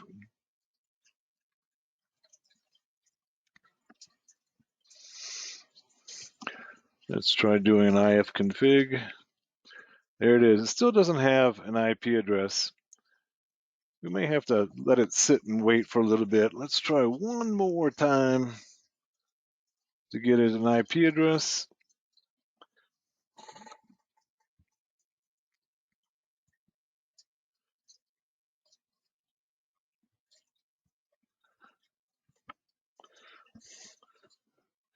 This is probably as good a time as any to go ahead and take our 15-minute break, and we'll see whether or not Callie can assign it an IP address. Without an IP address, it's not going to be useful for us. We can't really use it without an IP address, so this is kind of critical. So let's go ahead and take a 15-minute break. I got 13 minutes after the hour. We'll come back at 28 minutes after the hour. See you then. Okay, we're back, and you can see that my sudo dh client wlan 0, okay, looks like it's successfully executed. Let's check and see whether it did. Gave it an IP address. It looks like it still failed to give it an IP address. What happens with these virtual machines is sometimes they have a hard time connecting externally to devices. All right, so sometimes they'll lose data between the virtual machine and the external device. Sometimes you have to reboot. So if I were to reboot this Kali, it'll probably connect and be able to assign a IP address. Before I do the tomorrow's class, when we talk about Wi-Fi, I'll reboot my Kali and we'll get an IP address then. So rather than having you all wait for that, we'll just keep on going. Okay, so I wanted to show you a few more command line tools for working in TCP/IP. You're familiar with ping. Okay, remember we changed the host file. So if we were to go ahead and ping bankofamerica.com, okay, we can see that's redirecting to my other Kali system. All right, let's go back to our host file and change it, or just take out that line. Okay, let's take that line out, or let's just put a comment in front of it. All right, so it doesn't see it anymore. Let's save it. And then let's go and ping Bank of America again. And you can see it goes to the real Bank of America website now. Okay. Other command line tools. All right. We talked about, let's see what we talked about. Dig. Okay. We already did dig. How about netstat? Okay. Let's look at netstat. Let's go ahead and use netstat. Go sudo netstat. So we get, and let's do -a. All right. And what netstat will give us is all of the connections, okay? All of the connections to our system. Interesting, right? These are all the, you can see that the state here, these are, it tells us the type, okay, the protocol type, all right? You can see here, it goes TCP/6, okay? We've got, that basically is our loopback adapter. We've got some others here that are UDP. And we have a raw socket here. And then we have a number of other connections, okay, with the path to the service that is making the connection. These are largely listeners. These are some connected services here. So that's netstat-a, all right? It's going to show us, look at how many connections there are. You probably weren't aware that there was that many connections going on in your system.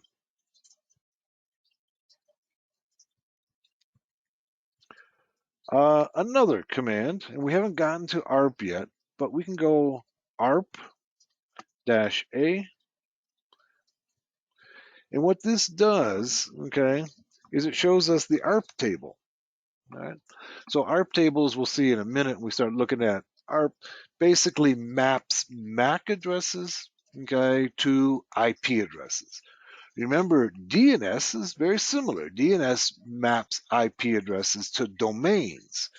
ARP maps the IP addresses on a local area network, okay, to the MAC address. And we can see that each one of these, okay, this is the MAC, this is the ARP table here. Here's the IP address, here's its MAC. Here's the IP address, here's its MAC, right? And some of them are repeated here because they have multiple devices. Okay, we have multiple devices here, or multiple interfaces on these machines, all right? Let's see, what other ones do we want to take a look at? We looked at ping, we looked at trace route. All right, let's look at sudo trace route. What trace route will do is it'll show us how many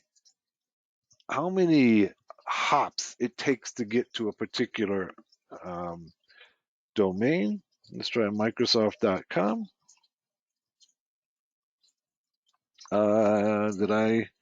Looks like I spelled that wrong. It should be tracert.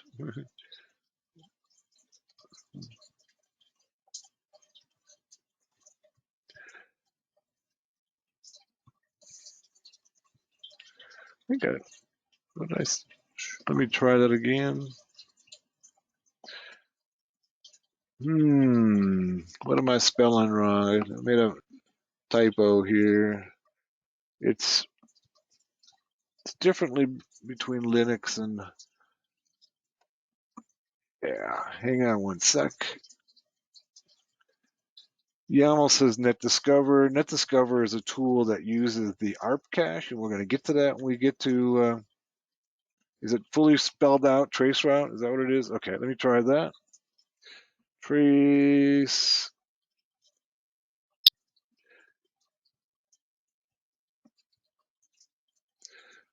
root.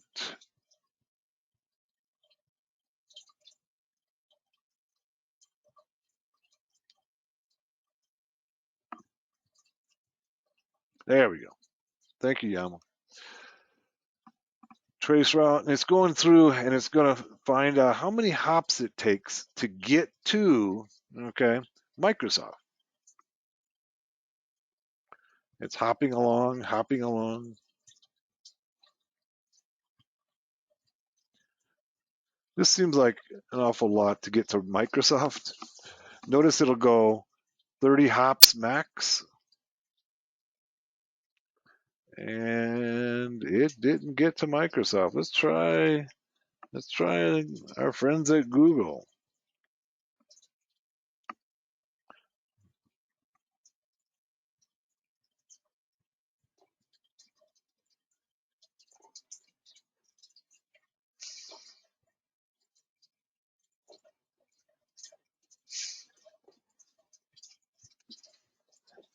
Yeah, YAML says VPN, and I think that's exactly what's going on. It's not working because I'm using a VPN on this, okay? And so it's not showing me the hops. You should be able to do it, okay? And be able to see how many hops there are between you and any domain. All right. So let's move on to ARP. All right.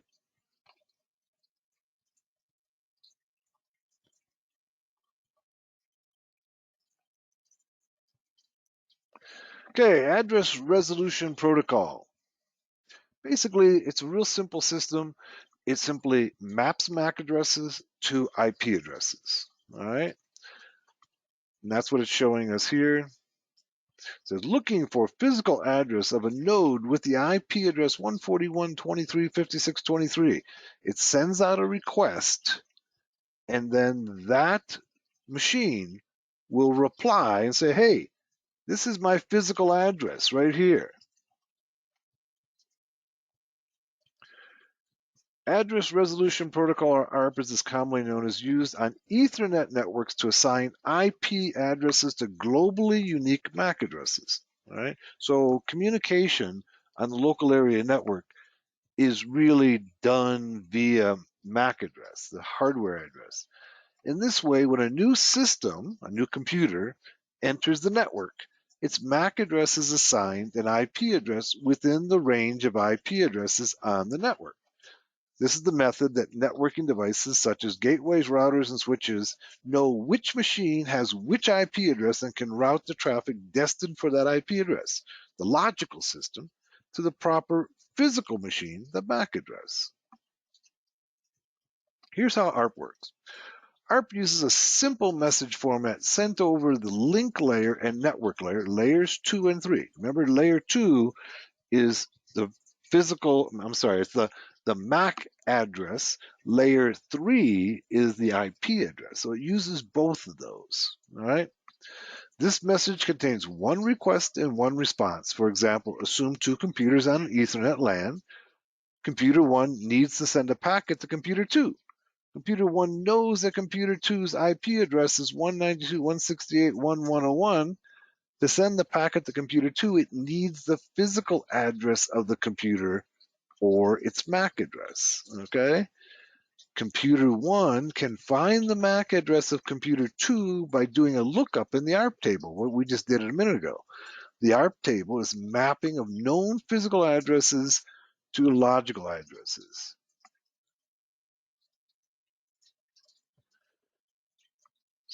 Yaml says, then how would I figure out the real IP address for a computer inside of a private LAN? So what do you mean by real IP address? What does that mean? Okay, we know by just looking at the ARP table what the MAC address and the IP address is. What do you mean by that's the IP address? What do you mean by real IP address? What does that mean?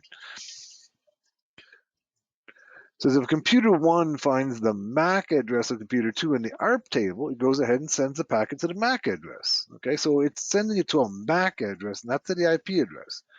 If it doesn't find the corresponding MAC in the ARP table, it sends out a broadcast ARP request to every computer on the network asking who has IP address 192.168.1.101. Let's say I see your response in Wi-Fi. Hang on. OTW. Yes. Yes. Okay. Let's say I'm doing a scan in Wi-Fi, right? How would I find out? Let's say I'm scanning right here in my house, and I wanted to know the PC real IP address on a network nearby. How would I go by that? Okay, so the question you're asking me, you keep on saying real IP, okay? So I think you may have to make a distinction of terms here of the internal private IP address and the external public IP address, okay? Is that the distinction you're trying to make? So if I'm trying to find out what the IP address is on another network, I'm looking for the public IP address, correct? Yes? Yes. Okay, so Yes. are you asking me how can I find the private IP address inside of somebody else's network? Is that what you're asking? When you say Exactly. okay, Exactly. that is not decipherable. Okay, you can get the public IP address, but you can't get the internal IP address without getting inside the network. You would have to get inside the network, okay, and then do something like net discover. So if you can compromise the router or a machine inside that network, you can do something like do a gratuitous ARP request, or that's what Net Discover does, and then that'll give you all the IP addresses. But from the outside, you're not going to get the internal IP addresses, okay? All right, let's move on. If it doesn't find got it, thanks. What's got that? It, thanks. Okay, you're welcome. Got it. Thanks. Okay, so if it doesn't find the corresponding MAC in the ARP table, it sends out a broadcast ARP request to every computer on the network asking who has IP address. Okay, we went through that. Now computer one can send the packet to the MAC address. All right. And here's how ARP works here. Check the ARP cache for destination device hardware address, generate ARP request frame, broadcast then the ARP. Broadcast means sends it out to everybody on the network. Process the ARP request frame, generate the ARP reply frame, update the ARP cache, okay, that's the table, and send an ARP reply frame, process the ARP reply frame, and then update the ARP cache. We looked at the ARP command, okay, and it gives us all the mapping on our local area network. Let's take a look at ARP in Wireshark. All right, let's go ahead and go to our Wireshark here, and then we can define the ARPs. We can just enter the protocol, okay, ARP, all right, and you can see here's the ARP request. All right, let's take a look at it. Okay, it's going out and it's asking, let me move this here, it says, who has 192, 168, 103, okay, and the response is 198, 168, 103 is at, and it gives a MAC address. So this is what it's doing. It's going out and sending out these requests to everybody on the network, asking who has what IP address and what their MAC. They respond with their MAC address if it's them. And then the table is updated. So the table remains updated all the time by going through this process. You can see in the little bit of time that we've been running here, you can see we've got a lot of ARP requests, right? I also want to, what do you think? Okay, let's go ahead and look at, you can see that the address resolution protocol, it's Ethernet 1 is the hardware type. It uses IPv4, okay? Here's the MAC address. Also, I want to, before we leave Wireshark here, I want to point out to you that if you don't know the particular filter, you can always go up here and go to Analyze, okay, and Display Filter Expression here, and it'll bring up a window. Just a minute. There it is. And this has all of the fields that you can search for. All right, so like we were just looking for ARP, and we can see that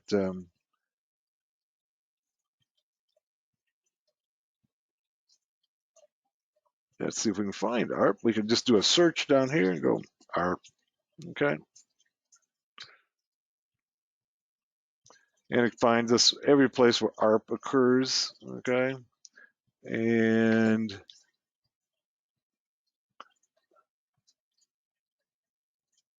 gosh, I'm not seeing ARP in this list. I'm doing a search on it. There it is right there. There's ARP, okay? Here's all the fields that we can search for, okay, within ARP. Now, more commonly, what you would want to do is you probably want to go ahead and do a search, something like TCP, right?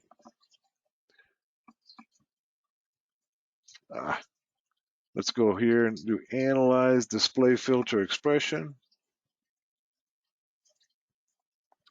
and search for TCP, for instance, okay? And then it'll show you all the fields that you can go ahead and let's go to TCP. TCP appears in the name of so many different protocols. Here it is. These are all the fields that you can search for in TCP. Now, the things that you're commonly going to look for are things like ports and flags, okay? But there's an awful lot else that we can find within TCP. So if you don't know exactly what the, so TCP port, okay, say equal, okay, 80, and when it turns green, we know that we've got our syntax correct. And now it'll show me all of the packets that are destined using port 80.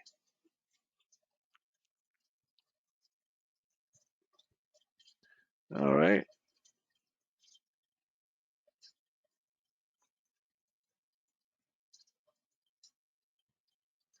And then we can just select any one of these and dissect right down to every field, including, this is down here, shows us the payload of that particular packet. All right. If we wanted to look specifically for something in the payload, so all these fields are pretty much header fields, right? If we wanted to find something that was inside of the payload, we could go TCP contains, say, hackers, all right? And we find one where we probably went out to Hackers Arise. Maybe we did. Yeah, there we did, right there. I can see it. Okay, this is Hackers Arise right over here in hexadecimal, and this over here is in ASCII. All right, and then we can go ahead and dissect that packet. We have one packet that has the word hackers in the payload. This isn't in the header. Everything else we've been looking for is in the header information. We want to look inside the payload. We need to use the keyword contains. Otherwise, if we just want to look for a particular protocol, we can just generally just enter the name of the protocol, okay? And then if you want more information, you need to go ahead and specify the protocol and then say flags. All right, so we want flags equal, say, the SYN flag. That would be the opening the connections. And notice it's equal. It's not the single equal, it's a double equal sign, okay? And now we'll find all the packets that have the SYN flag set on them in TCP. But we were talking about here ARP, all right? And so this shows us the ARPs, lots of ARPs. And this goes on automatically in the background behind us, you know, even if we're not doing anything at all. It's always updating, trying to update the ARP cache to keep it current. If the ARP cache is not current, then the system breaks down, right? So one of the tools that we can use, okay, to learn, this kind of refers to what Yama was asking, is we can use a tool that's built into Kali called NetDiscover that will send out ARPs to everybody on the system to see what IP addresses they have. So we can go sudo, okay, net discover, okay, and then -r, okay, and then we can give it the network in CIDR notation. Remember we learned CIDR notation yesterday, right? So we can put it in CIDR notation of the network we want to go ahead and explore and look for all of the MAC addresses and the IP addresses on the network, okay? So we can go ahead and go 192.168. This is our network here. And it'll go out and find,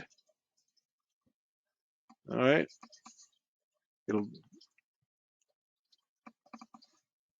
it finished and came up with nothing. Did I enter the proper, let's go ahead and do quit. And then let's do sudo ifconfig. Maybe I got the network wrong. 100, yeah, I got it right. 100. Let's try it again.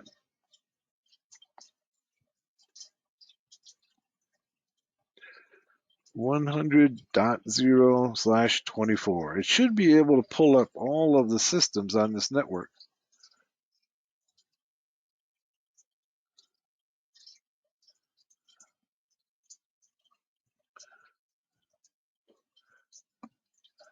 Av has a question. Okay. Question says, what should I do if the scanned host is blocking the ping probes? Okay. It's a good question, Av. What are you using? You're just pinging? So one of the things that you can do, if it blocks the pings using Nmap. Okay, that's an important point. I'm going to back up because this is an important question. He's asking the question, a lot of systems won't allow you to ping using Nmap. All right, so let's go and let's open up another terminal. All right, want to give me the IP address? We can go ahead and test it out. Nmap-st. What are you trying to probe? What's the IP address you're trying to probe? Av? You want to give that to me or not? One of my private network. I don't know who belongs to. Okay, your private network you're trying to. What IP address are you trying to ping? It's 192.168.2.0.7. Okay, so you're just pinging another machine on your network. Okay. Actually, I do an Nmap on my network. I didn't recognize that IP. Okay, so you went ahead and scanned the entire network and you got an IP on your network that you didn't recognize. Is that what you're saying? Exactly. Okay. But the question you're asking me is, what should I do if the scanned host is blocking the ping probes? I'm not sure. So how do you're scanning somebody on your local area network and they're blocking the ping probes? Well, let's just do a quick -H and Nmap and I'll show you what to do. All right.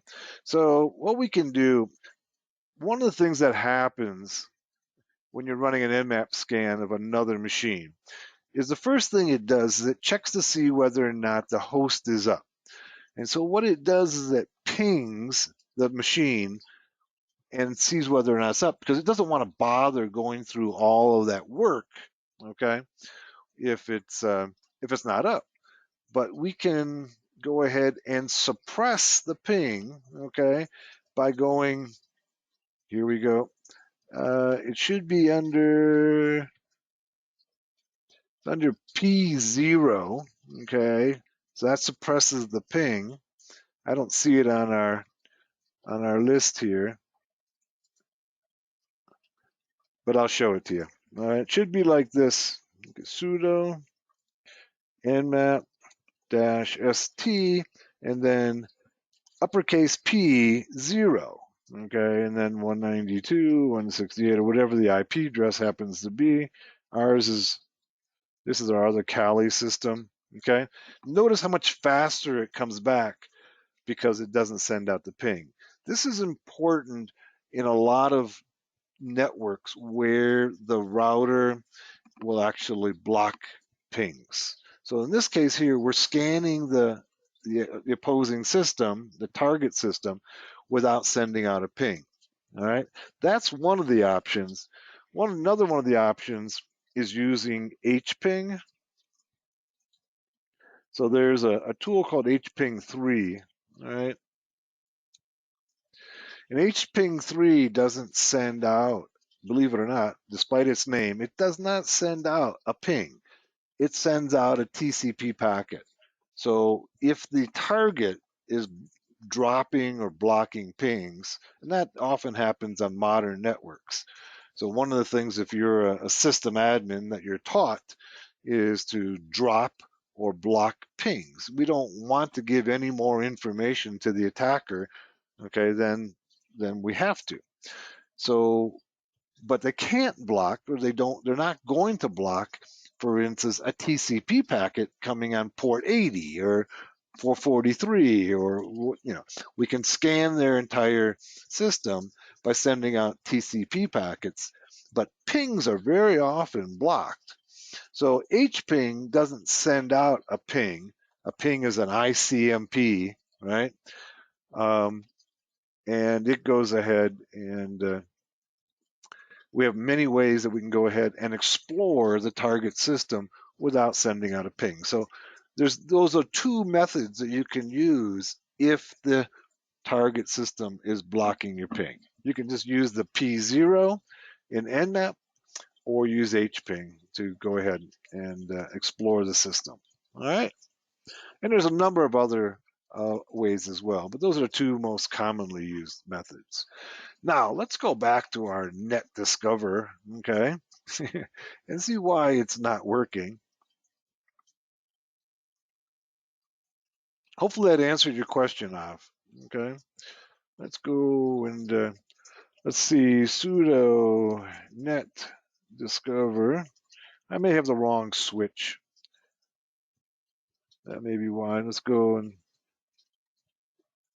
all right, net discover the device and the IP range. Yep, that looks like I got it right. The only thing I'd say is I got multiple devices, network devices, and let's go ahead and let's specify -I ETH1, then -R, okay, and 192.168.100.0/24. Let's see if we can't get any results on it. It finished and nothing. Let's try the other interface. Try ETH0.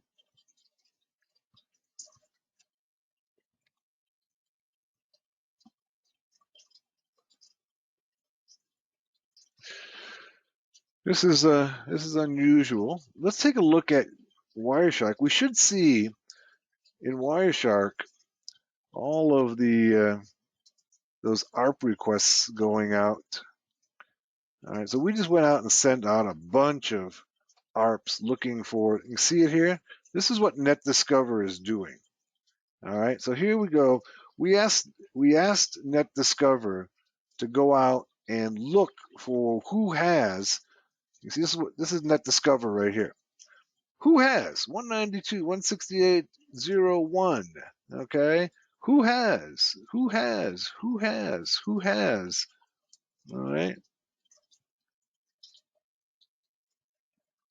and it's going out and just sending out ARPs. There's no authentication in ARP. Okay, so anybody can go out and send out an ARP, and that's what we were doing. The only thing I see that's odd is that, notice it's saying here, tell 192.168.100. That's not on our system, okay? And that may be where for some reason, our requests are going back there. Let's see if we can't fix that, okay? Let's go back to our net discover. It's sending the responses to the wrong place. Why that's taking place, I don't know right now. But let's see if we can find out, if we can specify where we want the response to go to.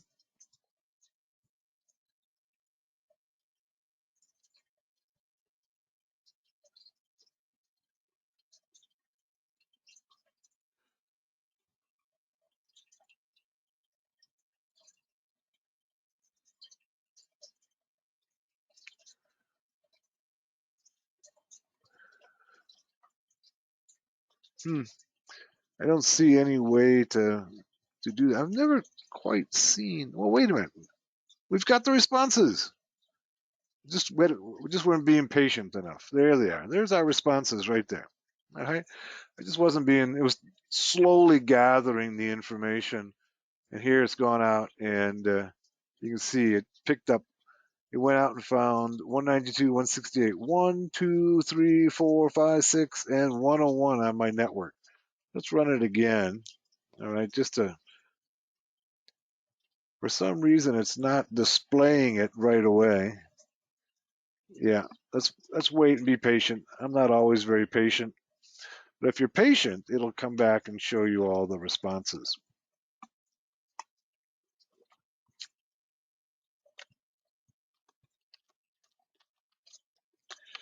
The other thing, you can put the responses into a file as well.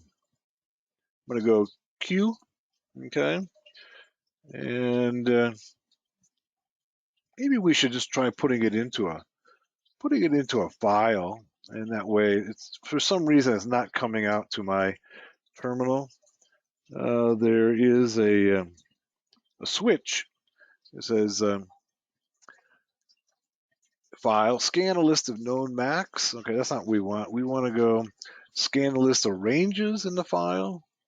How about these are print the results in a format suitable for parsing by another program and stop after a scan.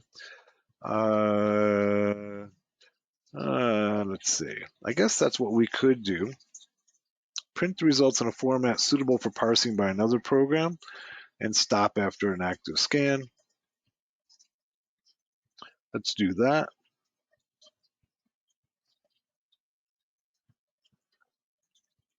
And let's go, that's a dash uppercase P, okay? It said it doesn't like that. Print results in a format suitable for parsing.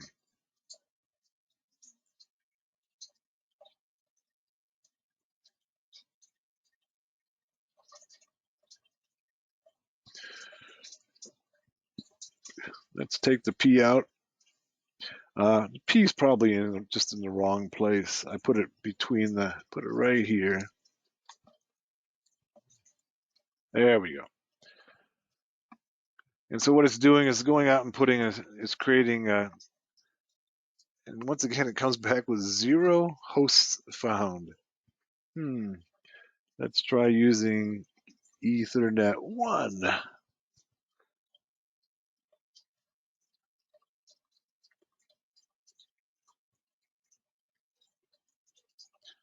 And it comes back with 0 hosts found. For some reason, it only worked on that one time, and it gave us all the information we needed. Yeah, YAML says it takes some time. So usually, when I've run it in the past, it'll come back and almost immediately give you line by line, but for some reason, it's taking a little longer. But what it does is it's basically is sending out, okay, these ARPs. We can see them in Wireshark, where it's going out and just sending out what's called a gratuitous ARP to all the machines on the system and trying to find out who has what MAC address and what IP address. So the question that Yamo was asking earlier about how do I go ahead and find the real IP address, and what he really meant was the internal IP address. And this is one of the ways, if you're inside the other network, you can discover the internal IP addresses of all the machines there, so that when I am able to exploit one machine on a network, I can then go run net discover to explore all the other machines on that network. Also, ARP can be exploited in other ways as well. So you can do a man-in-the-middle attack using ARP. Let's go back to our presentation. Dawid says, got problems using net discover with VM sometimes. Yeah, and I think that's probably what's happening here, is that the Oracle's VirtualBox has some issues. All right, so if I were to run this on a physical machine, usually it'll come back right away with all the lines, but sometimes by communicating out of the virtual machine, sometimes the communication is less than ideal. As a matter of fact, let's do this. Let me go ahead and reboot this system.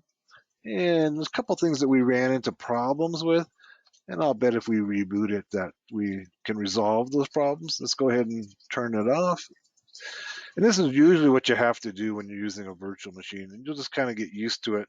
I will tell you that I think that in general, that virtual VMware's VM workstation works better. It's not perfect either, but it just gives you fewer problems. But it also, it's about $300 for it. I've got it on another system here, and I use it in my lab. I use VirtualBox in class because it's what most of the students are using. Let's go reboot it again and see what we can get a few things working here a little better.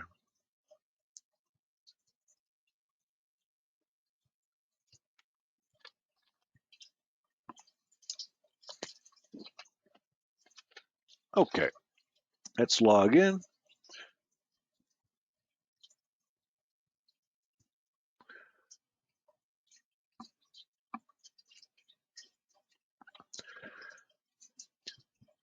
Previously, we had an issue with the IP address on our Wi-Fi adapter. Let's see if we can resolve that. Let's go sudo ifconfig.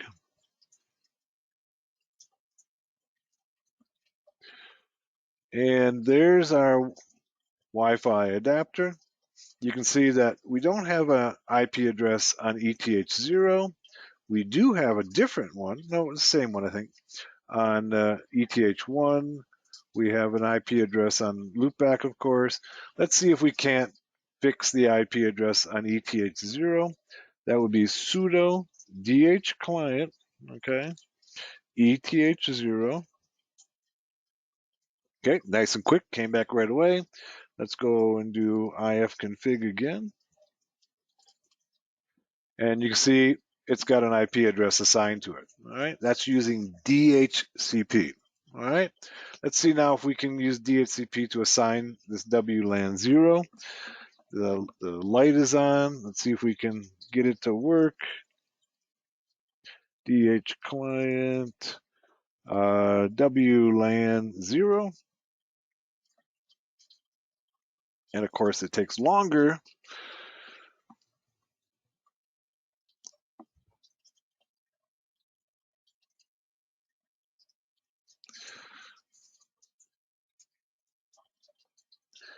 And while we're waiting for that, let's go try doing net discover now again. Okay, sudo, and let's go net discover, and the -I. Let's use ETH1, and then -R, which is the range of IP addresses. That's what the R stands for, is range. 192.168.100.0/24 CIDR notation for our network. And let's let her fly.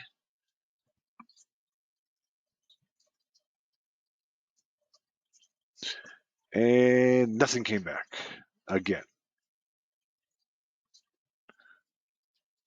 Let's give it a minute and see if it updates. It did update once. Now this one has done its work over here. Let's check to see whether or not it's got an IP address now. Okay, YAML says wait, and I'm going to do that. Okay, I'm not a very patient person, as you can tell. All right, and it still wasn't able to assign an IP address to WLAN 0. All right, let's go over here and see if we got any results yet. I'll just leave this open and see if it updates. All right. Thing is, it comes back and says 0 hosts, so that's not a good sign that we're going to get any results. Let's try a different interface. Try the interface 0.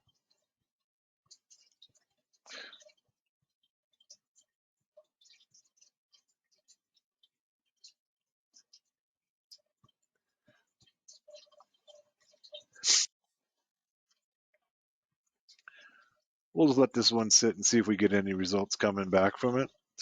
Okay. Adi says sudo netdiscover -I ETR, and then pn out to a test. Yeah, let's try that. Okay. So, and then pn, okay, for the output to say my network. Okay. mynetwork.txt and see if we can get results there.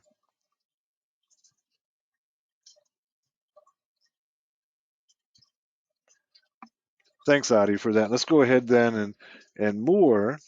Okay, my network.txt, and still found 0 hosts. So it's a quirk of a virtual machine. It's not communicating well over the network. Let's go ahead and make sure we can ping other machines on the network.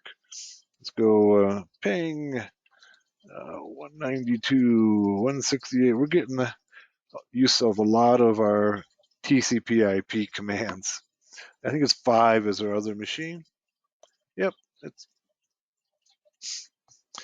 Now ping is ICMP, and that's what will often get blocked by the router on another network. So if you're trying to ping a machine, say a web server inside somebody else's network, oftentimes the gateway, the router will go ahead and block ICMP. But there's other ways to get inside there, and that's by using a TCP packet. They cannot block TCP packets because that's part of what that's what they want to come in. If you got a web server and you're blocking TCP, well, nobody's going to be able to connect to your site. So you got to find a way around. And ping is, it's pretty easy to block, but it's also pretty easy to get past by simply you could use a UDP packet, you could use a raw packet, you could use a TCP packet, and you could create your own packets to get past those kinds of devices that are blocking you from discovering hosts. All right, so we had some success, but limited with NetDiscover. Normally it works really well. For some reason today, we've only got it to work one time. There's something about the this virtual system, this virtual network that is blocking our NetDiscover. So let's continue to talk about the ARP protocol. Okay. And we talked about ARP and Wireshark. We looked at it. Okay.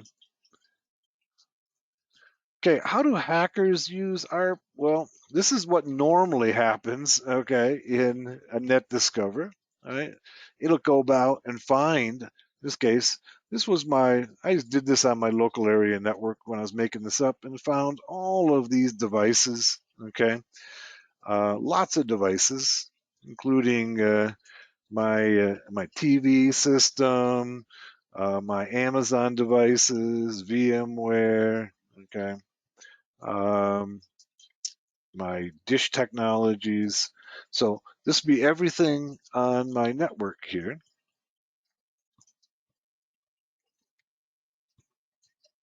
Next slide. Also, hackers can use ARP, okay, in a man-in-the-middle attack. So remember that there's no way of authenticating these ARPs. So they just go out on the network and everybody just responds to them, right? So what I can do is that I can go ahead as an attacker and convince the devices that I am somebody else. All right. I can go ahead and send out packets that say, hey, I have the IP address it's somebody else's. And then their traffic will come to me. Right? So this is what it's showing here. Okay, here's Bob. Okay, here's Alice. Okay, and there's a switch in between. Okay. There's an attacker over here. Okay, Bob has 10.0.0.1, Alice has 10.0.0.7. Okay, they have simplified MAC addresses here, and the attacker has 10.0.0.3. What the attacker can do is go ahead and tell the switch that they have, say Bob's IP address or Alice's IP address, or both of them, and then the traffic from those systems will come to the attacker. There's a tool that's built into Kali and a number of other systems called ARP spoof, and that's exactly what it does. Some of these tools that exploit ARP include ARP spoof, driftnet, EtherCap. These all are built in. So to go ahead and use ARP spoof, you just go sudo ARP spoof -I, which is for the interface, then the interface you're using, and then -T for the target. And basically what you want to do is to be able to tell it to switch, okay, to change the ARP cache to include you. And you can put yourself in the middle between two systems and get the traffic intended for the other. And then the last step of this process is to go into the kernel of your machine and then change the proc sysnet IP4 forward that allows the traffic to go through your system. Okay, so if you're putting yourself in the middle between two machines, what you want is the traffic to go through your system, so you can eavesdrop on it. Okay, but you don't want it to stop there. If it stopped there, then the other target system would know that they're not getting any traffic. In this case, it goes right through you to the other system. And of course, you can use things like Wireshark or other sniffers to view the traffic going through. So if you go in, let's go to Kali. Okay, let's go ahead and open up EtherCap is a little simpler to work with. Let's go ahead and find it. Here's EtherCap graphical. Okay, it wants root privileges. Okay, this is EtherCap. All right, and basically what it does is it's essentially it's a graphical use of ARP spoof. All right, so we tell it what interface we want to use. Okay, and we're going to go bridge sniffing. Okay, let's go set it up, and it starts doing its work over here. Right.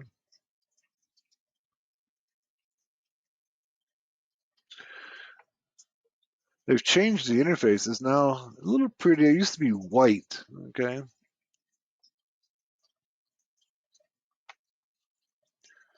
Okay, let's go ahead and set up our targets. Okay, here's our select targets. We can select by MAC address or IP address. Let's go ahead and put in 192.168.105. What port we want to listen on. Okay, say port 80. And the other target we're going to put in is 192.168. 100. Oh, I don't know. Let's see. This is 101. We're going to have to open up another machine. Let's go ahead and basically we're going to put ourselves in the middle here. Now I got a Windows 7 system here. Let's go ahead and start that one up. Here it is right here. We'll put ourselves in between the other Kali system and our Windows 7 system. Let's give it a minute to boot up.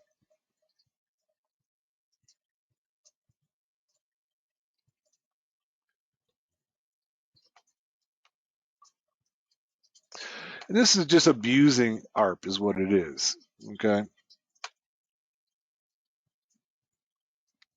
I've lost my mouse. Okay, Windows boot up.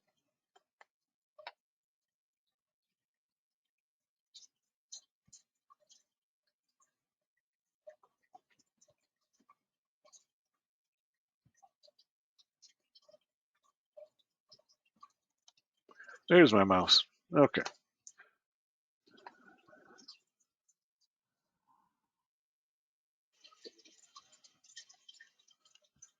All right, let's log in to our Windows 7 system.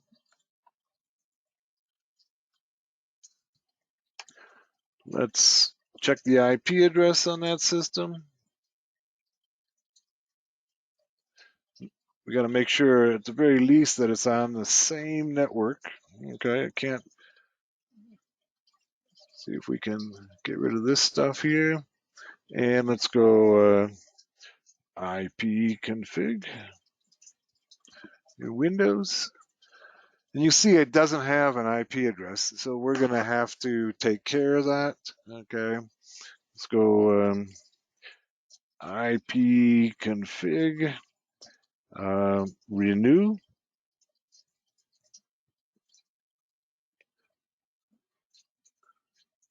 It's media is disconnected. That's the problem right here. Okay, let's go. So the media is disconnected here. Let's go into control panel, network.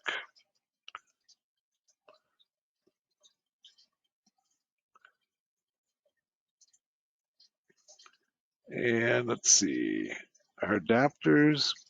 Looks like it's disconnected here. Let's go into the virtual machine and see if we can figure out why it's been disconnected.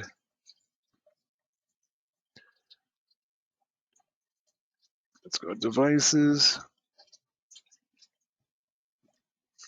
network settings.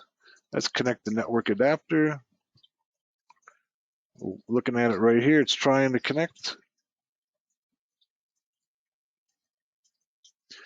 There's a whole science and art of working with virtual machines.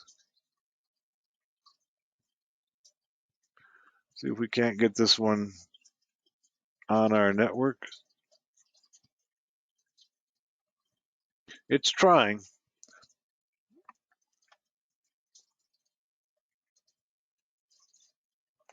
If it won't connect, we can just always go to another Linux system.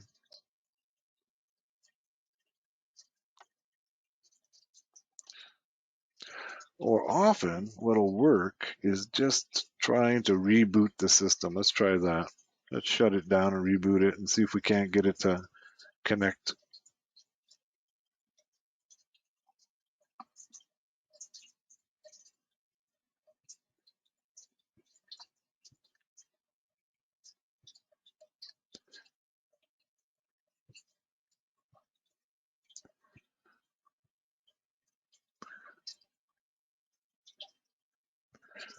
Okay, let's reboot it.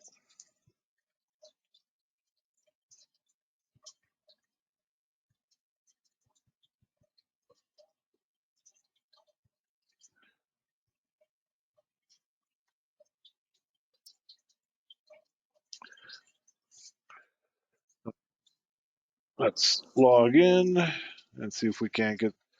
Looks like it's connected. All right, you can see it right here, down below there. Okay, good. Sometimes just rebooting the system is the only way to really get it to work. Let's try checking our IP address now. And there it is. It's on a different network, okay, than our other systems. So let's make sure up here, and let's go up here and go network settings. And see, it's on, I've got a network that's called Hackers Arise here. And there it is. Let's put it on that network. And then let's renew its IP address and see if we can get it on the same network. The operation failed. There's no adapters in the state. Now, see, it's still trying to reconnect to this network. Let's give it a minute.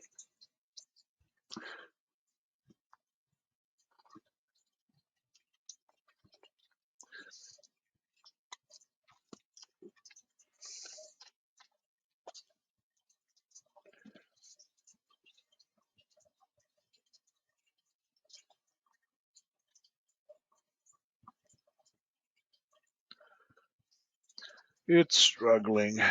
It wants to connect, but it can't.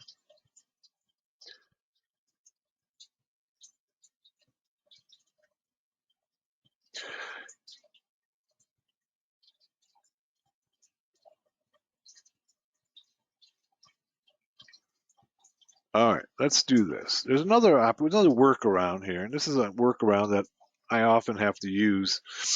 We can go ahead and put everything on a bridged adapter, okay, like that there. Then let's go ifconfig. Oh, I'm sorry, it should be ipconfig in Windows. And you can see it's still trying to connect here.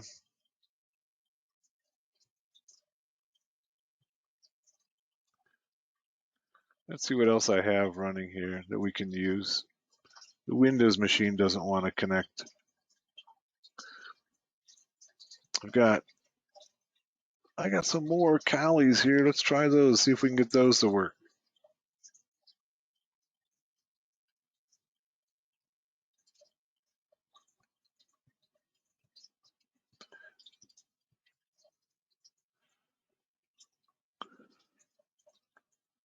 All right, we got three Callies running now.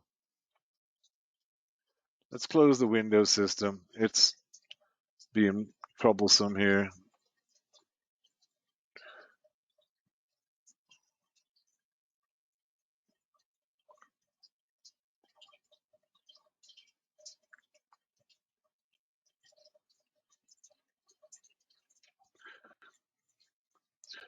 Imagine that, Windows being troublesome.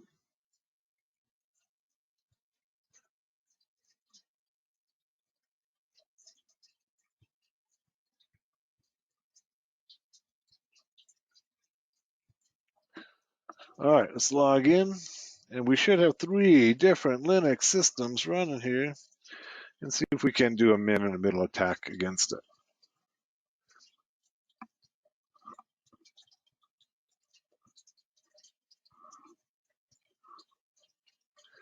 Let's open up a terminal. Let's see what IP address it's using.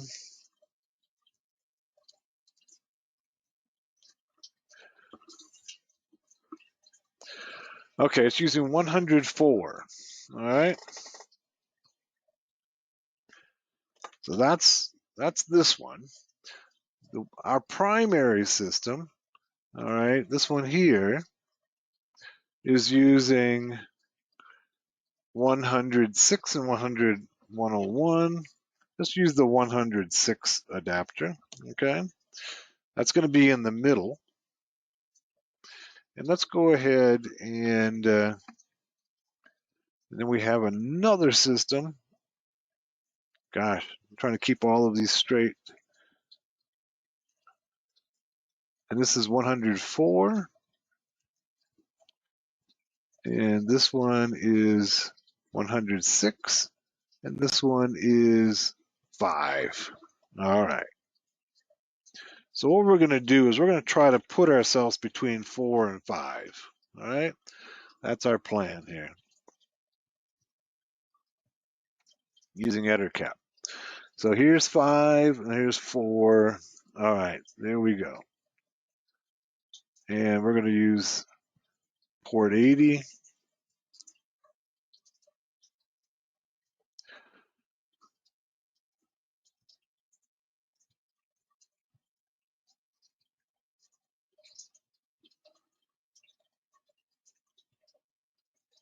Let's go view connections.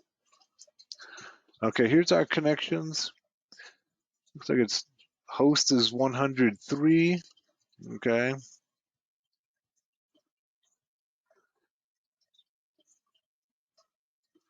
Look at it, found this system that the 10.10.215. I think that was the Windows system. Here we go. Here's 103. 100. That's the gateway right there, or that's a DNS server. I'm sorry, that's a DNS server right there.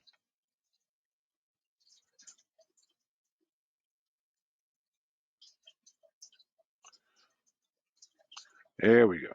You can see here we're getting it set up. So it's filtering for TCP, UDP, and other. It's the connection state filter is active, idle, closing, closed, and killed. All right.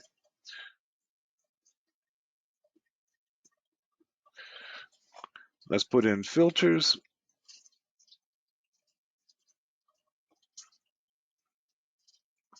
Okay, so we can go ahead and then create a filter to look for, here's our header filter, all right, to look for various traffic. Let me see if I can open this. Select a precompiled filter. Okay. All right, let's go OK. Bad magic and filter file. Make sure to compile. Something went wrong with that filter file. Let's try again.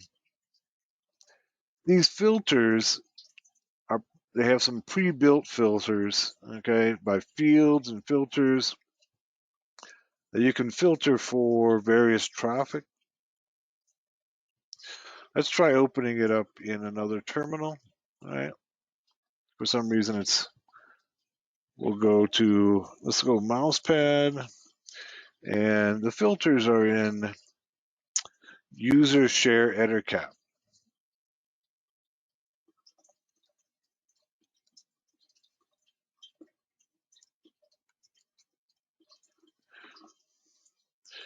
And the filter, let's get the name right so we can open it up.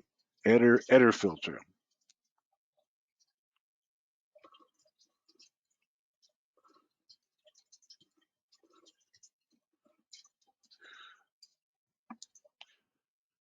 Okay, so here's the filters.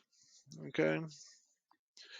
So this filter will substitute a word ettercap with ettercap, ethercap in this case, with ettercap, and will log the content in the packet. So basically what it's doing is if IP protocol is equal to TCP and then search the data for this word, it'll go ahead and put that into a log file.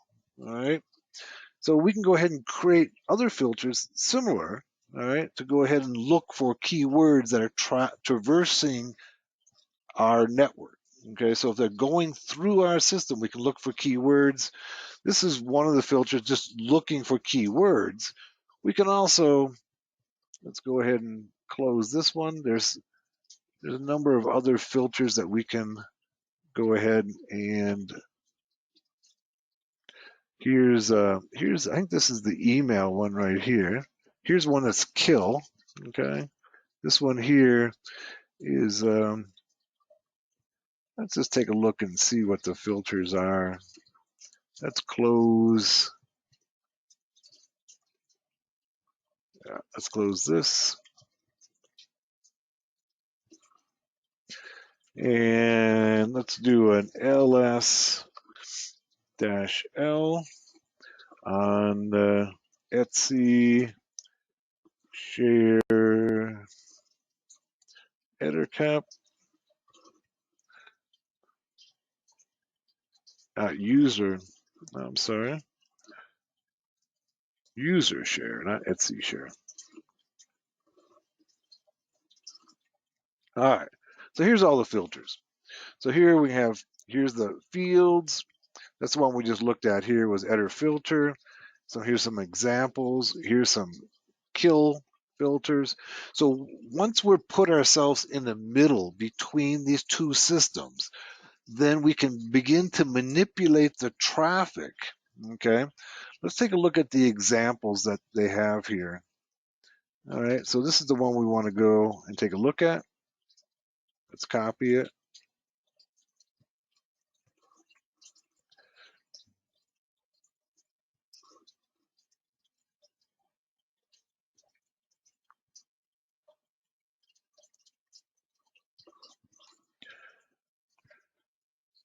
All right, so here's some of the filters that we can, some examples.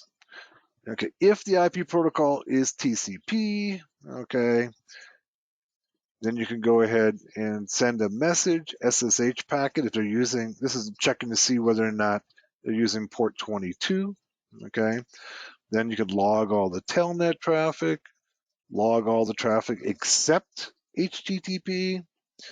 Some operation on the payload, we can go ahead and change the data. So it's going ahead and changing the data, okay, on the packet. All right. You can drop any packet. Okay. You can log SSH. Okay. You can kill the packets by going ahead and checking to see whether or not their TTL is under 5. Okay. You can do a string comparison. So the idea here simply is that once we've used ARP to put ourselves in the middle, now this works really well on a local area network, we can then begin to manipulate the data that's traveling from one IP address to another, okay, including the emails, all right, that are going between them. If they're an unencrypted email, that's the key part. If it's unencrypted email, you can go ahead and manipulate the content of the emails. So that's one of the ways that hackers can use ARP. Let's move on to our next protocol. Okay. Next protocol is SNMP, and this is one that's very little understood by a lot of folks. The Simple Network Management Protocol is part of the Internet Protocol Suite that is designed to manage computers and network devices. So this is a protocol, it uses port 161 and it uses UDP.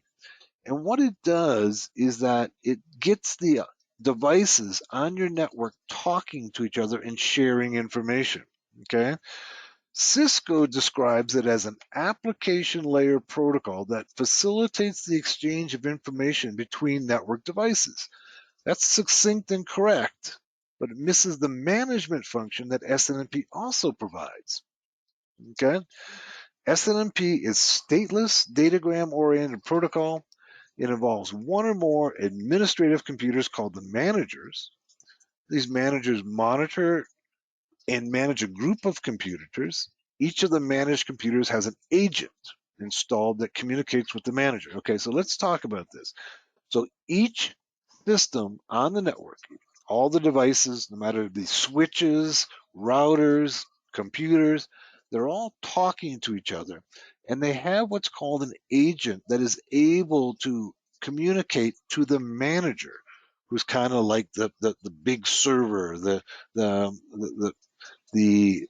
device that has control over all the others. The manager can actually change the settings in each of the network devices through SNMP.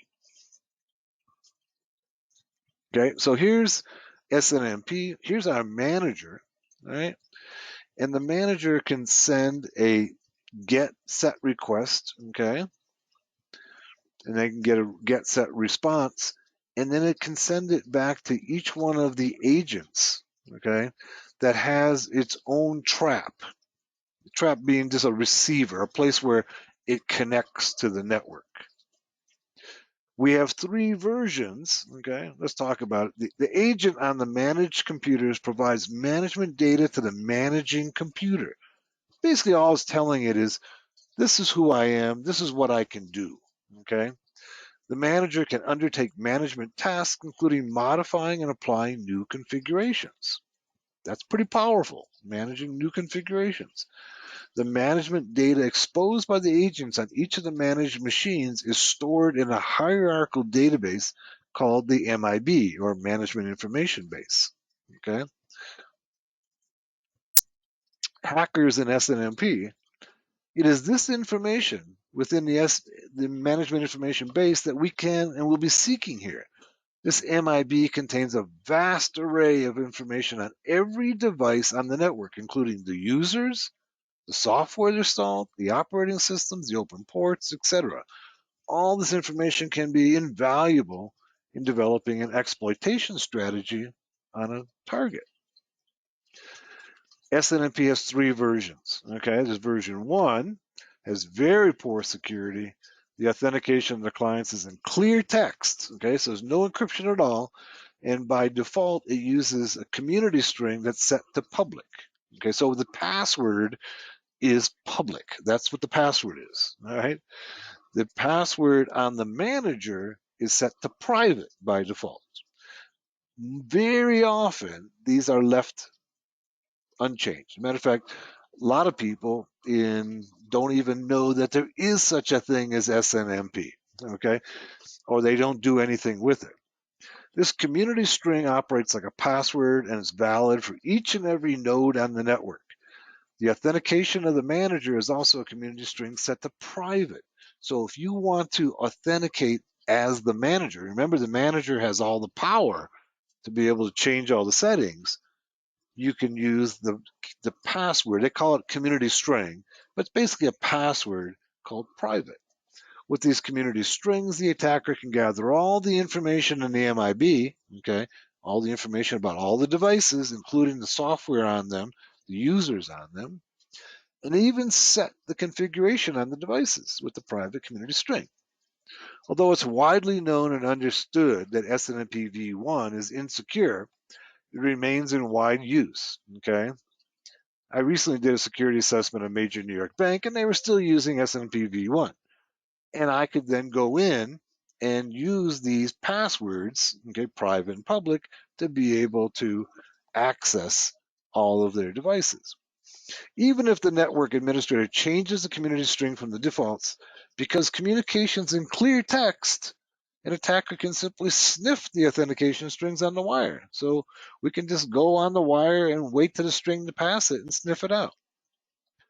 SNMP v2 is improved upon SNMP v1 in terms of performance and security, but because it was not backwardly compatible with SNMP v1, it was not widely accepted. SNMP v3 is significantly more secure than either SNMP v1 or 2. SNMP v3 adds encryption, message integrity, and authentication, but it's not used on all networks. Okay, so if you have a network that's using SNMP v1, there's a heck of a lot that you can do. Okay, abusing SNMP for intel gathering, you can use a tool called SNMP check and 161. They're both built in the Kali. And what they do is that they try to brute force the community strings, okay, and the private string, if there's SNMP v1 in place. Here's some of the information that I gathered on a system. Once I was able to get the community string, I can get each one of the drives, okay. In this case, this was a fixed disk, this was a compact disk on D. I can get the printer, the parallel port, the serial port. Here's using the tool SNMP check. Okay, so you just point it at the system and it'll go ahead and try starting to enumerate, okay, on that particular system, telling us how long it's been up, how long the SNMP daemon's been running, all the software that's running on that system. Okay, the NSA, our friends at the NSA, all right,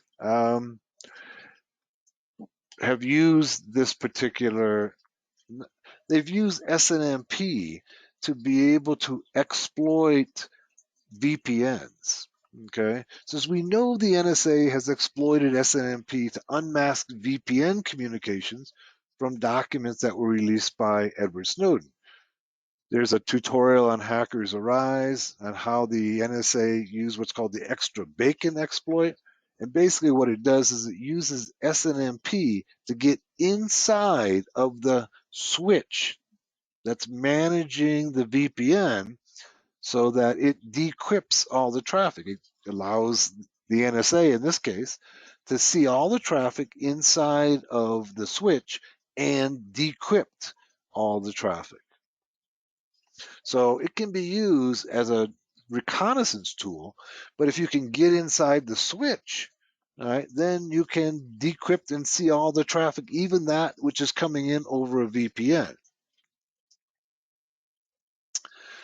The next protocol we want to talk about is SMB. All right, this is server message block. It's an application layer 7 protocol that's widely used for file port and named pipe and printer sharing. It's a client-server communication protocol. it enables users. Well, before we go on to SMB, I just want to show you the tools, okay, in Kali for exploiting SNMP. Let's see, we go SNMP check is one tool. Oh, can't find it.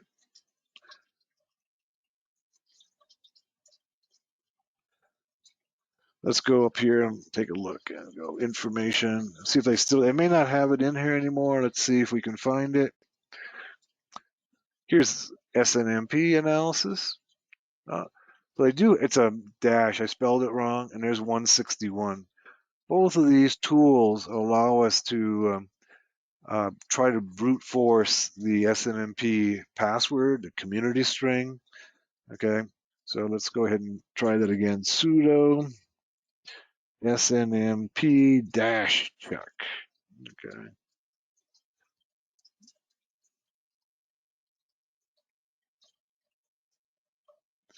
You must specify a target IP address. So let's go ahead and just put in a target IP address. Let's try one of our other systems. Go 192, 168, 100. I think what we have 6 on one of the other systems. So by default, it's going to try to connect to SNMP v1 using the community string public. Okay, and it timed out.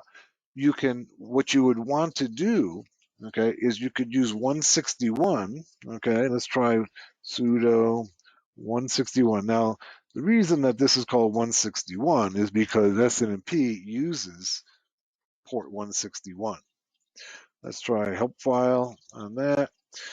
And what it does is here's how you use it. 161, the IP address or the range of IP addresses, okay? And then you could use the default, or you can go ahead and try to brute force the password, what's called the community string or the private string, and go ahead and use a file of potential passwords and try to crack it. And once you have that password, then basically you have the keys to the kingdom, or at least the SNMP kingdom, all right? And once you have the keys to the SNMP kingdom, that means you have access to the configuration files of all the devices. You can get inside the switches, okay? So lots of things that you can do. Let's go back to our presentation. Let's talk more about SMB. And we'll finish up with SMB here, all right? And then we'll call it good for today, and we'll save the rest for tomorrow. So layer 7 protocol, it allows us to do file sharing, okay? That's basically when you're going ahead and sharing files and drives on your network, that's SNMP, port 445, okay? It enables users and applications to share resources across their LAN. This means that if one system has a file that's needed by another system, SNMP enables the user to share those files with other users. In addition, SNMP can be used to share a printer over a local area network. It uses port 445. Okay, and here's a diagram of SMB. Carlos says, would you say knowledge of networking is the most important skill we could have as a hacker? I would say it's a primary or foundational skill, because if you can't connect to other systems, how can you hack them? You have to find a way to connect to those systems, and you have to, you need to know how to manipulate these connections. So you're trying to get inside somebody else's computer, right? Right? You're trying to get inside somebody else's computer, and you have to find some way to communicate with it, okay? And these are networking protocols. And most people think of networking protocols as, TCP IP, or they're thinking about HTTP. But really, there's many, many protocols. And the more you know about these protocols, the greater the chance that you're going to have success. One that's often overlooked, as we know, is SMB. People don't think about SMB. But SMB, once again, has the keys to the kingdom because it allows me to share files in my drives with other people on my network. Okay? So if I can break SMB, I can get into your system, okay, and get your drive, your files, okay, and maybe even totally take over your control of your system. So Carlos, the answer is it's a foundational skill. Okay, it's a foundational set of knowledge to be able to be a good pen tester hacker. And here's our SMB CIFS protocol layer. And you says I'm working on getting his Network Plus. I would say that's a good idea. Okay, getting the Network Plus certification. SMB is a client server request response protocol. The diagram below, the one we're going to show next, illustrates the request response nature of this protocol. Clients connect to servers via TCP or NetBIOS. Once the two have established a connection, the clients can send commands to access shares, read and write files, access printers. In general, SMB enables a client to do everything they normally do on their system, but on the network. Okay, this sounds like something that I should know about. This sounds like something that I can use to attack other systems. And here's the SMB com negotiate request. Okay, this is a one machine to another. Okay, it makes a request. There's a response, and then there's a session setup, and then there's the NTLM challenge message to make sure that there's some authentication, and then there's a response, and then there's a setup session. Okay, so there's 6 stages of setting up a connection between 2 systems in SMB. All right. The term CIFS and SMB are often confused by the novice and cybersecurity professional alike. CIFS stands for Common Internet File System. CIFS is a dialect or a form of SMB. Okay, that is, CIFS is a particular implementation of the server message block protocol. It was developed by Microsoft to be used on early Microsoft operating systems. CIFS is now generally considered to be obsolete as it has been supplanted by more modern implementations of SMB, including SMB2, introduced in 2006 on Windows Vista, and 3, which was introduced in Windows 8 and Server 2012. Vulnerabilities. SMB in Windows and Samba. Okay, Samba is an implementation of SMB on Linux systems so they can communicate with Windows systems or share. Has been a major source of critical vulnerabilities on both of these operating systems in the past and will likely continue to be a source of critical vulnerabilities in the future. Basically because it has so much power that a lot of effort goes into breaking it. All right. 2 of the most critical vulnerabilities over the last decade have been SNMP vulnerabilities. Way back in 2008, okay, we have MS-08067. If this terminology isn't familiar with you, this is the way that Microsoft enumerates their vulnerabilities. So Microsoft, when they acknowledge a vulnerability, it's called Microsoft MS, the year 08 dash, and then they number serially, okay? So this would be the 67th vulnerability in 2008 of Microsoft products. And more recently, the Eternal Blue exploit developed by the NSA.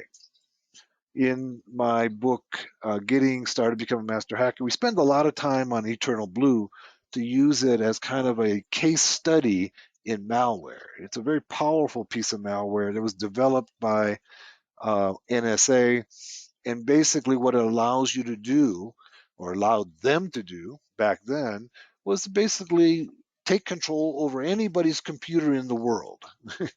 That's how powerful SMB is, right? They were able to point their malware at any system in the world and just take control of it and look inside, see what they're doing. In both cases, these exploits enabled the attacker to send specially crafted packets to SMB and execute remote code within the system privileges of the target system. Okay, with system privileges, that means total control, right? In other words, armed with these exploits, the attacker could take over any system and control everything on it anywhere in the world. Okay, that's pretty powerful stuff. All right. Here's some SMB vulnerabilities.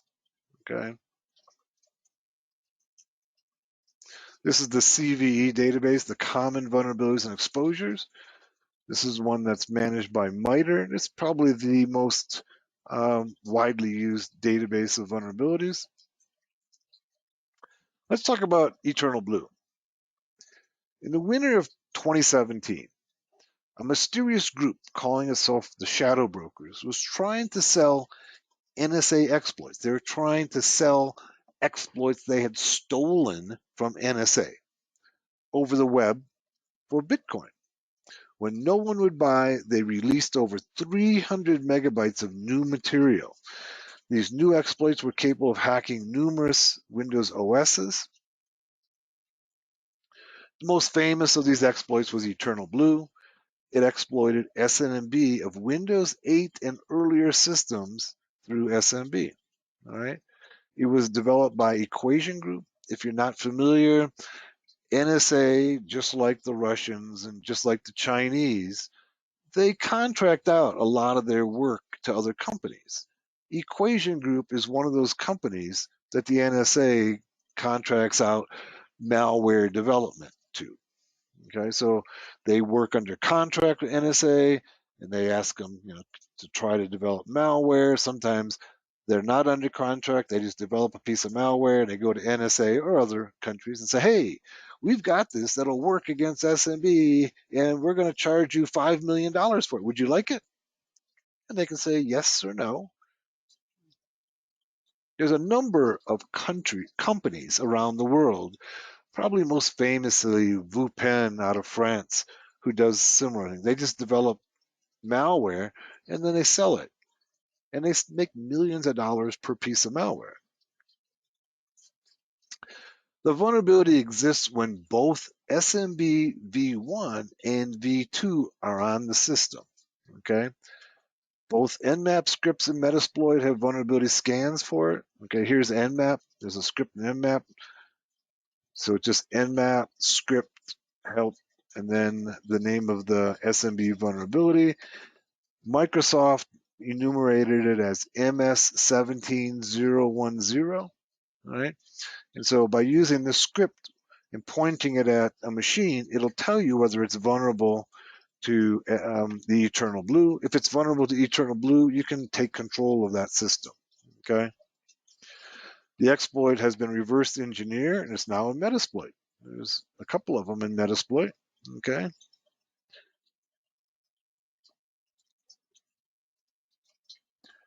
You see them here. And here's the exploit in Metasploit taking over, trying to take over the system. And here we can see it in Wireshark, the NT transfer request right there in Wireshark. And the time that we have left, let's go ahead and go back to our Kali, okay? And let's go and open up Metasploit. If you're not familiar with Metasploit, Metasploit is an exploitation framework developed by it was developed, Rapid7 now owns it, okay? So just go sudo msf console.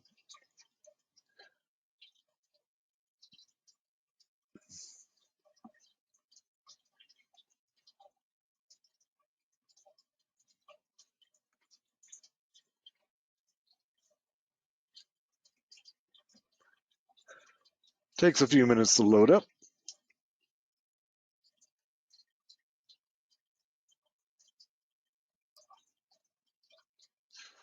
My resources are getting, this is a 32 gig system, and I've got 4 operating systems running. Usually it's a little quicker than this. Let's see if I can shut down some of the others. That shut down this one. Should free up some resources. You can see it's starting to boot up. Let's go. Let's shut down this one.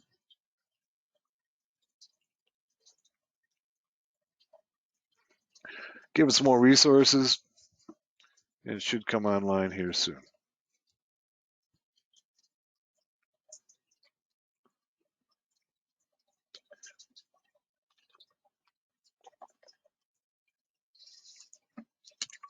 There's our Metasploit. Okay. There is a newer version out. This is version 5. 6 is out. There's not a whole lot of difference between them. But so we can go in Metasploit, we can use a search function, go search, and let's go Eternal Blue or the MS17010. We'll find it as well. And there you go. We've got a number of Eternal Blue exploits. So here, these are auxiliary. These are, this one here is an auxiliary module. Auxiliary modules usually are kind of like scanners. Okay, you can see this one says scanner right here. These are the exploits here. One of them is for, you can see this one is for Windows 8 Plus. Let's go ahead and load it up and take a look at it. It will not work against Windows 10.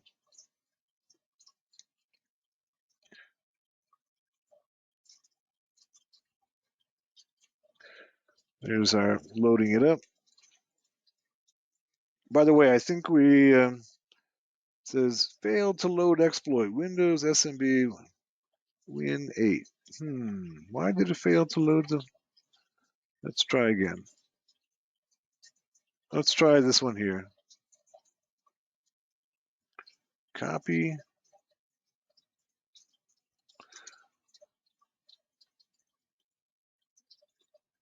Paste.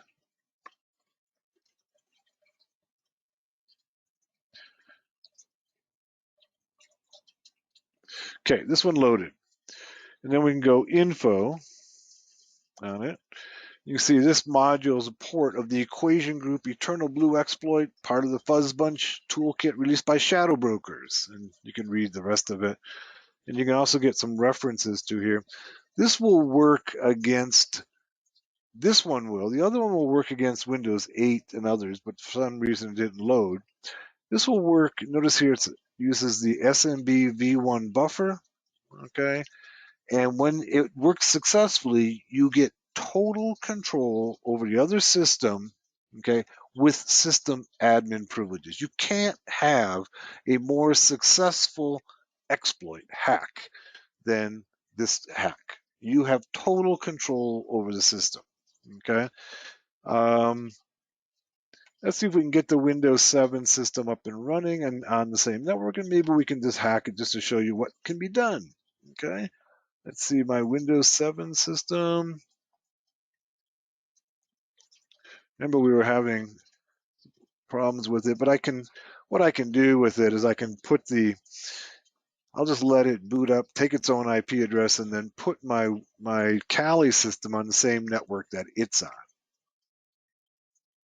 And then we'll see if we can exploit it. To show you how dangerous this exploit is. Now, exploits don't always work. Okay, even the best of them. And this one is probably works about half the time. Okay, on vulnerable systems. So, and by the way, I think we have the Metasploit course coming up in June. So if you're not familiar with Metasploit, well, be running Metasploit at that time. Powerful tool for exploitation and pen testing. All right, looks like it's connected. You can see it here, right down here. Let's see what its IP address is. Okay. And IP config is probably on the 1010 network. Yep, 1010.215. So what we can do is to go ahead and put our Kali system on that network. Let's just see our network settings on this system. Bridge adapter on this. Okay, let's go ahead. Before we do that, make sure that, no, it's just like its interface is still down. Right there. No network access. Let's see if we can ping out. Ping Google. No, it doesn't have any. Let's see if we can't bring its interface up. Connect network adapter. We're watching right here.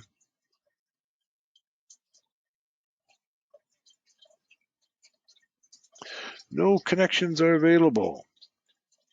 Let's go into control panel. Let's go into network and internet, network sharing. Let's see, change adapter settings. See if we can't. Yeah. Let's go to properties. And let's go IPv4, properties. This one has, the reason we're having problems here is this one has a static IP address, okay? Let's go ahead and obtain an IP address automatically. So that gets DHCP assigned a IP address. This might be our problem here. All right. And then let's go IP config renew.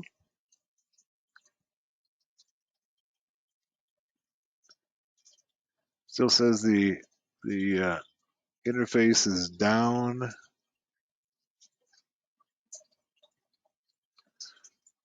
It's trying to reconnect it down here.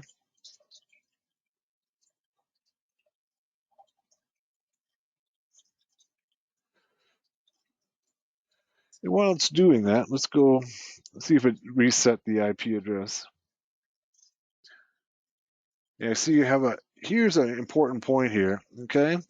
It says here, auto configuration IP, it shows me 169.254.8.220. That's what's called an APIPA address, okay?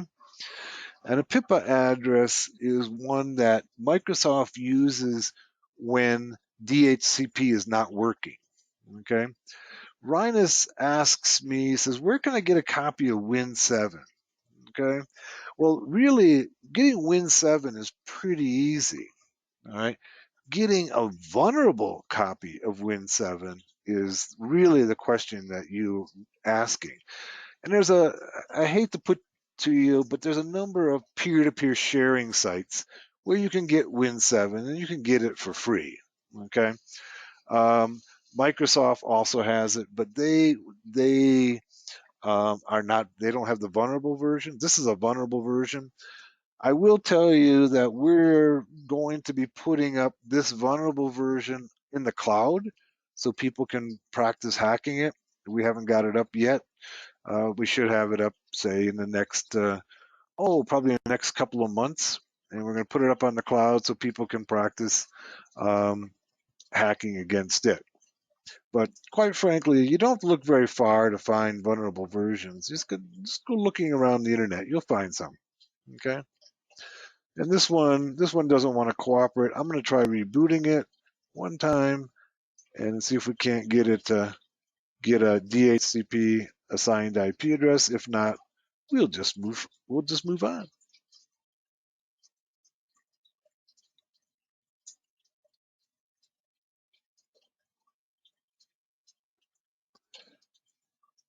So yeah, we're going to put it up on the cloud because so many people who've read Getting Started Becoming Master Hacker were unable to find vulnerable Win7s. So we're just going to take this one and put it up in the cloud and allow you to hack it.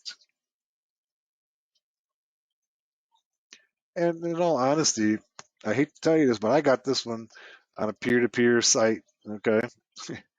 So they're out there. If you look around, you'll find them.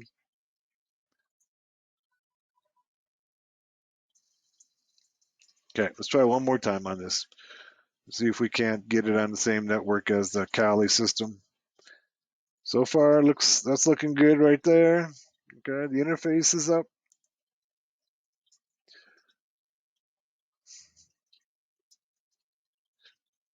You want to be careful ever telling anybody to get things off peer-to-peer file sharing sites because there's lots of malware on those sites. So I'm just going to put that out there and tell you that if you do, be very careful.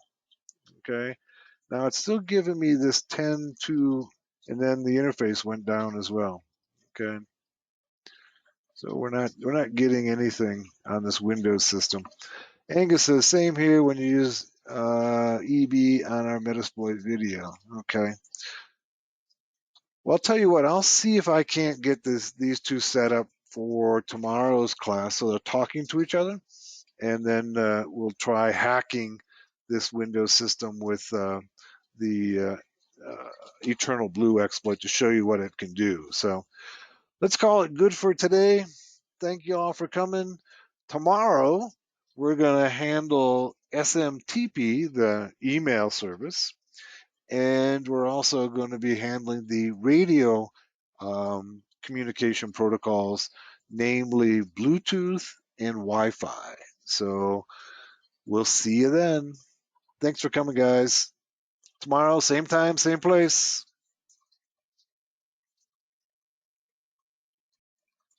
Welcome back to day 3 of Network Basics for Hackers from Hackers Arise. As you know, I'm OTW, and we're in the home stretch of Network Basics for Hackers.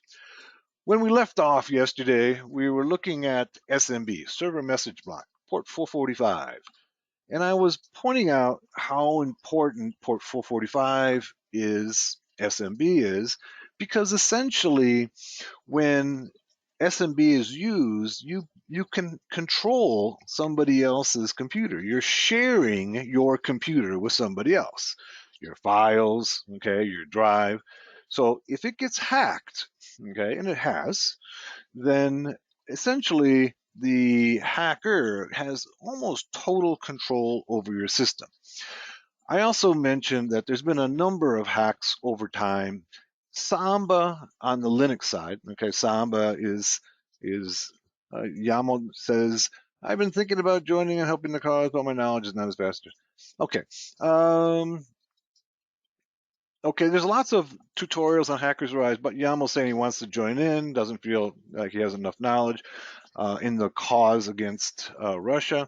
Feel free to look at some of the tutorials on Hackers Arise, and some of them are pretty simple to do. All right, I tried to put together some simple ones. The more complex ones, the more confidential ones, I'm obviously not putting up on Hackers Arise. I don't want Russia to see them. The simple ones are on Hackers Arise, and so anybody can do those. All right. But what I was pointing out is SMB. If you can crack SMB, if you can hack SMB, you can take control of the system. And over time, over the last 25 years, there's been a number of key hacks against SMB. Why do people go after SMB? Because if you get SMB, you get control of the machine. The most recent one is the one that came out from NSA. That's Eternal Blue, and that's what we're going to look at next. All right.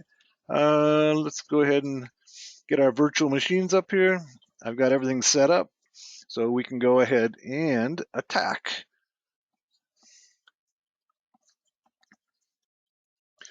All right, so here's our, you clear my screen. And we've got a Windows 7 system, an unpatched Windows 7 system. You can see that's the IP address right there. All right. And of course, you can't attack something that you can't communicate with, right? So you got to be able to talk to it. So let's try pinging it first. All right. Ping 192.168.109. Okay.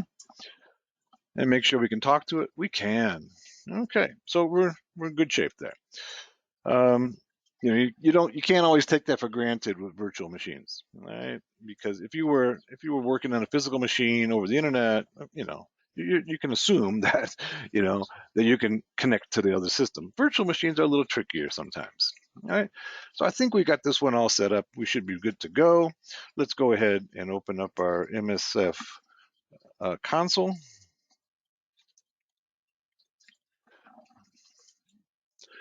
And I think I mentioned yesterday that we have a Metasploit class coming up. I think it's in June, so put that on your calendar. Those of you who are subscribers can request and download the last Metasploit class. I want to point out that every time I do a class, I add new material, try to make it a little better, a little more interesting. So even though you may have seen some of the older videos, the new ones will be better and greater. So, all right, here's our Metasploit 5, okay? And we can go search, okay? And this time we're going to search by the vulnerability number, which is MS17. That it's when Microsoft does it, it's a dash, but in Metasploit they use an underscore. 010. This came out in March of 2017. Okay, that's when it was released by the shadow brokers, which was probably Russian intelligence. Okay, but we don't know for sure, but probably Russian intelligence. So we can search by the vulnerability number, and we can see that there's a number of them there. If you're not familiar with Metasploit, these are basically the paths to the various tools in Metasploit. They're called modules here, and auxiliary modules generally are like scanners, vulnerability scanners, and so this one right here is a MS17010 RCE detection. Okay, the remote control exploit. But let's use this one right here. Now, I will point out, and it's important to you to know if you're working in this field, that even the best exploits, okay, even the best exploits developed by, you know, the best hackers in the world don't work all the time. Okay, so if somebody tells you I've got this exploit that always works, you know, call them a liar. Because it just doesn't happen. Okay, if you can get an exploit to work half the time, usually that's very good. Okay, because remember, when you're exploiting a system, you're trying to get it to do something it was never intended to do. Okay, you're trying to break it. All right. So let's go ahead and load this module. So I went and just copied it, and then the keyword is use. All right, and then paste. And it's loaded. It tells you that since version 5, it says no payload was configured. Okay, so it goes ahead and defaults to a payload. This one is the Windows x64 interpreter reverse TCP, which is fine. You can change it by going set payload. And when we say payload in Metasploit, basically we're talking about a rootkit, a listener. Okay, but we're just going to leave it as it is. I'm happy with that one. Let's go info, and it tells you, it describes, okay, the exploit.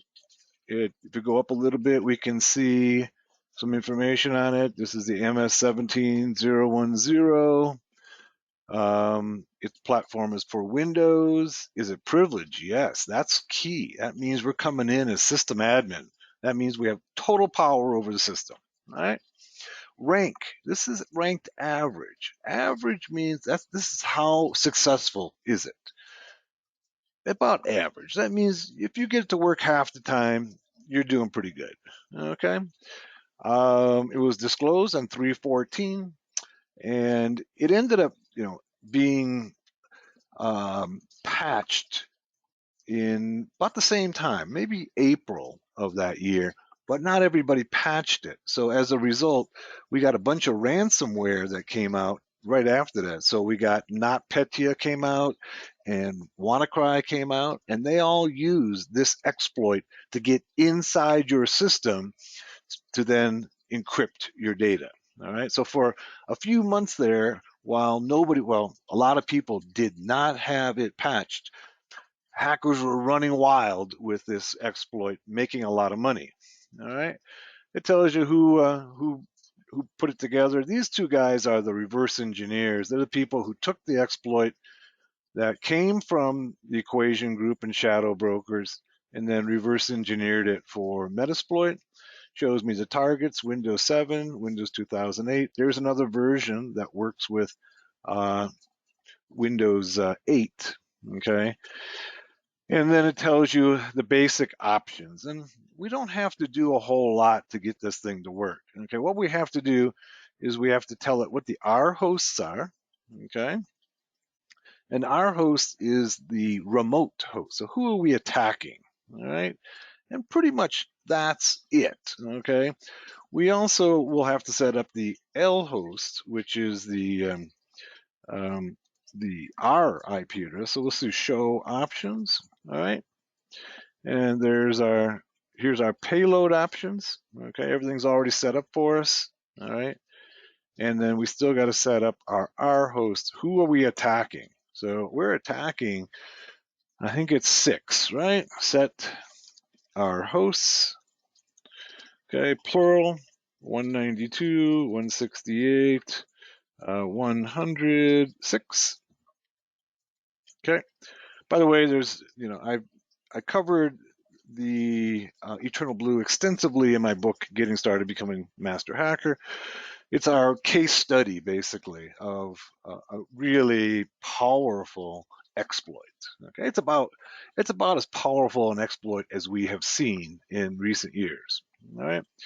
So if we have everything, it says, wait, it looks like here I might have confused let me get the IP addresses correct. Let's see. This one it's 9. Okay, yeah. This machine here, the Kali machine, is 6. So I got to change that.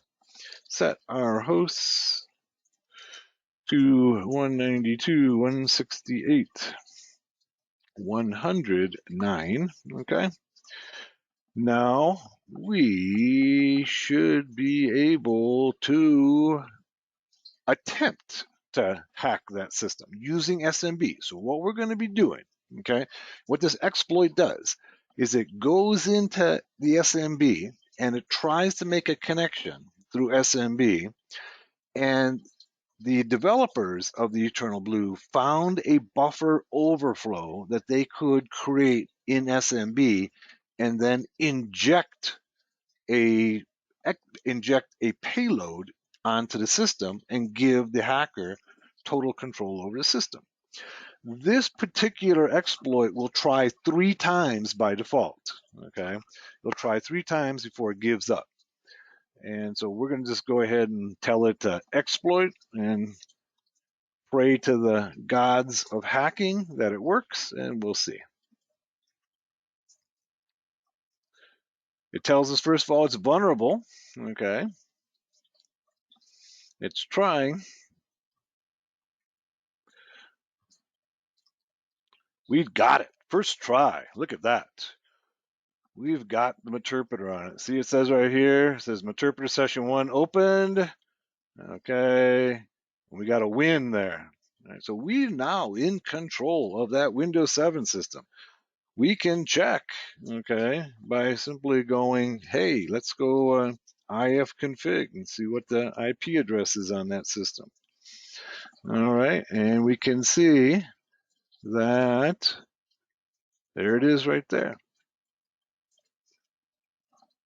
That's the other system. we can go, say dir. You can see these are all the Windows directories.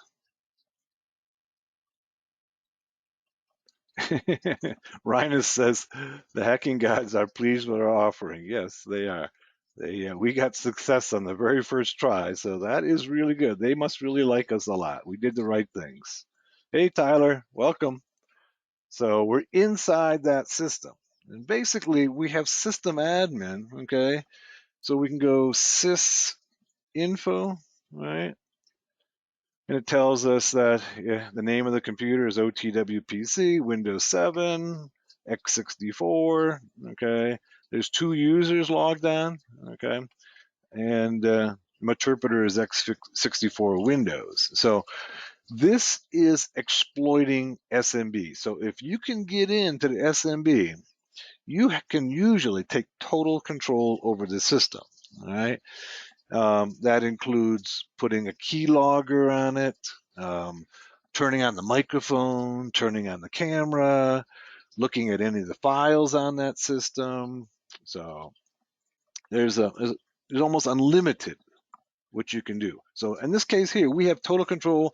This is what it looks like to have total control over somebody else's system, right? And I can navigate around. So I can go say CD to the desktop. Wait, let's first of all see what directory I'm in. Okay. Let's go PWD. Okay. I'm at system. All right. And let's go back a couple of levels. And then go dir.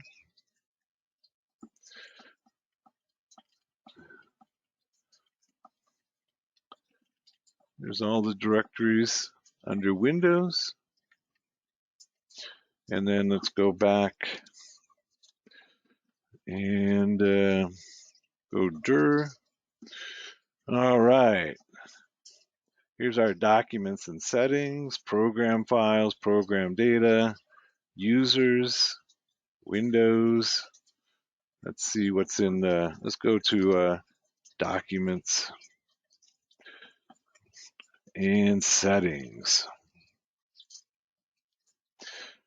And since it's there's spaces in it, we're going to have to use double quotation marks around it. Okay, and now I'll go PWD, and we'll see we're in documents and settings, and then go ls-l. And it comes back, operation failed, access is denied. Interesting. Wonder if we might have lost the interpreter. Let's see. Yeah.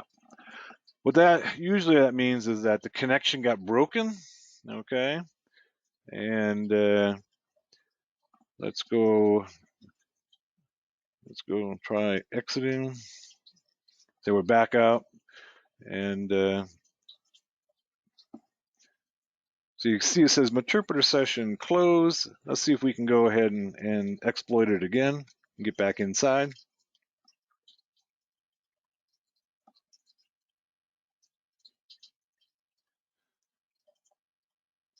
Can we be lucky 2 times in a row? We are. Look at that. Session number 2. All right. All right. Dir. Yeah, it's we're inside, but it keeps on dropping the connection. And let's go. Let's try one other thing. Let's go key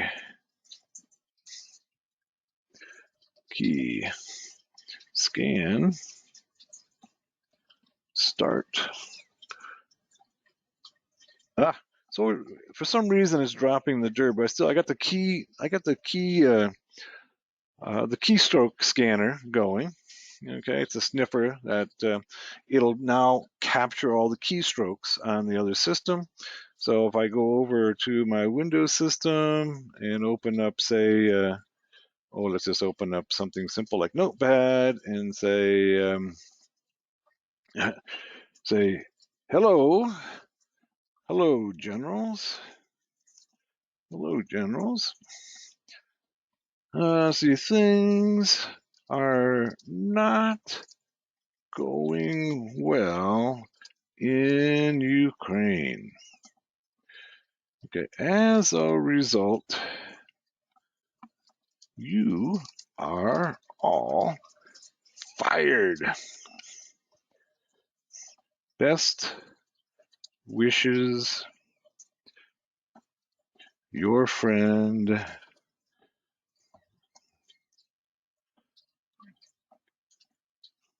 Pooty. Okay. Sartorius says, this is a regular Windows computer or domain controller. This is a regular Windows computer, but it works on a domain controller as well. It works on Windows 7 and Windows 08. There are other versions that work on other versions as well.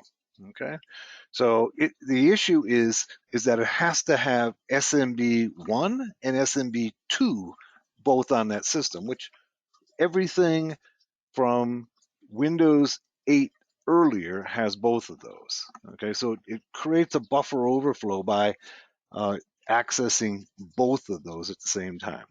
So this is just a simple Windows 7 workstation. Let's go back to our, key scan. Dump. My bad. All right, let's first thing we got to do before we turn on any keystroke scanner is we have to migrate the interpreter to the notepad. All right, so let's go and take a look at PS. All right, and you see that PS has, in Linux that PS gives you all the processes, and you can see all the processes here. Here's the command exe. What we're looking for is our notepad, and here it is right there. So it's using process 448. So we've got to move our interpreter, okay, to that, migrate to 448. Okay. And now whatever process you put the interpreter on, now I can turn the key scanner on. Okay. Key scan, key scan, start. Okay. All right. Now we can go back to our Windows, and we're going to have to enter this all again. Okay, because this is a keystroke scanner, so I can't just copy and paste. Okay, so I'm going to write the same note to my generals. Hello, my generals. Okay, you are all facing the firing squad today.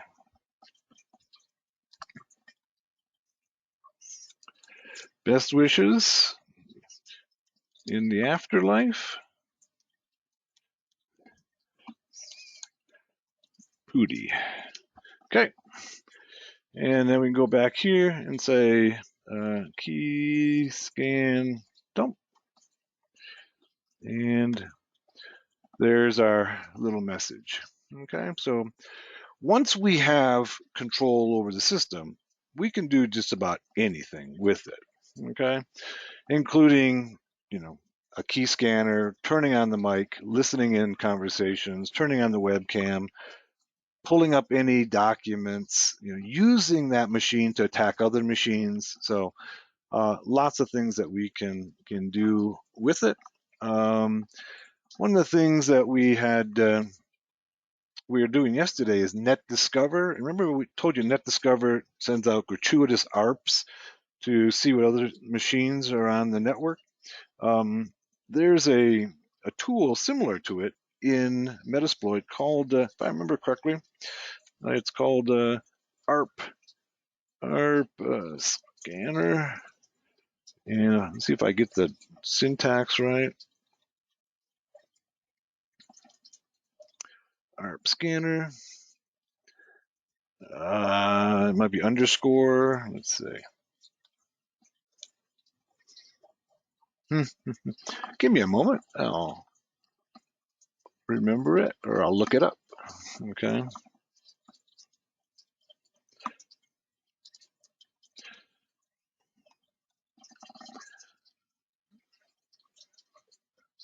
All right, here we go. I have a tutorial on Hackers Arise on all of the scripts that are built in.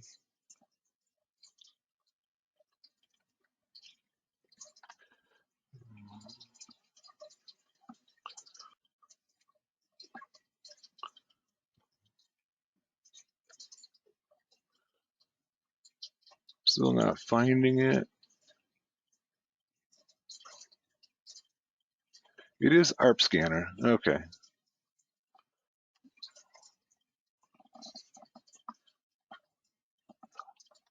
One moment. Let me see what the syntax is like.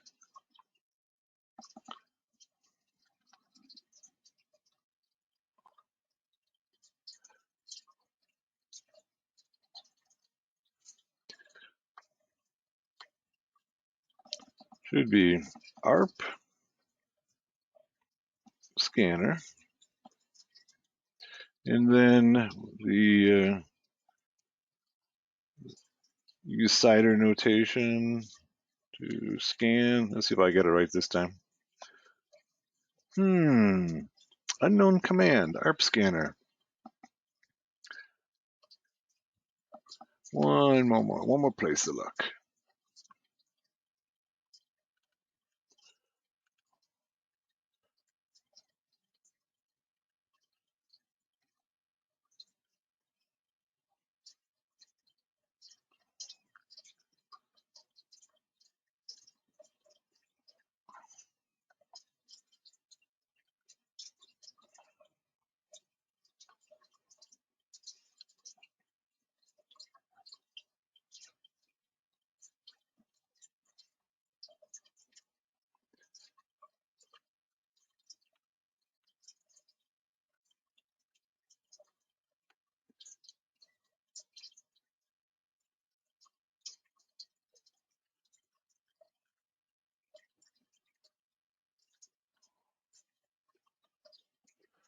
All right, my bad. Let's get it right this time. Run ARP scanner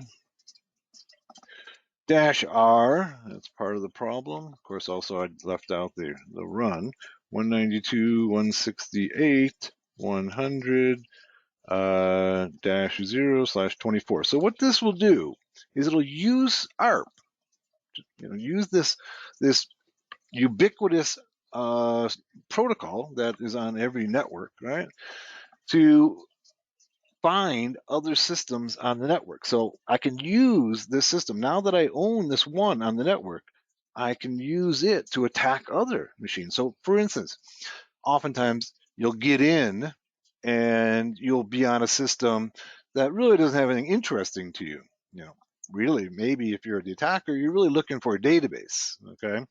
So what you would do next is you got into, say, some administrative person's PC, and now you want to go and find that database server. All right. So let's see what other machines are on our network. And this is basically Net Discover, but it's built into. There you go. You see all the machines on the network using ARP.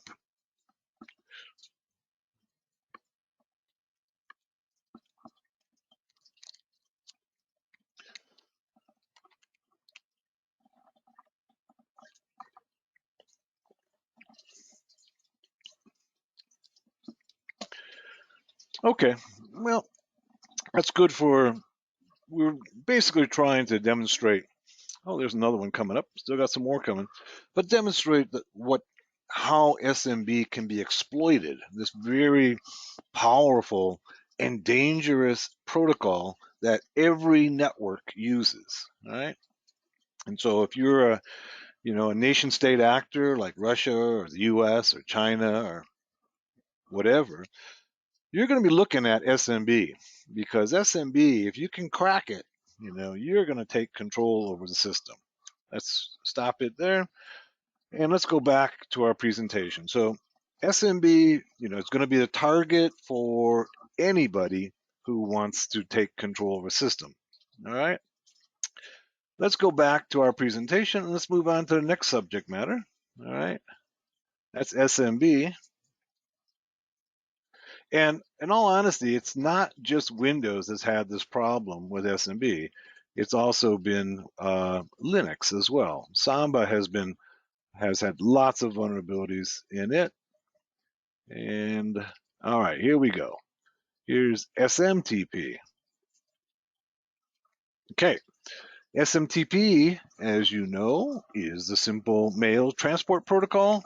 Okay, is among the most important protocols in our digital age. It's used to transfer email from one user to another. Okay, actually, it's used to transfer email from one email server to another.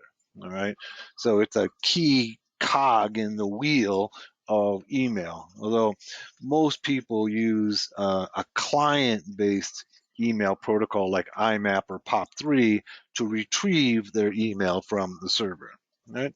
Although SMTP was first codified in 1983, it's still the same protocol that carries nearly all email with some enhancements. Here's the way it works, okay? So SMTP, you can see it's used primarily or exclusively, let's say, the communication between email servers is exclusively SMTP, okay? So you got two email servers for two different companies, okay? This is company ABC, this is company XYZ. They communicate with each other over SMTP, all right? But the clients can either communicate by SMTP or, okay, so to send their messages, SMTP, to retrieve their messages, either POP3 or IMAP. The same over here, okay? There's a diagram above, okay, or previously. The client, Anna, at maildomainabc.com sends email to the MTU, that's the mail transfer unit, okay, server via SMTP, and retrieves the email via either POP3 or IMAP. The same is true on the other client. Communication between the email servers or MTUs exclusively at SMTP on port 25. First, email is submitted by an email client or mail user agent, such as Microsoft Outlook, Mozilla, to the email server, the mail server agent or MSA, using SMTP on port 587. This email is then transferred to the MTU. Most often, these two agents, the MUA and the MTU, are the same system managed by the same piece of software, like XM in Linux, like Exchange in Windows, okay? The boundary MTA uses DNS to look up the MX record, just like we did, okay? Remember, we did the DNS, we used the dig to find the MX record. So it goes into DNS to find out what the MX record is of the system that is the target of the email. This record includes the name of the target MTA, which can demonstrate that we can demonstrate this with a dig command like we did earlier. The MTA then selects the target host, connects to it, and sends the message. Once the server receives the incoming message, it hands it to a mail server agent, MDA, for delivery to the recipient. Once the message is delivered to the local mail server, the email is stored for retrieval by an authenticated MUA. Types of MTUs. These are the most common ones. It used to be that postfix and sendmail were the most common MTUs in Linux. Now it's XM, which is built into your Kali. All right. Exchange on Windows systems. By the way, this past, year, 2 years ago, maybe, year and a half ago, Exchange had a huge vulnerability that the Chinese exploited. So the Chinese came in and just exploited almost everybody's, all the big corporations and government services, and hacked open their Exchange servers and were retrieving all their emails. it was such a serious matter that the FBI got involved and basically patched everybody's Exchange server without them even knowing it. Okay, so they basically went into your system and patched it without you doing anything. It was that serious of a situation. Now, is that legal? Maybe, maybe not. Okay, but they did it because they felt like national security was at risk in this case. If you can basically justify anything if you say national security is at risk. All right, so they went into your company's email server if you're running Exchange, and they patched it without you even knowing it and without your permission. Recon on SMTP. Okay, we can do a TCP scan on port 25, the default SMT port, with Nmap include the A switch to attempt to determine the service running on that port, such as Nmap st-a, okay, and whatever the IP address is of the server in port 25. Let's do that. Okay, I've got I have a SMTP server running here in a virtual machine. All right. And we'll go ahead and scan it. Here's my email server. It's on 10. All right, so we're going to scan it.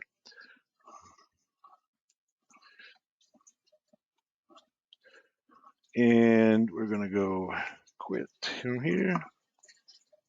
Okay, back to our Kali prompt. And now we're going to go ahead and go sudo nmap -st. Okay, and then the IP, we're going to use also the -a. Remember, the -a allows us to probe well, we'll do without the A first. It allows us to probe every port that's open to try to determine what service is running there. Because just because you know that port 25 is open, you don't know what email server is there. Just like you know port 80 is open, you don't know what web server is there. -a can do that for us. So I'll kind of demonstrate that for you. Let's first of all just scan all the ports on the system. This is our email server. Okay, lots of things open on it. Came back really quickly. All right, you can see that there is SMTP right there, among other things. And if we use the -a, we'll get even more information. Now it's going to go in there and probe each one of those ports to try to determine what the service is running behind that port. When we do it just without the A, all it tells us is whether or not the port is open or not. And it tells us what the default protocol on that port. Default protocol. It doesn't tell us the service, okay? This is the default. If we use the -a, it'll try to determine what the service is. And that's the kind of granular information we really need to be able to effectively hack those systems.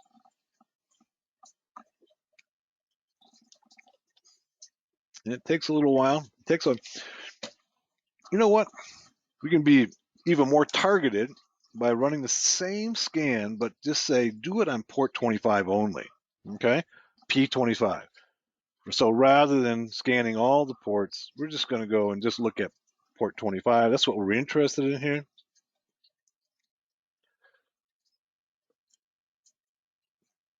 There, so it comes back much more quickly, okay? So it comes back and it tells us, oh, look at this. It's an XM server, which is the most common SMTP server in the Linux world now. Okay, it's overtaken everything else. I think it comes out of, it was developed at Cambridge University. It's open source, okay, and shows us what version of it is. Okay, it gives us a little more information on it, like what kind of commands it supports, authentication, hello, mail, receipt, data, what have you. Okay, gives us the Linux version it's running on, the Linux kernel. Okay, so, and it's only one hop away. Imagine that, all right? So now that we know that, we can go and potentially exploit it, maybe, but let's give it a shot. All right. So let's go back to our MSF console again. Now you don't have to use Metasploit, okay? Just that for demonstration purposes, it's a lot faster and quicker to use Metasploit. There's a lot of Python scripts that'll work equally well.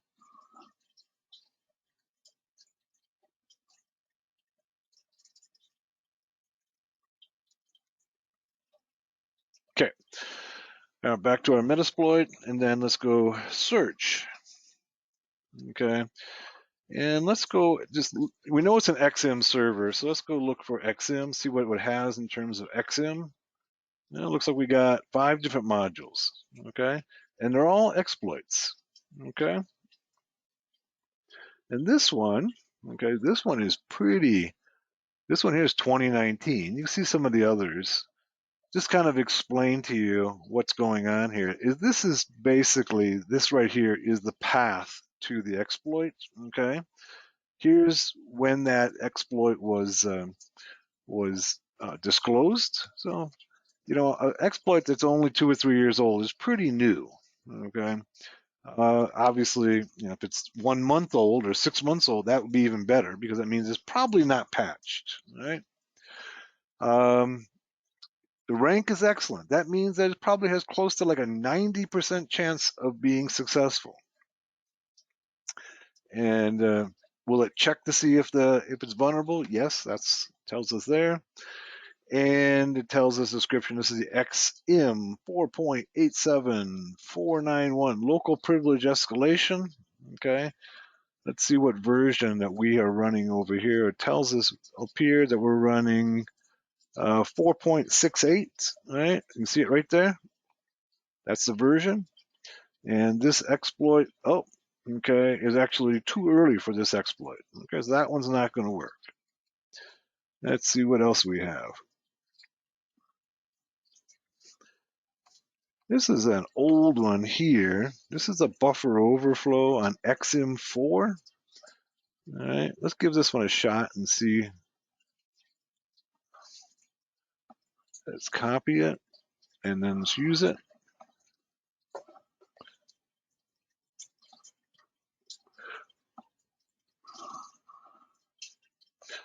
And then let's go info on it. And let's see, here's the info. It says this module exploits a heap buffer overflow within the versions of XM prior to 4.69. Yes, that's what we want because we're 4.68, right? Let's go back and make sure again. Yeah, we're 4.68. So anything before 4.69, it works. This is the kind of, this is kind of the process.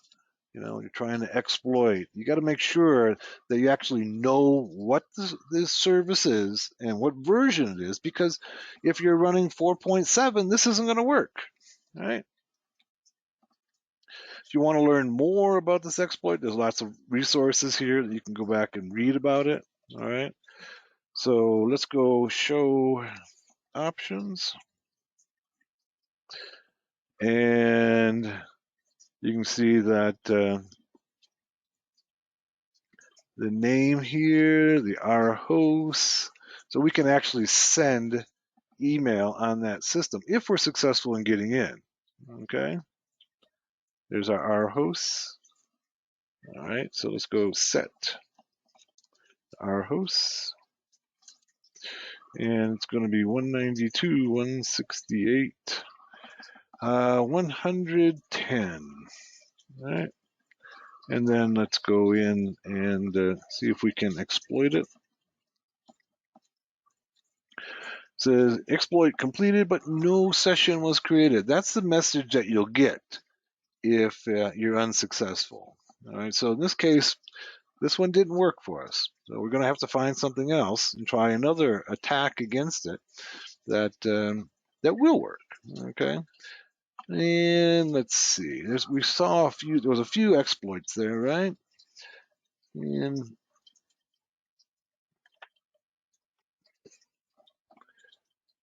exploit field, an exploitation error occurred.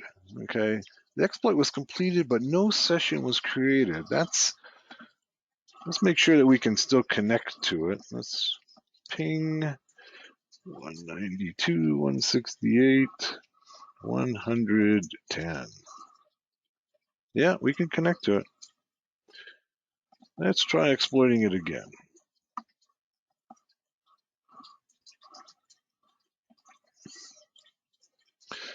Maybe my mail server got patched. Okay, this one should work against it. And this is kind of a good example that it doesn't always work, right? You know, what you see in movies and TV shows where every exploit always works all the time is not real. Okay, even in a case where this should work, it looks like it may have gotten patched. Let's try changing to a different payload on this one. Go set. I seem to have lost my keyboard on this particular system. It doesn't want to let me type. Huh. Let's see. Yeah, my mouse is not working. My keyboard. Once again, a anomaly of working with a virtual machine. Let's go ahead and take it down and put it back up. Okay. Take a moment here. Yeah, my system has locked. At least the virtual machine has locked. Okay. Let's go and start that virtual machine again. And we can use this one here. We'll use a different one.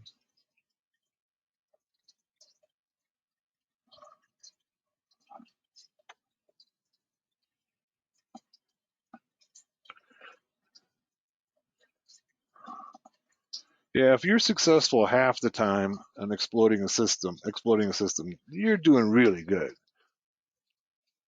Because exploitation is hard work. It's not, like I say, it's not like in the movies where you just kind of grab something off the shelf and boom, you take over the system. Okay, even with well-worn and well-tried exploits, it doesn't work all the time. All right, let's give this one a shot again. Let's see if we can take over this XM server.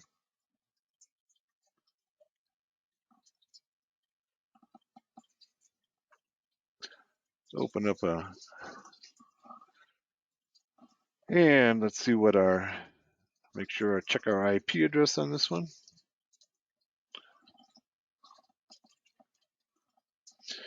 Looks like this one only has one interface, which makes things a little bit simpler. Okay, we're at 4 on this one.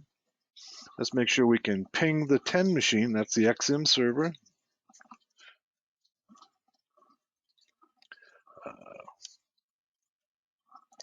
Yep. All right. Good. There's also an Nmap script. One of the things that we may or may not be familiar with is Nmap, besides being simply a scanner for ports being open, actually has a bunch of scripts that do various things. Some of them are almost exploitation. Some of them there's some password crackers, there's some vulnerability scanners that are all built into Nmap. And they do have one that works for SMTP servers. Let's go ahead and try running it against this one. This one's just going to go ahead and scan that SMTP server, get us some key information about it, even more information than we have now. Go script, okay, is equal to SMTP, all right, and the IP address. And so what this is going to do is it's going to use all of the SMTP scripts against this system, all right, and port 25. So it says, okay, run the scripts, okay, in the Nmap scripts that are in the category SMTP at this IP address on port 25. Let's go ahead and run it. All right, that was quick and easy. Okay, here's the information it came up with. It actually tells us who the users on that system, right? So it goes in and tests. Now, this is not necessarily all of the users. These are the users that it could find. Okay, so now we have more information. We now know who has email addresses and who are users on this system, okay, which can be really important in cracking the system. It also tells us that, look at this here, the XM heap overflow, it's probably vulnerable, okay? Likely vulnerable, not certainly, but likely vulnerable, all right? So let's go ahead and give it a try again.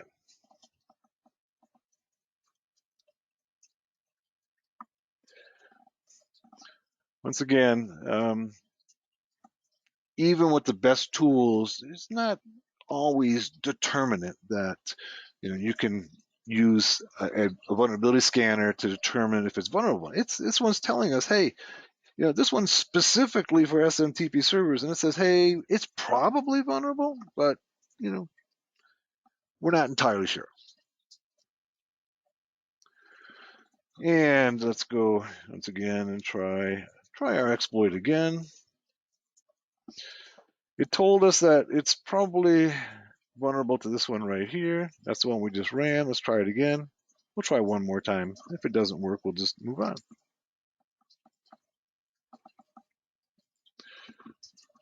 All right, and then let's set a payload for it, okay? Payload is in Metasploit terms, is basically a rootkit, a listener. It's something to leave into the system, okay? Something to allow us to connect to the system with, all right? So we're gonna go ahead and put in, there's a set payload, that's the syntax, and then the name of the payload or command, Unix. So all we're doing is we're going to try to put in a Unix command line on this thing, reverse Perl. So it's using Perl. A reverse connection means that it'll call back to us, okay, on the IP address and port that we designate. Let's go show options. All right, so localhost, that's us, all right? And we got to put that in. So set localhost, and we are 192, 168. What are we? 6, I think. 6. I can always just go ifconfig, right?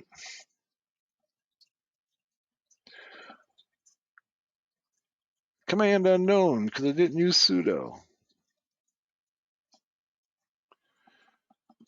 We're 4. Okay, good thing I checked. Set lhost to 192, 168, 104, and show options again. All right, so we got this one set. The port is set. It has to be on port 25 here. We can change this if we want. Okay, that's just where we're listening at. This we can't change because it's an SMTP server. It has to connect on port 25. Our host right here, let's go ahead and make sure we set that to the remote, the target machine.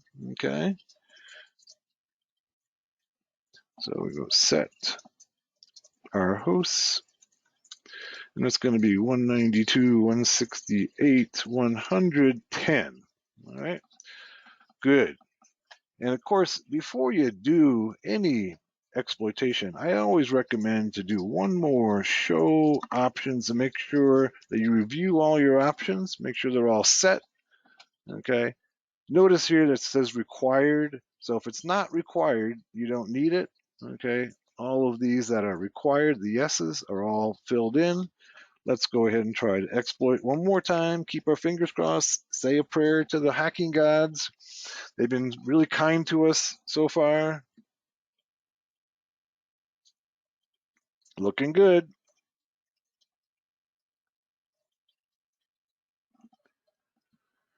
And we've got it. All right. We are inside that SMTP server. Okay. Now notice that because we have a command shell, then nothing comes back to us. It's just There's no prompt, all right? But we can check to see if we're inside that system by going pwd. All right, there it is. We're in the XM server. Who am I? I'm root. Yes. Okay. I'm root. That means I've got total control over this system. I can do anything I want with that mail server. All right. So, all right. So that's our SMTP server. Once we're inside, we can send email from anybody on that system, impersonate anybody, right? And send out, emails to spam or whoever. I mean, we can use it for social engineering purposes, what have you, to be able to get people to click on things and to trust us, right? So that's SMTP. SMTP is a pretty complex protocol. We kind of just touched on some of the high points of SMTP, but then let's move on. All right, I'm going to close this and go back to our presentation. All right. By the way, my book on network basics for hackers will have more detail on SMTP, so look forward to that. All right, let's talk about last couple protocols I want to talk about here are radio protocols, all right, Bluetooth and Wi-Fi. So Bluetooth is a universal protocol for low power near field communication operating at 2.4 to 2.485 gigahertz using spread spectrum frequency hopping at 1600 hops per second. Okay. If you're not familiar with spread spectrum frequency hopping, basically all this is to be able to make it more difficult for somebody to be able to intercept the communication. So it basically it changes the frequency 1600 times per second. All right.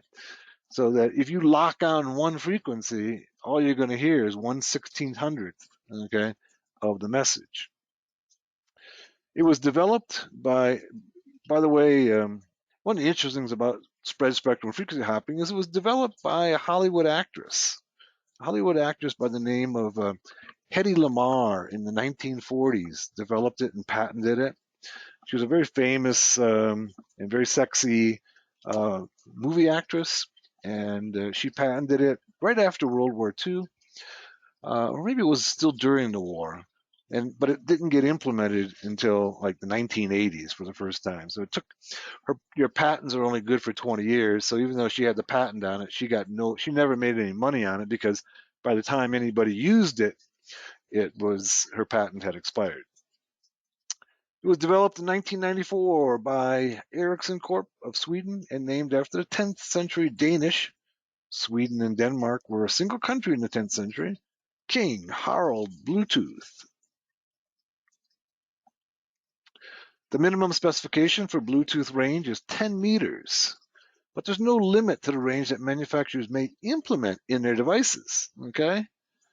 So even though it must be reachable, it must reach 10 meters, oftentimes you can reach Bluetooth for 100 meters, okay? So, which is about the same as Wi-Fi. Wi-Fi will go out to by default, to about 100 meters.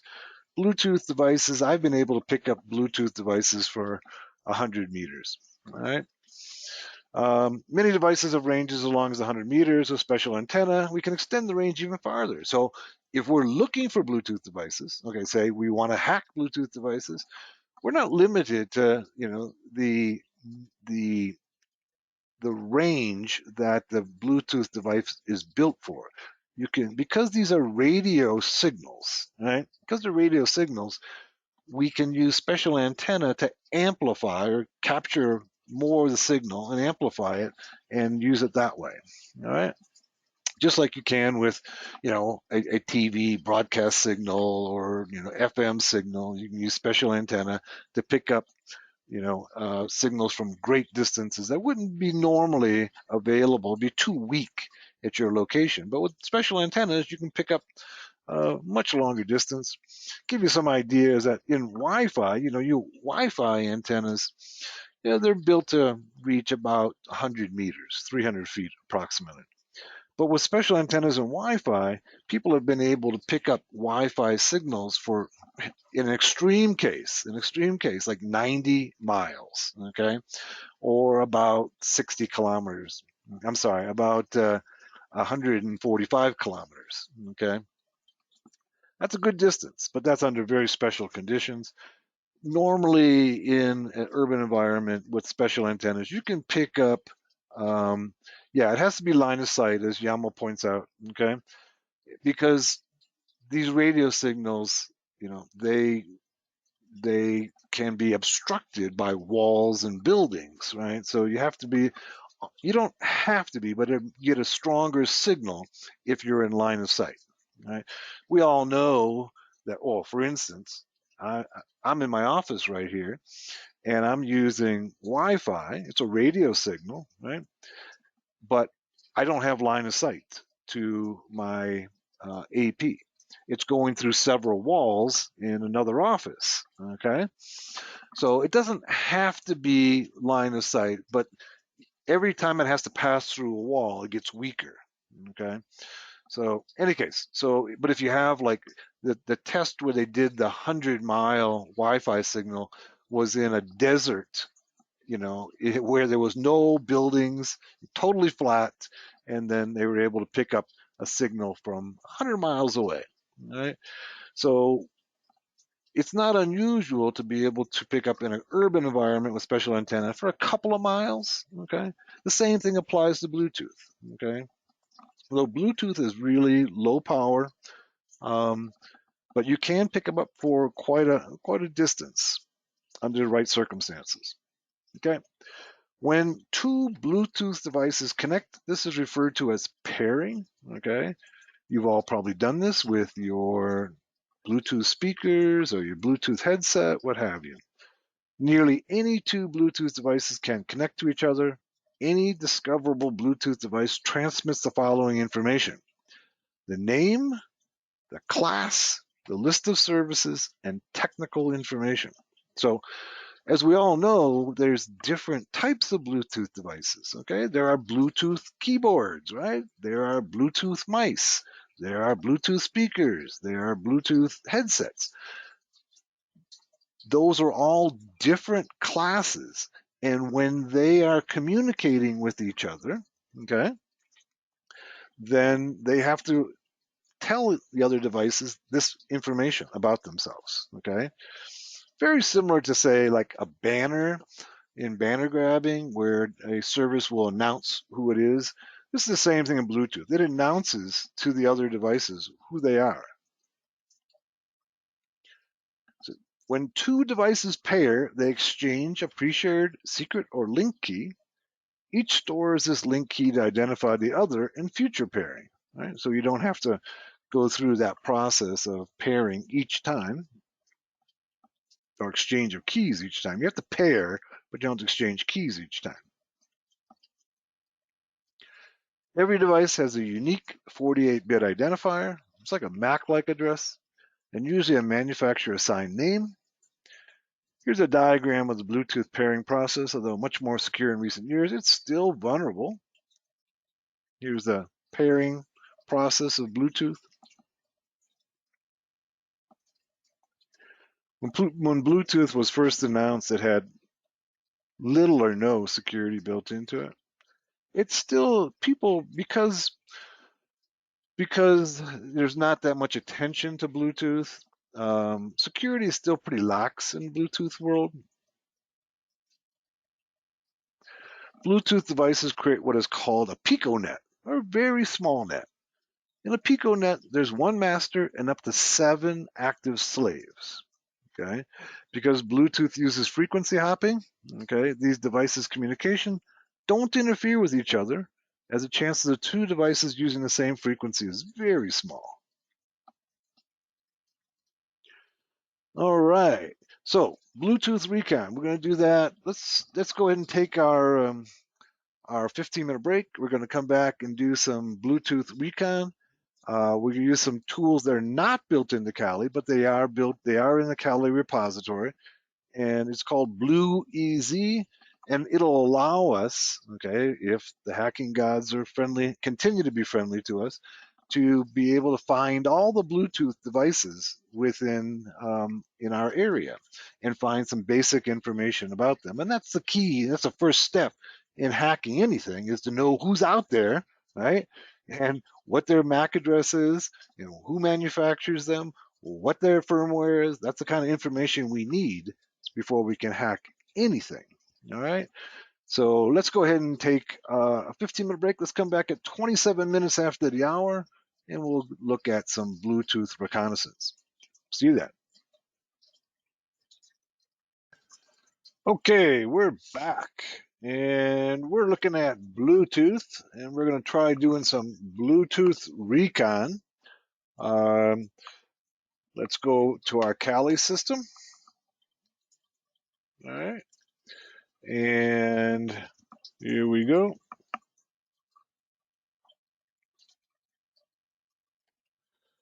Let's go ahead and open up a terminal. And the first thing we have to do is, once again, I'm using a virtual machine. So if you're not using a virtual machine, this becomes not irrelevant, but less important. You have to have a Bluetooth adapter that will work in Linux. Not all Bluetooth adapters will work in Linux, okay?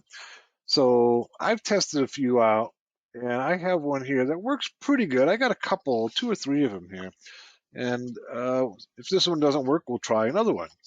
But I think basically all I did was go on Amazon and search for Linux Bluetooth adapter.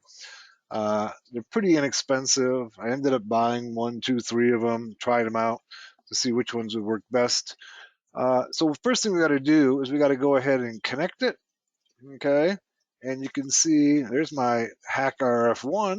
Okay, here's a couple of Wi-Fi adapters, but here's my Bluetooth dongle right here. We have to connect it first. That's the first step.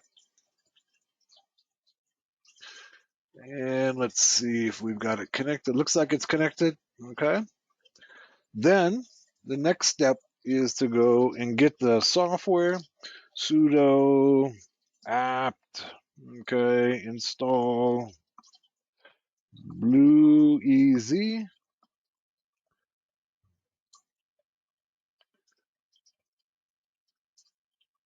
And it comes back and says 1 upgrade, 0 remove, not upgrade, needs after this operation. Looks like it's failing here. Unable to fetch some archives, maybe run the apt-get update or try with fixing. Let me see, I think I have it on this system already, but let's make sure. If not, I have it on another one. Okay. Command not found. Okay. I think I've got it on my other one. Let's go open up a, but this is how you would get it. And rather than mess with it, I'm going to go and open up another Kali. Yeah, I've got one here. This is the one I shut down earlier.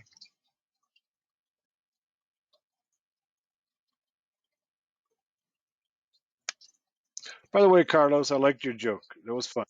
Okay. I got a little chuckle out of it. Carlos writes, "Hey guys, how did the hackers escape? They all ran somewhere. Ha ha ha."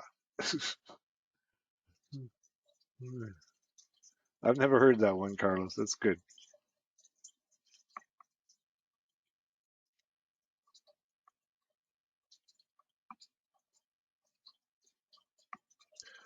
All right, booting up another Kali.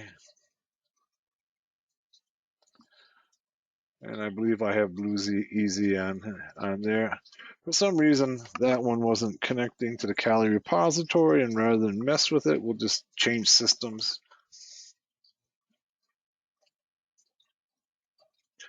It also means I now have 5 operating systems running. Even my 32 gigs of RAM are being stretched at 5 operating systems. All right, let's let me just check to see if it's here. BlueEZ. Command not found. Oh, I'm sorry. Sudo, okay, HCI config. BlueEZ is the package, but HCI config. All right. Looks like it's probably there. Looks like it is. It didn't give us any error message. So for you, you want to go ahead sudo, okay,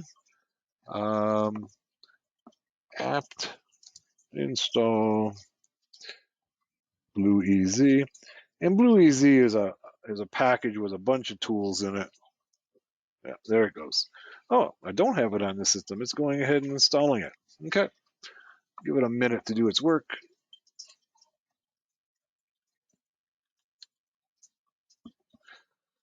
Takes a moment, and it's all done. All right. And so BlueEZ has a bunch of tools for doing Bluetooth work, okay, reconnaissance, what have you. And that's what we're going to be doing now, and see if we can't locate and get key information about the Bluetooth devices in my area, my immediate area here, or maybe even farther than my immediate area, okay? So first step is go sudo, okay? Well, first of all, I got to connect the Bluetooth adapter. Let's do that. I had it connected to the other system. So here it is here. Okay. It says failed to attach. That's not good. All right. So I can't do anything until I get it to attach. Let's try again. Failed to attach. In that case, probably the best thing to do is to go and detach it from the other system. Okay. Let's go over here and disconnect it. All right. And then go back over here and attach it.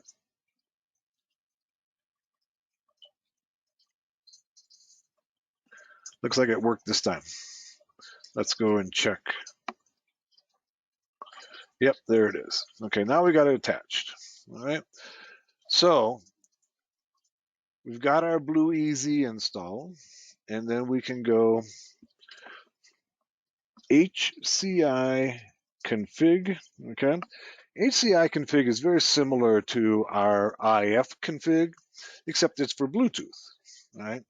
So rather than pulling up the TCP/IP adapters, okay, the Ethernet adapters, WLAN, what have you, it's going to tell us if we have any Bluetooth adapters and give us key information about it. And there it is. All right. Now you can see here's essentially the address. Okay. It's very similar to a MAC address. Okay. It gives us some basic information about it. But you can also see that it's down, okay? So it's not running. So the first step we have to do is we have to basically bring it up. Sometimes if you've ever done this in Linux, when you have an adapter down, you can just say, IP config and then the name of the adapter up, and you can do down as well. But here we want to take this one up to make it active, all right? So we do that by going HCI, and we know that it's HCI 0, right? And then up. Okay. Now, when we go run HCI config, you can see it's up and running. That's what we want. All right.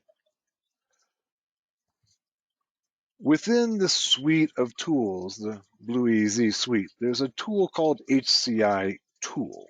Okay. And this tool will allow us to scan and see if there's any Bluetooth devices in the area. So let's go sudo HCI tool scan. And it's scanning.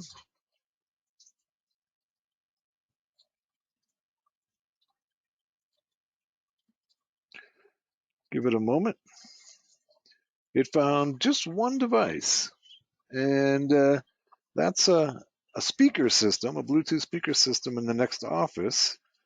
And there's another speaker system in my office. So that speaker system is, I don't know, at more than 10 meters away.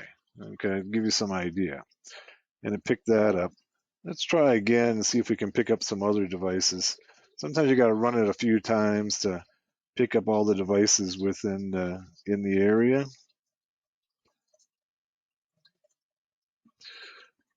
Let's see if we can try it again.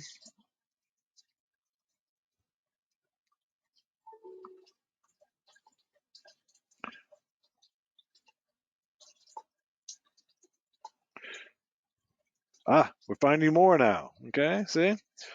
So now we found a couple. We found another speaker system here and a phone here. 2 speaker systems and a phone. All right. We can also use another tool, okay, called HCI tool, and then use the inquiry. All right. It gives us a little more information about these devices.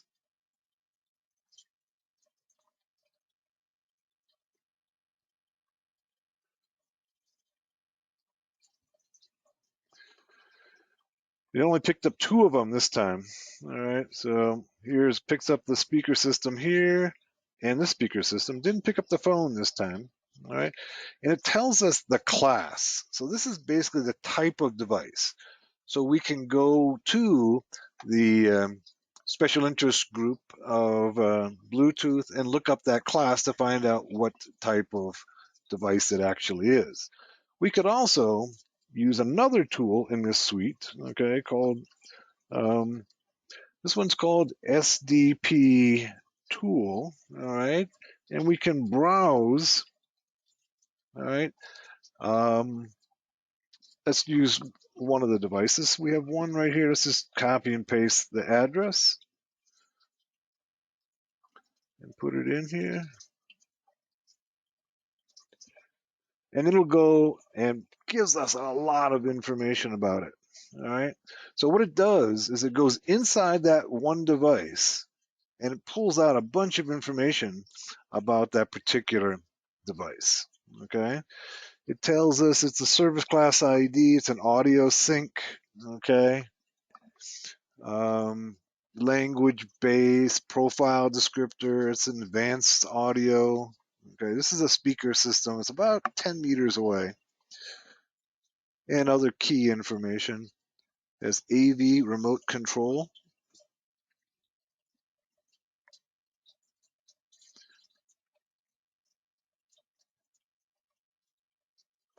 Actually, this looks like not the speaker system, but the remote control for the speaker system.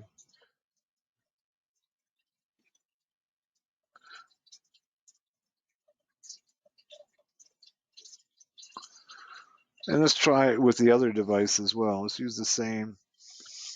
And let's go, we use that 08. Let's try this one here.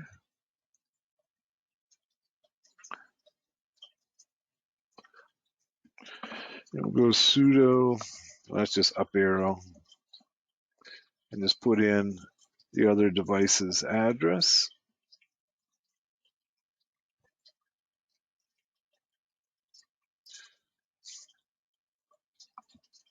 Oops. Paste selection, not copy. All right.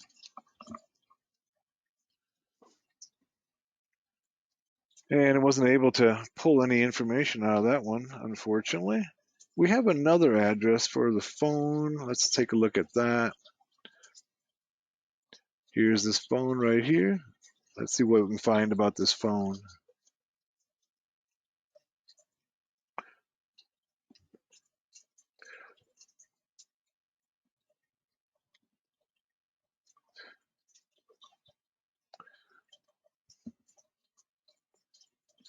There we go.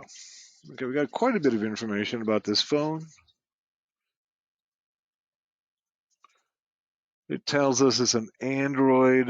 Okay, let's go up a little higher. Has a service called Android Network Access Point. It has Android audio service. It has an AV remote control target.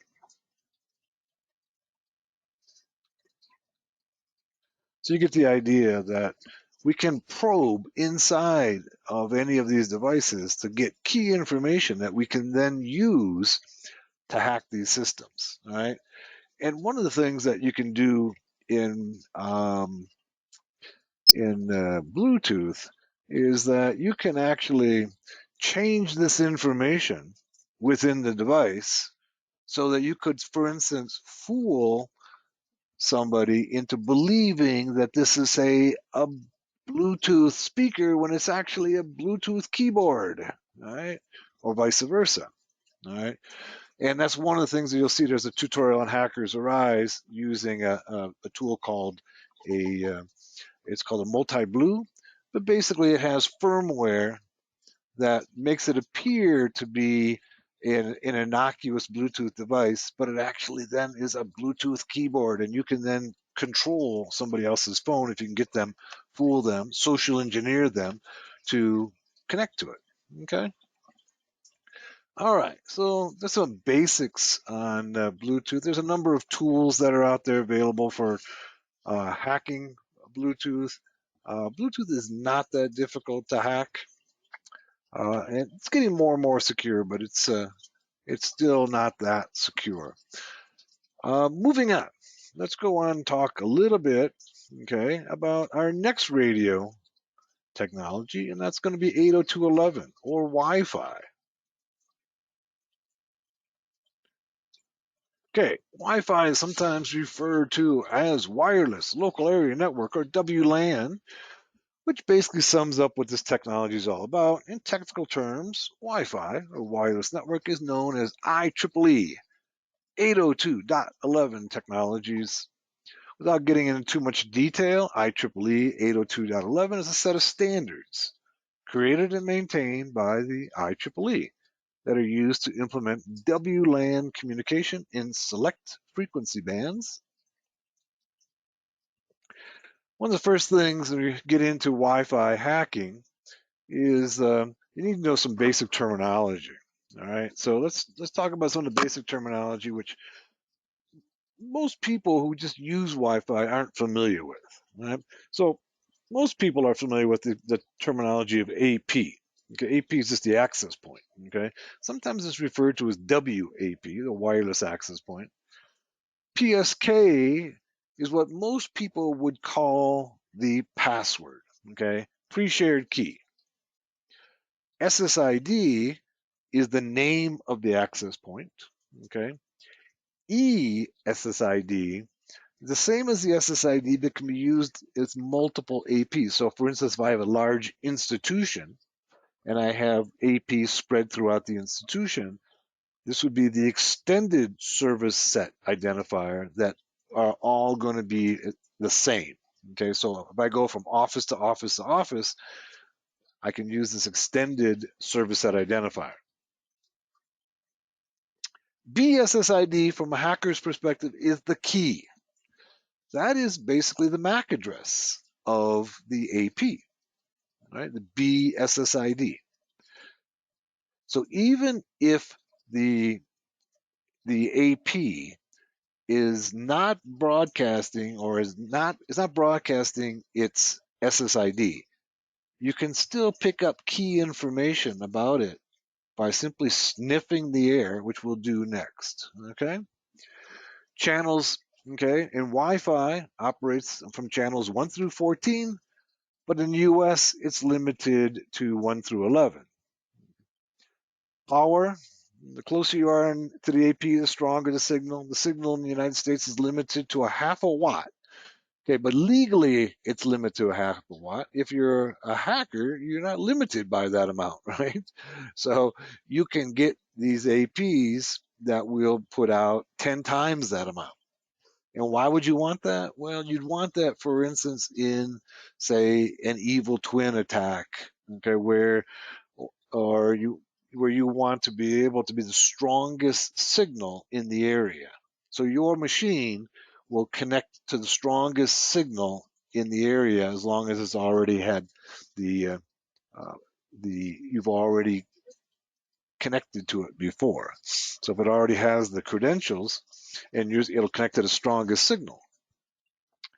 Security, this is a security protocol to authenticate and encrypt the Wi-Fi traffic. The most popular at this time is WPA2 PSK. Okay, we do have WPA3 PSK out now, but it's still not widely popular. Modes, Wi-Fi can operate in 3 modes: master, managed, and monitor. Okay, the APs operate in master mode. Okay, wireless network interfaces operate in monitor mode by default, and hackers usually operate. Actually, this is actually it should be in. Okay, the APs operate in master mode. Wireless network interfaces operate in managed mode, and hackers usually operate in monitor mode. That's a typo right there. Okay, so the APs in master, the wireless device, your network interface card is in managed, but you can change it into monitor mode. Okay, monitor mode is the same as promiscuous mode in a wired connection. So that means that you can see all of the traffic passing through the air around you. And that's what you want to do as an attacker. And it's pretty simple to do, but you can then see everything that's moving around you. And then once you see everything around you, then you can take an attack strategy. The range is at the legal limit of half a watt. Most Wi-Fi APs are accessible up to 300 feet, 100 meters. Both high gain antennas can be accessible up to 20 miles. Frequency, Wi-Fi is designed to operate at 2.4 and 5 gigahertz. Most modern systems now use both. Okay, so the very, very early systems operated at 5 gigahertz. And then the problem with 5 gigahertz is that it doesn't penetrate walls well. The lower frequency penetrates walls better. Okay, so initially they went to 5 gigahertz, then they went down to 2.4 gigahertz, stayed there for a while, and then what they've done now is they've bonded 2.4 and 5 gigahertz together. The advantage of 5 gigahertz is it can carry more data, okay, but it cannot get through walls as well. So if you use both of them, you get the advantages of both. That's what most of our systems now use. So here's our protocols, multiple protocols. So here's the very first 802.11a. It's 5 gigahertz. Okay, the channel width is 20 megahertz. Doesn't use MIMO. That's the bonding. Okay, between the two. Maximum data rate was set at 54. That's pretty good, but this was not released. This was the original developed. The first release was 802.11b. Okay, because in the testing lab they realized this wasn't going to be practical, so they changed it and went to B and brought it down to 2.4 gigahertz, and they lost about 80% of the speed by doing that, but it could go through walls. If you're just using 5 gigahertz, you're going to have a hard time getting past any walls or any other obstructions. And then you can see some of the others. And now most of our systems are using some form of MIMO to get better speeds, getting both the penetration and speed by using both of them. The security protocols. In Wi-Fi, the initial security protocol to secure 802.11 was named WEP, or Wired Equivalent Privacy. By 2001, hackers discovered that through statistical techniques, they could crack the user's passwords in minutes due to improperly implemented RC4 encryption. Okay, there's not a problem with RC4. RC4 is secure, but it was improperly implemented, and therefore you could crack it in like 3 to 5 minutes. Okay, the IEEE had to quickly find a replacement for all the Wi-Fi APs out there that were left without security. Few of these access points are still in use today. You can still find them, but there's very few. Most of them have been replaced. Okay, but if you find one, it's very simple to crack. WPA. In 2003, IEEE created a short-term fix they called Wi-Fi Protected Access, or WPA. The key part of this new security protocol is that it does not require replacing the existing hardware. So they realized they had sold all these Wi-Fi access points and they were all insecure. But they also recognized, okay, that they couldn't recall them all and ask people to bring them in and replace them. So what they did is they put a firmware upgrade on it, okay? So you could just download the firmware upgrade and it made it slightly more secure, okay? WPA also relied upon RC4 encryption algorithm, but added some additional features, making the PSK, the pre-shared key, more difficult and time-consuming to crack, but not impossible, okay? WPA2, okay, this is WPA2 802.11i standard, was finalized in June 2004, so it's been around for 18 years. WPA2 uses the counter mode with cipher block chaining message authentication protocol, more commonly known as CCMP. This new protocol was based upon advanced encryption system standard. You are familiar with that. That's the most secure encryption. It's a standard set by the NIST, and it's implemented into WPA2 for authentication and encryption. CCMP was more processor intensive, so most APs had to be replaced. So you couldn't implement this in the old APs. You had to buy a new AP with a more powerful processor. Here's a little bit on Wi-Fi frames. On Hackers Arise, I have a breakdown of all of the frames. Okay, that frames are similar to what we think of as packets in TCP/IP, but essentially a frame encloses the packet in the Wi-Fi protocol. You see, these are all the different frames, types of frames. Over here, I've got for you the Wi-Fi, the Wireshark display filter. Okay, so you can find these various frame types in the traffic. Notice that I just backed up a little bit.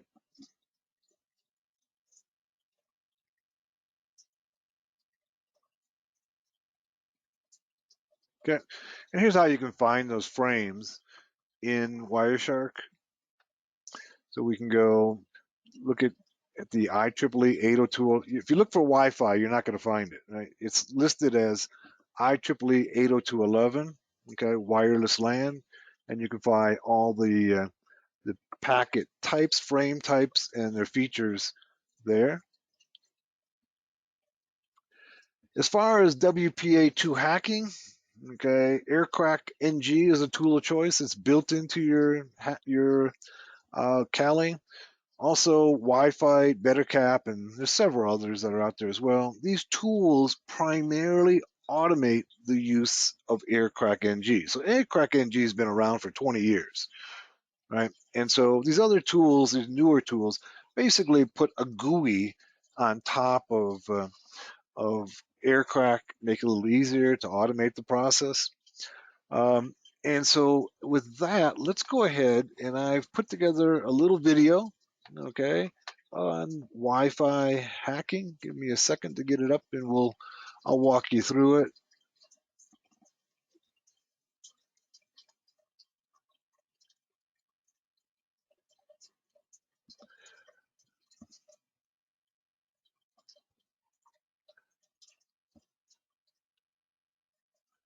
Okay.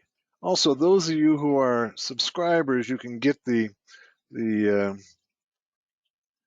Wi-Fi hacking tutorials.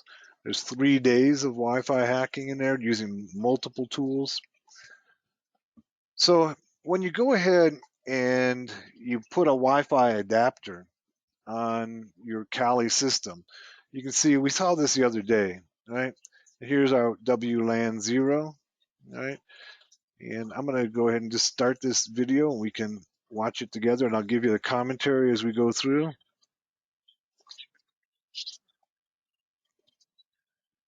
Can you,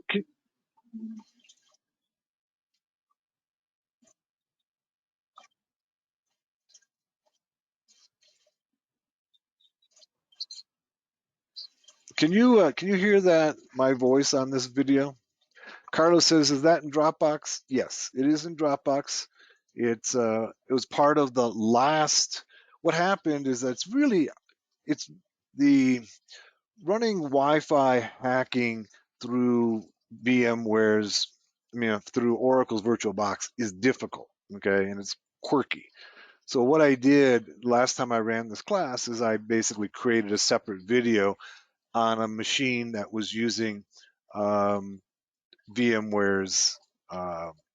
workstation. It works a lot better through VMware's workstation. So this is part of the last Network Basics class. You can get a more complete understanding using the Wi-Fi hacking class. But I don't know. Can you hear the sound?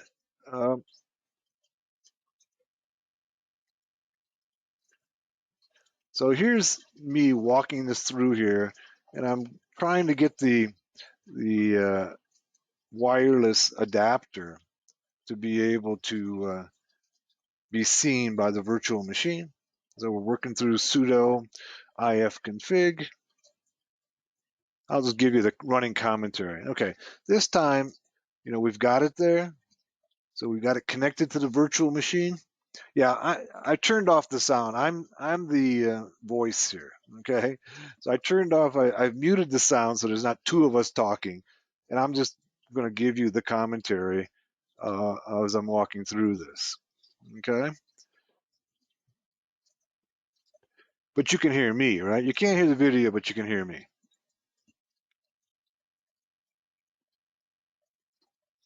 Yeah. All right. So I'll just tell you what's going on here. So first step, of course, is to make sure that your virtual machine can see the wireless adapter. That's what that is right there. Okay, WLAN 0. And rather than mess around with VirtualBox, I'm just using this previous video from the previous class. And actually, I did this after class and added it to the class because it's really kind of squirrely to be able to use Oracle's VirtualBox. VMware, it works pretty darn good, all right, but not so much in VirtualBox. You can see there's many tools there. All right, here's AirCrack right here. This is the primary. This is the best tool for cracking Wi-Fi. But you can see there's Fern, there's Kismet. Kismet's not a cracking tool. Wi-Fi works pretty good. There's a number of others. If you watch the wireless hacking tutorials, you'll see I use 3 or 4 different tools there.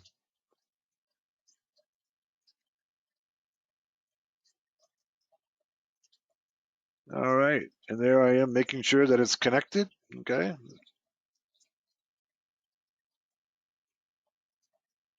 You can see I have multiple Wi-Fi adapters there, and the one I'm using is the Raylink. Usually in VirtualBox or VMware, it doesn't give you the name of the manufacturer, it gives you the name of the chipset, okay? It gives you the name of the chipset. So it won't actually display the name, and this is actually, all of these are alpha, they're different versions of the alpha adapter, okay? And so it's telling me what chipset is on those. And the one that I'm using is actually an older version, but speed is not that important to Wi-Fi hacking, right? Speed's really not that important. So as long as you can connect to the AP, that's all you need. You don't need speed. You don't need the latest and greatest. If you can find an old alpha really cheap, on eBay or something, then great. The new ones, I'm sorry, I didn't catch that. Well, at Carlos, Carlos's joke. Okay. And here what I'm showing you is a command called iwconfig. Okay. And iwconfig in Linux will show you just the wireless adapters. Okay. So it shows you all the adapters and only the ones that have wireless okay, in this case, WLAN 0, it'll give you basic information. So if that's all you're interested in is wireless, IWconfig does the job. I think I put IWconfig in my Linux Basics for Hackers course in the wireless section there. The wireless section in Linux Basics for Hackers is pretty good. Gives you a good understanding of how wireless works. Gives you a good understanding of how to go about doing reconnaissance in wireless. But it doesn't really go into the hacking because the book was designed to familiarize you with Linux for hacking, not necessarily doing the hacking. I have a big section in getting started becoming a master hacker on using multiple tools for hacking and hacking with air crack, using we use PMKID, Wi-Fi, a number of different tools to hack. Here what I'm doing is I'm using IWList, okay? And IWList will go ahead and look for all the Wi-Fi APs in the area. Here it came back with no scan results. That's not good.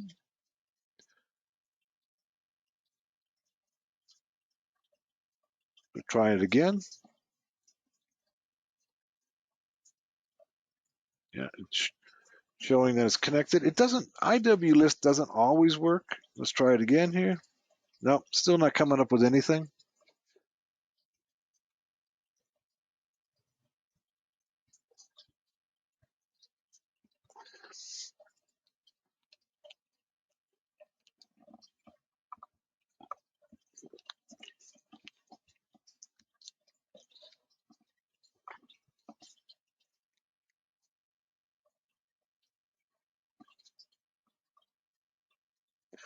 I think at this point so here what we're doing is we're using the first step in hacking Wi-Fi is to put your interface into monitor mode. And you do that by using airmon-ng. Start, and then the wireless device's name. And you see there, all right? So I went ahead, and now by putting it in monitor mode, now I have it essentially in promiscuous mode. Promiscuous mode means that it can see all the traffic, not just my traffic.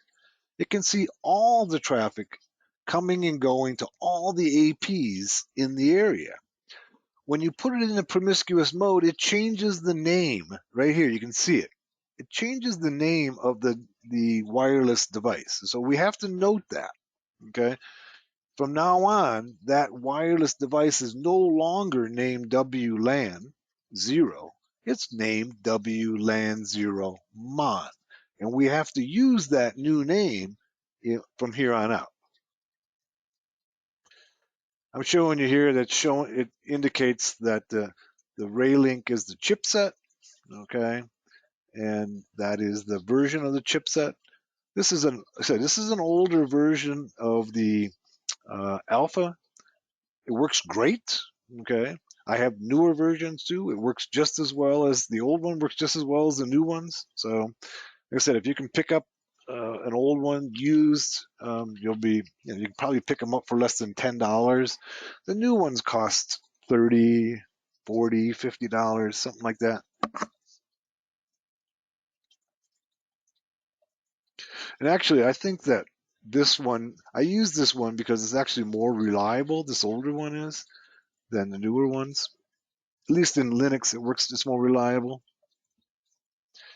So now that we have it in monitor mode, okay, the next step, okay, is to go ahead and look at all the traffic that's in the area. And that's what I'm doing here, aerodump ng, okay.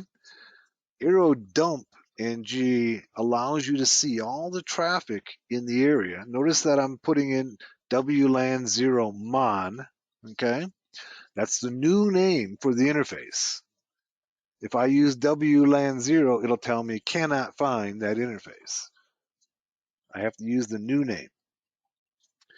And then if it's successful, it should then be able to show you all of the traffic that's in the area. Show you all of the APs and all of the clients as well. So you should see all the information that you need to be able to hack the system. What I didn't do here is I didn't put in sudo, so I put in sudo and now, okay? And you can see, so far it hasn't pulled up any information. I'm gonna have to, in this video, I had to go through and try it a few times before it worked. Once again, it's a virtual machine anomaly, okay? But you can see it's going through all the channels right there, okay? And when it works, it shows me all of the BSSID, which is the MAC address of the AP. Down here, it'll show me the MAC addresses of the clients that are connected to it. So I'm sitting here and I'm waiting for it to collect any data. It's not being successful. We're going to run it again. And you can see this was just on, what is about a year ago.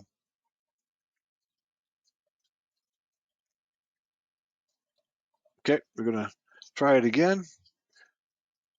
See the wired connection. It's kind of spinning up here. So it really, the connection isn't there yet.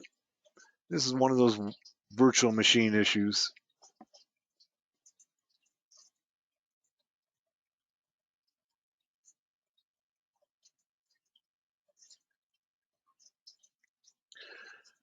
Going to try it again.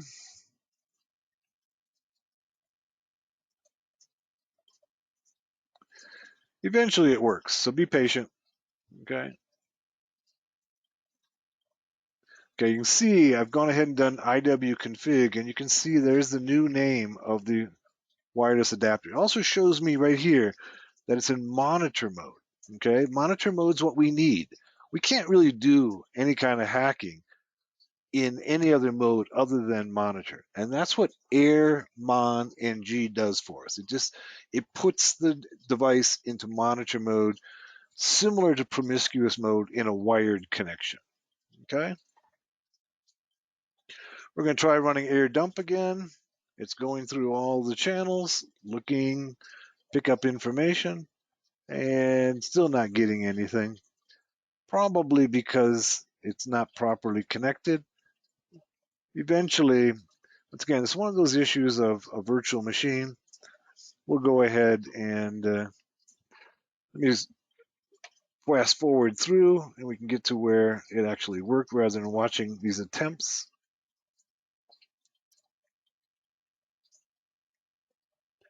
Sometimes watching the attempts is important so you get some idea of how to resolve these issues because you're probably going to run into the same problems at time. And so that's why I leave them in the video so you get to see how to fix these problems when you run into them. I think what I've done here is I've gone ahead and rebooted it and reattached the Wi-Fi adapter. And now we're going to go and once again having some, let's see if we can find the section where it actually does work.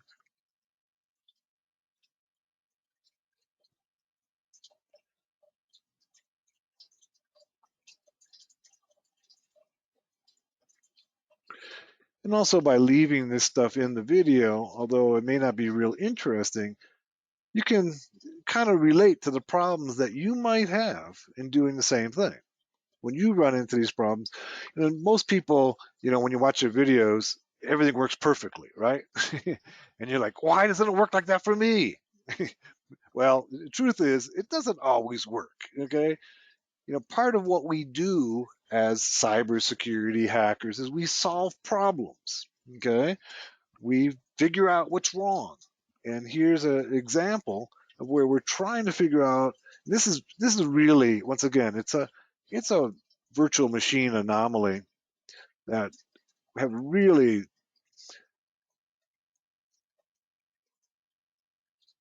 having difficulty getting the wireless adapter to connect.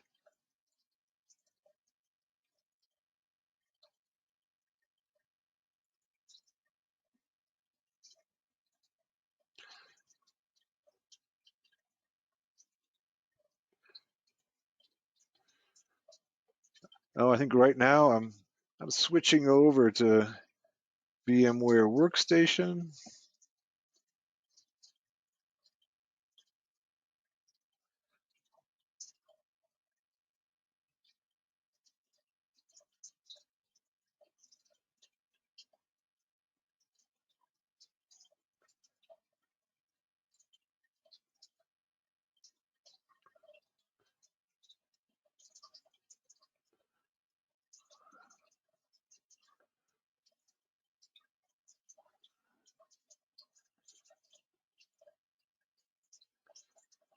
And now I'm in VMware Workstation.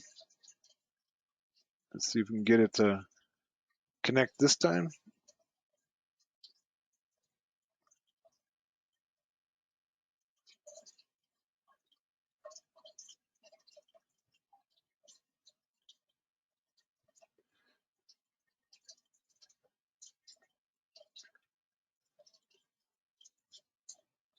I may have to go to another video to show you. This one is you can see it's still spinning there, having problems with the connection. Let's go and let's see what else. I have the another one I can show you. Let's go ahead and close that, and let's go over to, some of you have probably seen the Wi-Fi hacking. Let's go ahead and pull that one up and show it to you.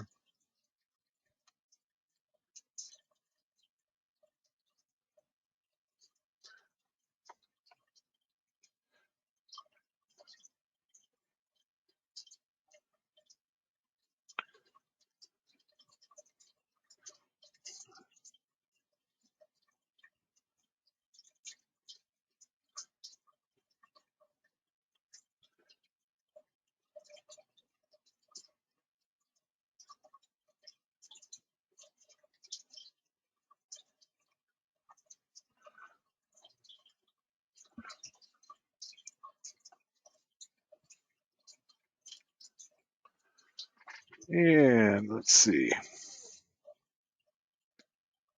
What I want you to see is how we can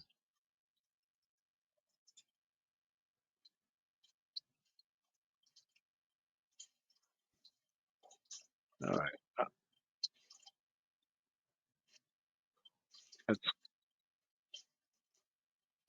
All right, here's let's see what we can find the key parts here. Here we go. Okay, this is the key part right here. Here I'm using Air Crack.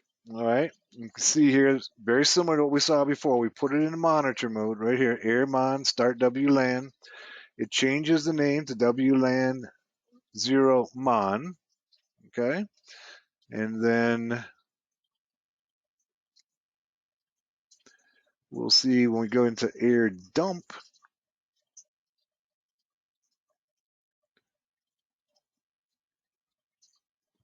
I'll see if I can fast forward a little bit through here. We get to the key parts. All right. There's our WLAN 0 Mon. Trying the Air Dump NG.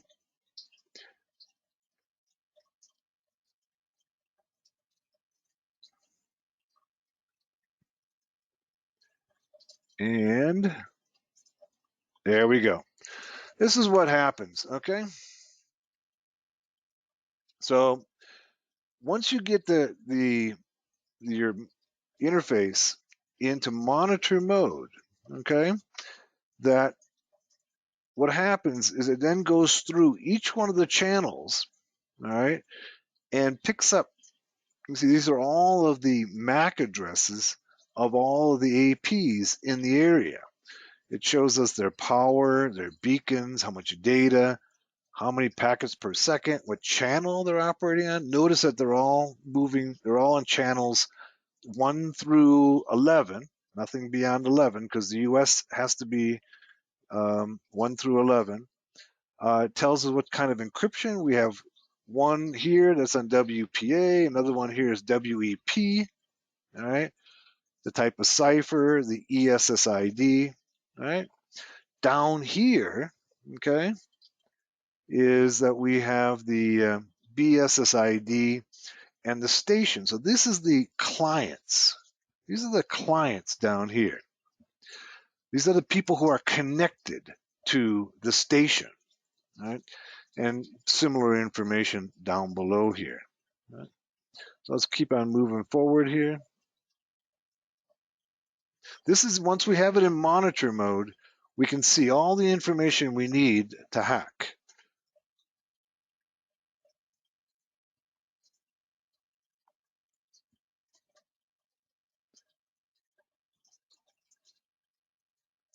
Emily says, can I possibly get this video sent via email? It's too big to send via email, okay?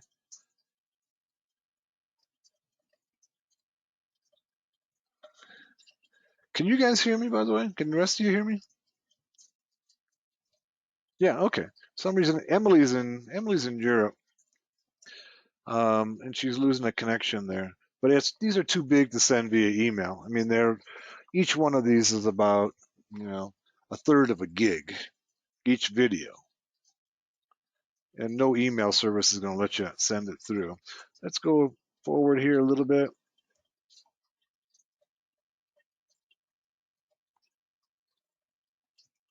Here I'm using the IW list, okay?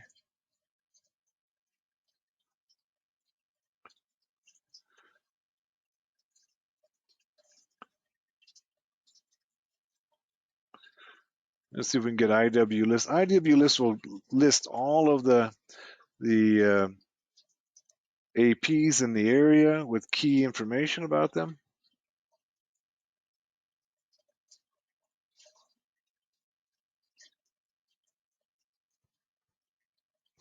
But of course, Emily, you can get it through, you can get it through Dropbox, okay? Here I am going and checking all of the processes that are running on that system.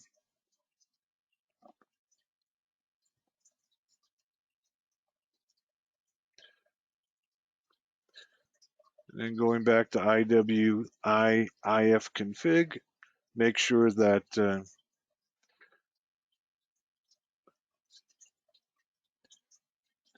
we'll go back to airmon ng, put it back into monitor mode. Oh, we're stopping it here. I'm going to stop the airmon and then try to restart it again.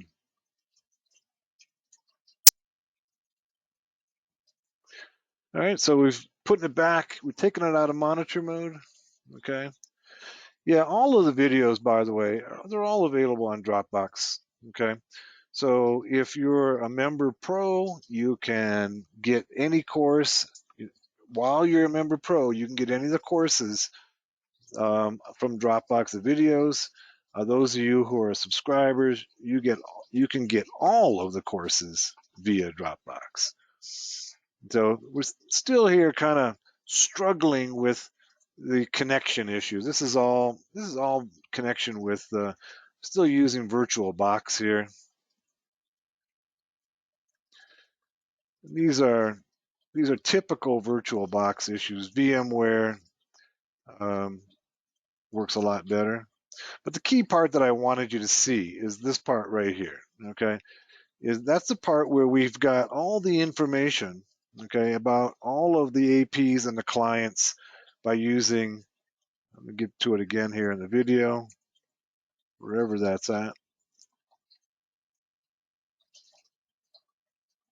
Right here, this is the part I wanted you to see.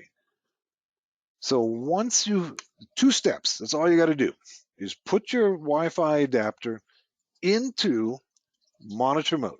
Then use air dump, okay? And air dump then pulls up all the key information that you need, even if they've turned off the beacon. So most cybersecurity people are taught that you turn off the beacon on the AP and nobody can see it. Well, that's not true, okay? I can still see it, even if it's turned off, okay? Because these frames, as they're coming out, include information about the AP. So turning off the beacon will only keep out the good guys. The bad guys are going to still be able to find all the information they need.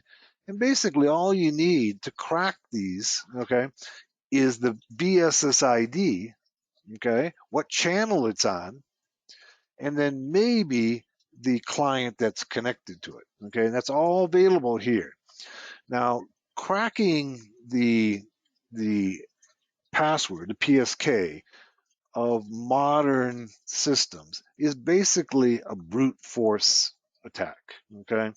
So what you do is that you need to go ahead and grab the password. When you're in monitor mode like this here, if somebody connects, okay, it'll come up with a little signal right here telling you that we've got the hash of that client. So every time somebody connects to the AP, they have to send the hash of the password. And then air dump here can pick it up and grab it for you, and then it becomes a brute force password cracking process. This is all of the Wi-Fi process, okay? The next process is all password cracking, okay?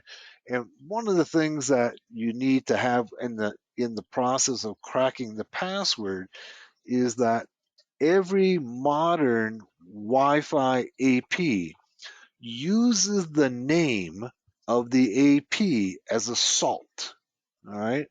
So you need to have both the hash and then the name of the AP.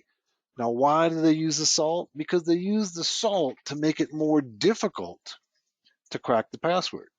So if they didn't use a salt, then you could use something called a rainbow tables, where you have the hash of every possible word, all right, and then just match the hashes up. But by using the salt, salt combines the name of the SSID with the password and then hashes it, all right? Makes it a little more difficult, but not impossible. You can still crack it, all right? It's time consuming. Generally, you want to use a fast password cracker, something like, say, Hashcat. And there's a number of other good tools that are out. I have the PMKID attack, which works pretty good. If you want to automate the process, I'm going to show you here. There's a simple, quick and easy tool, okay, called Wi-Fi that works really well. See if I got Wi-Fi installed. I think it's installed by default in wireless attacks. Yeah, here it is here. And just go. This is a real simple and easy use tool called Wi-Fi. It'll automatically put your adapter. It's basically using AirCrack. It's automating the process of using AirCrack to crack it, and it does the cracking process as well for you. So it really makes things much more simple. You can see there's different types of encryption. Okay, it looks at WEP, WPA, WPS, and this is probably among the easiest to work tools. It also does the PMKID attack.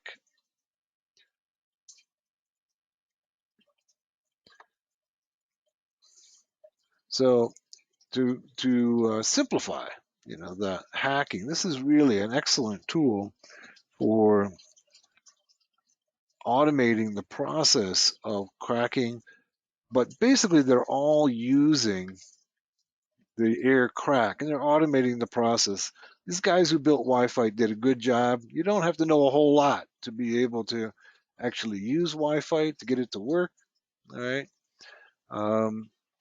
You probably want to go ahead and download the the PMKID. I'll show you what I'm talking about. So sudo Wi-Fi. So when you go ahead and start Wi-Fi, okay, it says, all right, here's a wireless auditor, blah, blah, blah. It tells you that you probably should install Pirate, HCX dump tool, HCP cap tool. These are the tools that are used for doing the PMKID attack. It also tells you that it went ahead, here's your adapter. WLAN 0. It put it into monitor mode automatically for you, right? And then calls it WLAN mon, just like we did manually, okay? And then it says scanning, found 0 targets, 0 clients, okay? That's because I don't have a Wi-Fi adapter connected to it, but let's go and do a Control-C and see what it does. Get some idea of how simple this tool is. All right, so once again, it's an issue with the I'll go ahead and see if I can't connect. You can see it right there. It shows it connected. There's the Ray link right there. Let's go and do sudo ifconfig. And there it is, okay? But, you know, once again, you have the virtual machines sometimes have difficulty passing information through the virtual machine to the USB adapter, no matter what the USB adapter happens to be, including even some thumb drives. Sometimes they have difficulty passing information. And if you're doing, for instance, software-defined radio and using your USB, it's really troublesome. I have not been able to get most of the software-defined radio transmitters to transmit through into a virtual machine. I have to use a physical machine to do it, okay? So that's one of the drawbacks of working with a virtual machine. Let's try Wi-Fi one last time. And you see it found 0 targets and 0 clients. It's already, but it really is a slick tool that does a lot of the work for you. No targets found. You may wait longer, or you may have issues with your Wi-Fi card. And that's it right there. Because the Wi-Fi card isn't talking to the virtual machine. And it actually shows it's connected, but it's just not passing data between them efficiently. Okay, any questions, folks? If they're not, that's it for Network Basics for Hackers. Look for my book coming out soon. We're expecting to have it completed by June.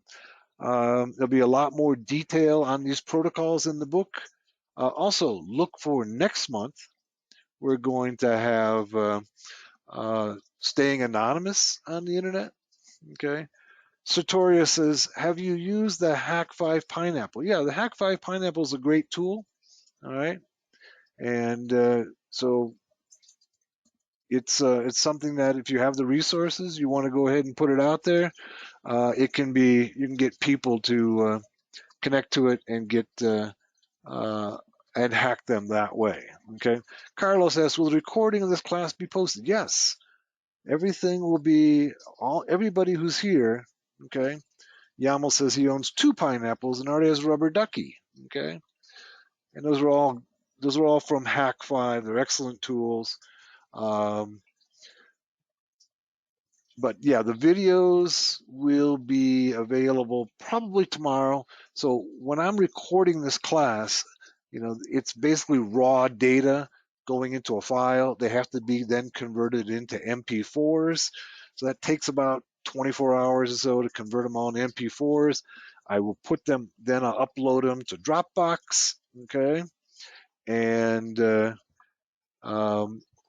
once they're uploaded to Dropbox, I will then give you all access. Yamal says, when will the new book ship out? It's expected June, okay?